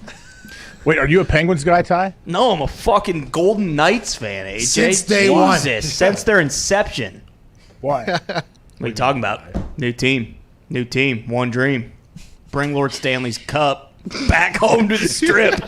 Back home. Bring it back home to the Strip. It's been there before. It's been there before. It's probably been there a lot of times, I assume. I tell you what, there's nothing like playoff hockey when T-Mobile Arena sold out. I hear it's an awesome place to play. Hey, they were famous there for the first couple of years because they did full Cirque du Soleil Yeah, like the shows. light show on the ice and everything. I don't know if they've been able to do it since then. I've not watched a single game out of the West. I tell you what, it is tough staying up for those late night games. Yeah, just has De La Hoya. What? He Jesus. rang the bell or did the horn thing before the Knights game the other night. Didn't look great, though. What are you talking about? He looked great during the Triller thing. Okay. AJ. There you go. Hey, Jay, what's your problem? He said he's coming back. I was excited. He's ready to box again. Let's go to Jeremy. in Anybody Oregon. can get it. Well, he has to. Let's go to. You don't know. Do we know Let's ask Dana. Cut to Dana. Dana has good Dana taste. White seems to know. Dana does know a lot about him, it seems like. And I've heard a lot about him from Dana. Yeah. And then every time I see him, I go, Dana's probably right. But I don't know. It seems to be all alleged at this point. Jeremy in Oregon, what's going on, pal? Let's go. Hey, Pat and the boys. How you Some guys evidence doing? out there. Some utensils out there. There does seem to be some No evidence. judgment. Do whatever you want, man. Hey, Not whatever me. makes you happy, bro. Do what you got to do. Jeremy, sorry about that. We were talking about Oscar De La Hoya's problem in his personal life. He did not deserve it. Neither did you. What would you like to talk about, pal? Hey, it's all good. Fucked up, AJ.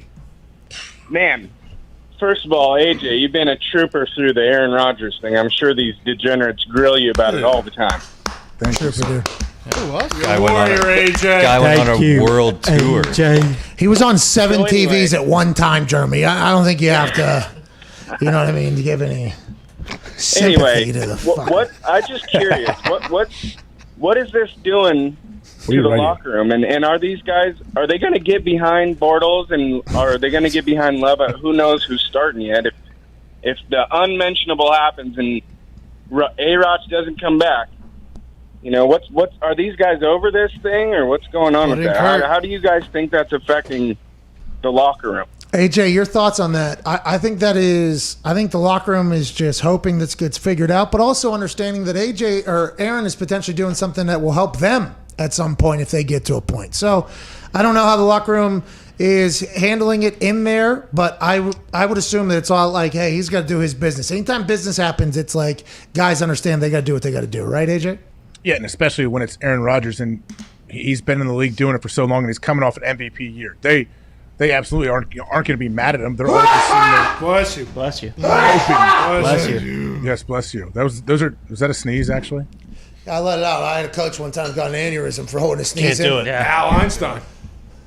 That killed Bert? Yeah. What? Brain aneurysm. He held in his sneeze. His fucking brain exploded, dude. E equaled MC squared for a long time. Yeah. Oh, yeah.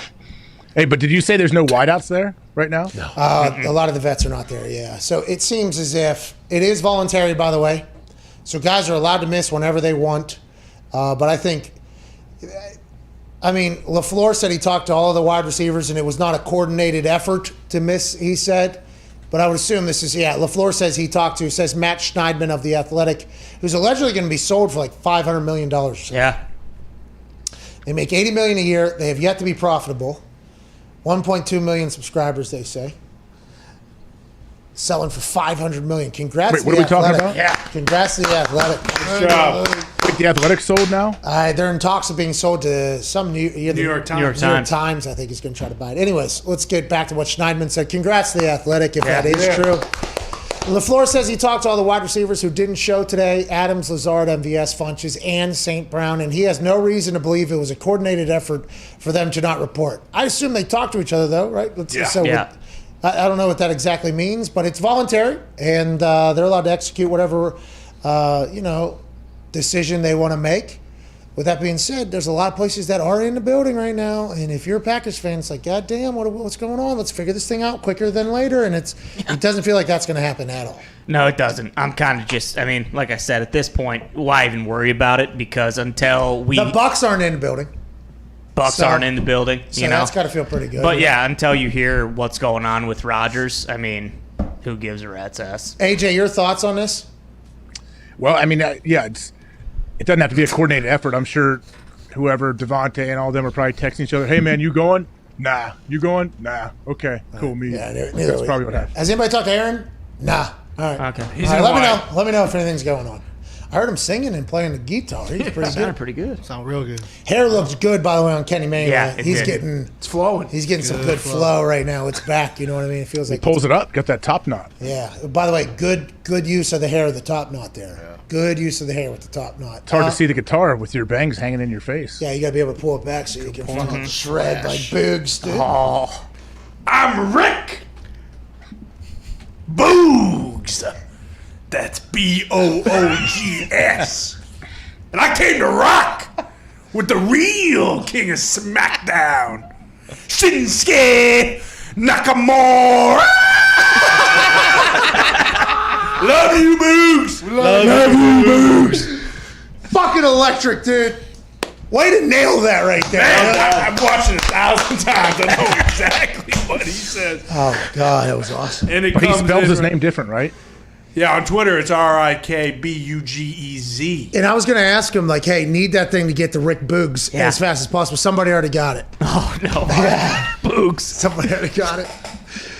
Oh, man. So did he not wrestle, or he just introed this guy? We don't know what's going to happen. He just debuted as a potential help for Shinsuke Nakamura, the King of Strong Style, who did steal the King of the Ring, King Corbin's crown a couple weeks ago. Oh, yeah. So, they're up to some mischief. I don't know what's going to happen. We'll find out Friday night, 8 o'clock Fox. Cannot wait for you to watch. I saw some of Raw last night. We were just flipping around with my boys, and we stopped on Raw. Saw old Corey dressed in a sweet jacket, just killing it like always. So I was just texting Corey while watching that Penguins game, giving him updates on what was going on. When we lost that game, the text to him, fucking Jarry's a liability.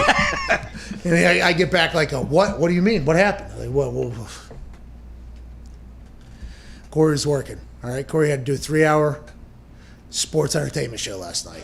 And then every once in a while, he'd look down at his phone and a text message would come through from me, and it would be, God damn it. And I just always trying to pop him, like trying to get him on air to laugh at something.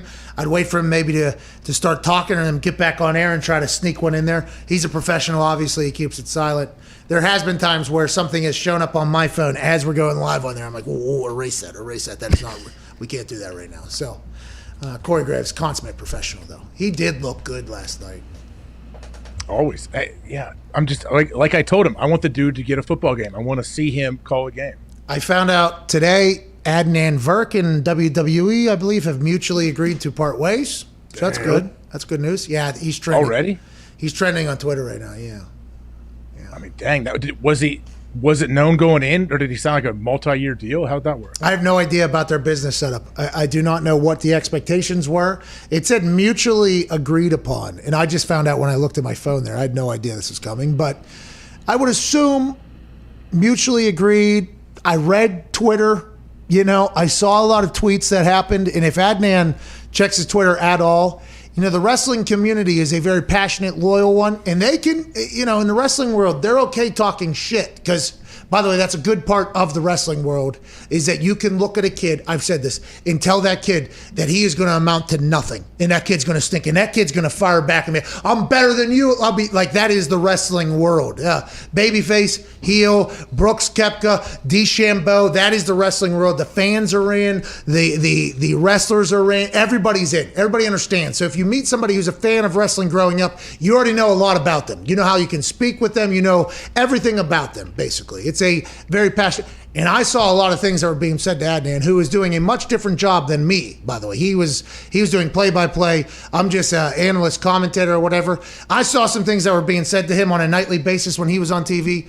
I would assume he's okay with that potentially not happening anymore to him, but it did seem like he was enjoying the hell out of it, but mutually agreed upon. I don't know what that means, and I assume that he's going to go on to continue to do great things in MLB, NHL, and boxing and everything like that. But we did get hired at the same time, and I have lasted longer than him now. So that's a little something that I will think about and remember. Well, I think it was a bit surprising when he got hired. I read one of the articles where he was quoted, and he said before his audition, like he crammed and watched a bunch of old wrestling footage and current stuff because he said he's like, I haven't really been paying attention. I'm like, how do you? And I feel like the only way to take a gig like that is if it's been your life from a young age. Like, I don't think you can just jump into it. You have to know, especially, and I don't know if he did or not. You're saying that he said I had to go back and cram and catch up or whatever, but at the role he was playing, which is the play-by-play, the host of the show business. Now, Corey would end up doing a lot of it because Corey is unbelievable at what he does, and Byron Saxton was good as well. But he's supposed to be Michael Cole. Yeah.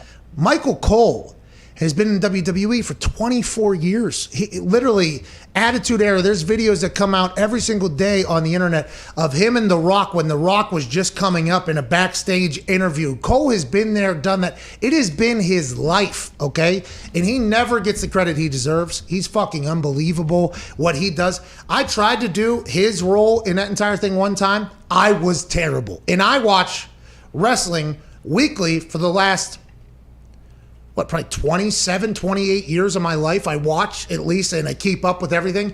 And I tried to do it and I was terrible at it. Whenever Adnan was announced to do that role, I was like, okay, good. Like, hey, this is impressive shit. And I think obviously he kind of, had to find his bearings in there early, much like me still trying to find it. And who knows? I guess they both thought like, I don't know if I'm ever going to get this. This seems to be, it's tough. That is a tough thing to do, what he was doing. Who's in line to take that job though? I have no idea. I have no clue. Who knows? That's going to be a tough decision, though, man. I met a guy. I don't know if he's still there. I met a guy at your NXT thing that was doing it with Corey, who I think he said he was in Green Bay or he was in Ohio, covering Ohio State when I was there. He was a great guy. I don't know. What's his name? Do you know his name? I mean, obviously not, but he was there doing play-by-play. Jeez, AJ. This guy said he's known me since college. And, No. He hasn't known me. I see. I don't think we ever really when we introduced ourselves. AJ Hawk, dude. Anyways, good luck to Adnan, man. Yeah. I could see how, I don't know. I have no idea who they're going to get next. Hell of a run. I would imagine they'll probably do someone within the business, maybe, don't you I think? don't know. I have no idea. Is Vic still calling stuff or no? Vic Joseph's at NXT. Him and Beth Phoenix and Nigel are down. No, not Nigel. Wade Barrett's down there. down there. That's rude. Over there. Is Nigel doing anything? Well, it's in. What's Otis up to? It's also down there in Orlando. Yeah, geographically, it's down there. What's Otis up to? Sweet. I would love that. I'd love that. Bring back the Hitman. He had to come out and say, by the way, that a lot of people seem to be recycling old interviews of me saying things. Since I've changed my mind in relationships with people, there's old quotes that are getting taken out of podcasts from like, I don't know, maybe 5-6 years ago, where maybe swords have been put away or hatchets have been buried with people. And then they re-put them out, like Bret Hart says this and this and this about whoever. And it's like, Bret had to come out and say, I did not. That was years ago. This is a much different time. I think Bret is trending in the more like, hey, let's go. Let's get Bret back in there. It feels like he's potentially doing that. I would love old Bret Hart out there. That'd Legend. be great. Legend, dude. I think Hulk Hogan's a phony piece of shit. Does he still think that? I wonder. I don't know. I have no idea. I love that clip. I try my best. I try my absolute best. I try my absolute best to stay out of all of the potential shit that's going on. It's really nice. We go in there. Hey, here's a heads up. This, can't do this, have to do this. Go get your makeup, show's starting or whatever. So It's just like, I'm in. Hey, how you doing? How you doing? Good. Hey, good to see you. Okay, let's go. How you doing? Call the whole thing. I'm out of there. I don't know shit, and that's great, I think. It's remarkable, to be honest. It is. It's really cool. It's really cool. But this particular type of stuff is the sad stuff of the business. You know, there's only so many spots. Yeah. It's like the NFL almost, you know? Like there's only a certain amount of spots in there. Hopefully Adnan is at peace with it. Hopefully WWE is as well. Can't wait to see who is next in line. Ariel Helwani, perfect gig. Ariel would potentially be good at that, huh? He knows. He knows the history of wrestling. That's for sure. He does. Tell him to throw his name in the hat, in the ring, whatever you want to call it. His name in the hat, and the hat gets thrown Like in if the you ring. put a bunch of names in a hat and you picked one. That's like that show, Chain Reaction or whatever. Yeah. Good show. Name, hat, ring, bearer, bad news, bad news, Bears.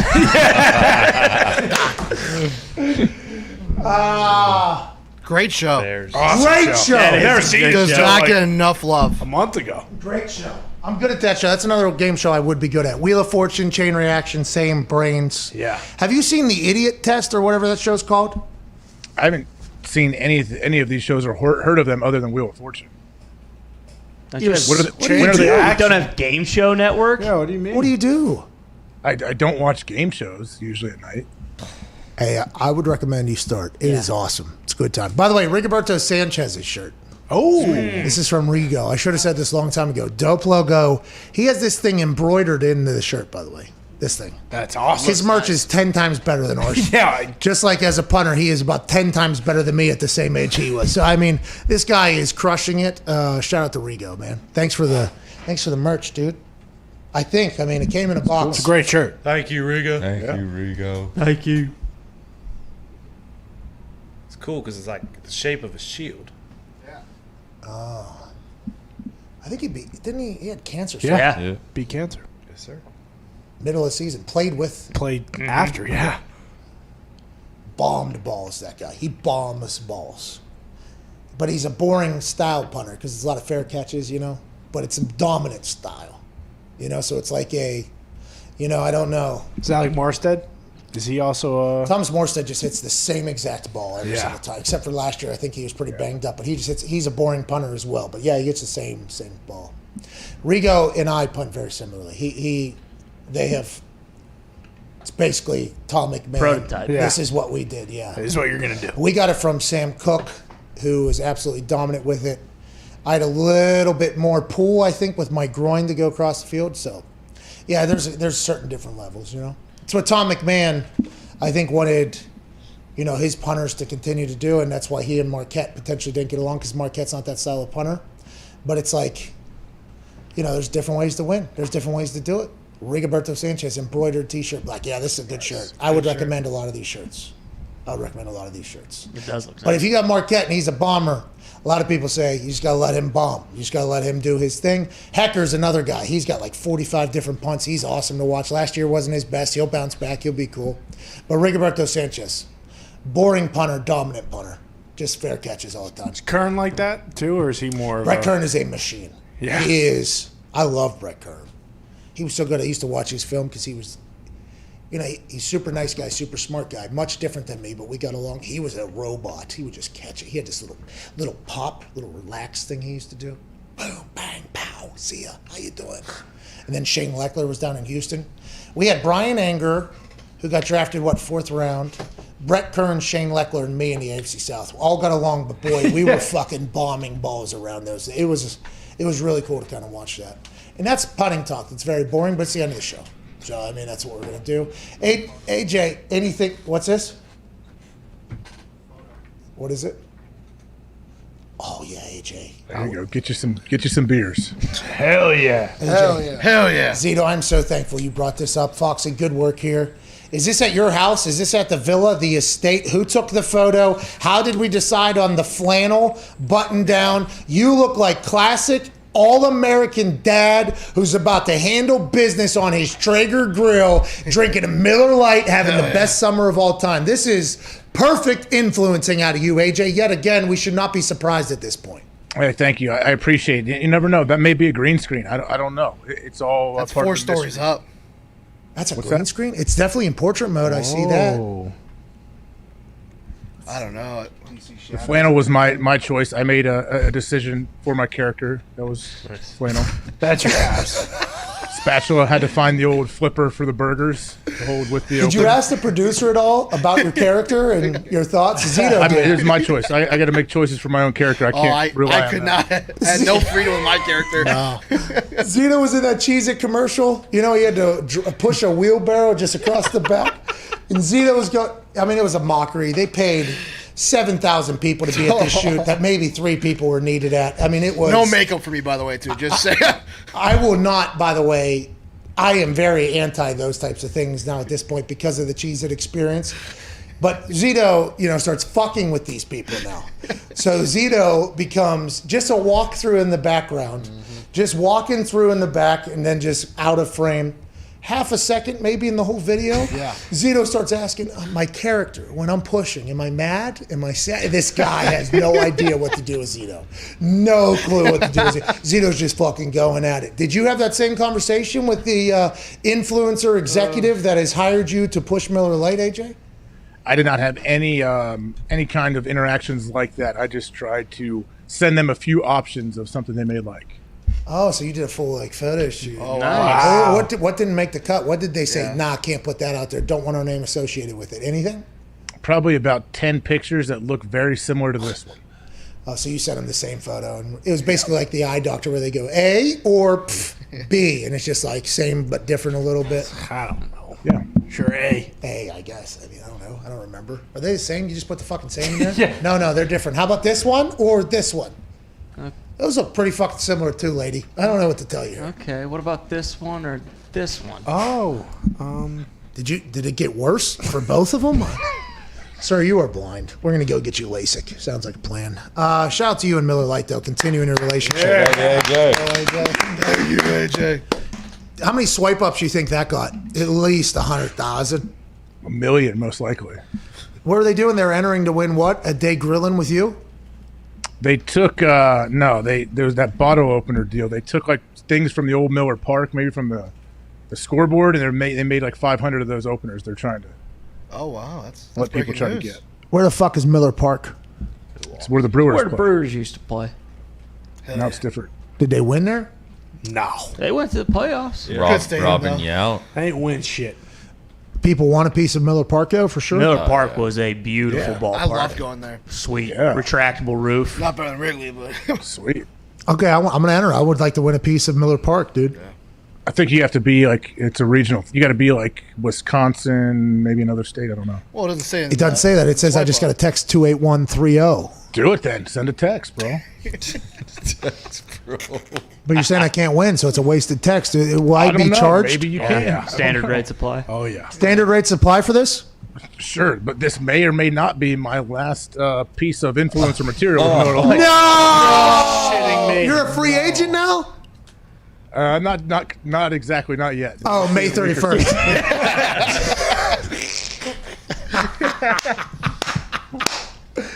You're the fucking best, dude. You're my favorite influencer on Instagram. Thank you. I've texted this number 20 times already. Gary V. AJ should go down to that place in Mexico with Tulum. OJ. Tulum. Howard. Yeah. With some Miller Lights. Yep. Miller Park. So many of them. Tossing them. Does Miller Lite have bottles? Oh yeah, Oh, yeah. Vortex, Oh, yeah. Vortex bottle. Check out the ad, bro. What do you mean? It's a bottle in the ad. Isn't that a twisty? Yeah. So what the fuck do I need to goddamn... They're all twisties. Domestics are all twisties. Interesting. So what are we doing the fucking bottle opener thing with a twisty? You look like Stitch. It's part of show business, man. You got to go with it. It doesn't have to be. It just has to appear to be, which is what this show is every single day. Thank you so much for watching. AJ, you're the best. We'll see you tomorrow. Big guest tomorrow. Big news tomorrow. Ain't that right, AJ? Oh, man. Can't wait. Working on a lot of potential guests right now. All right. We appreciate you all. Boys, thank you for your effort today. You guys are amazing. Hammer Down starts in like 2 minutes at youtube.com/Hammer Down. We appreciate you, boys. Have a great day. We'll see you Wednesday. Cheers. Have a good one.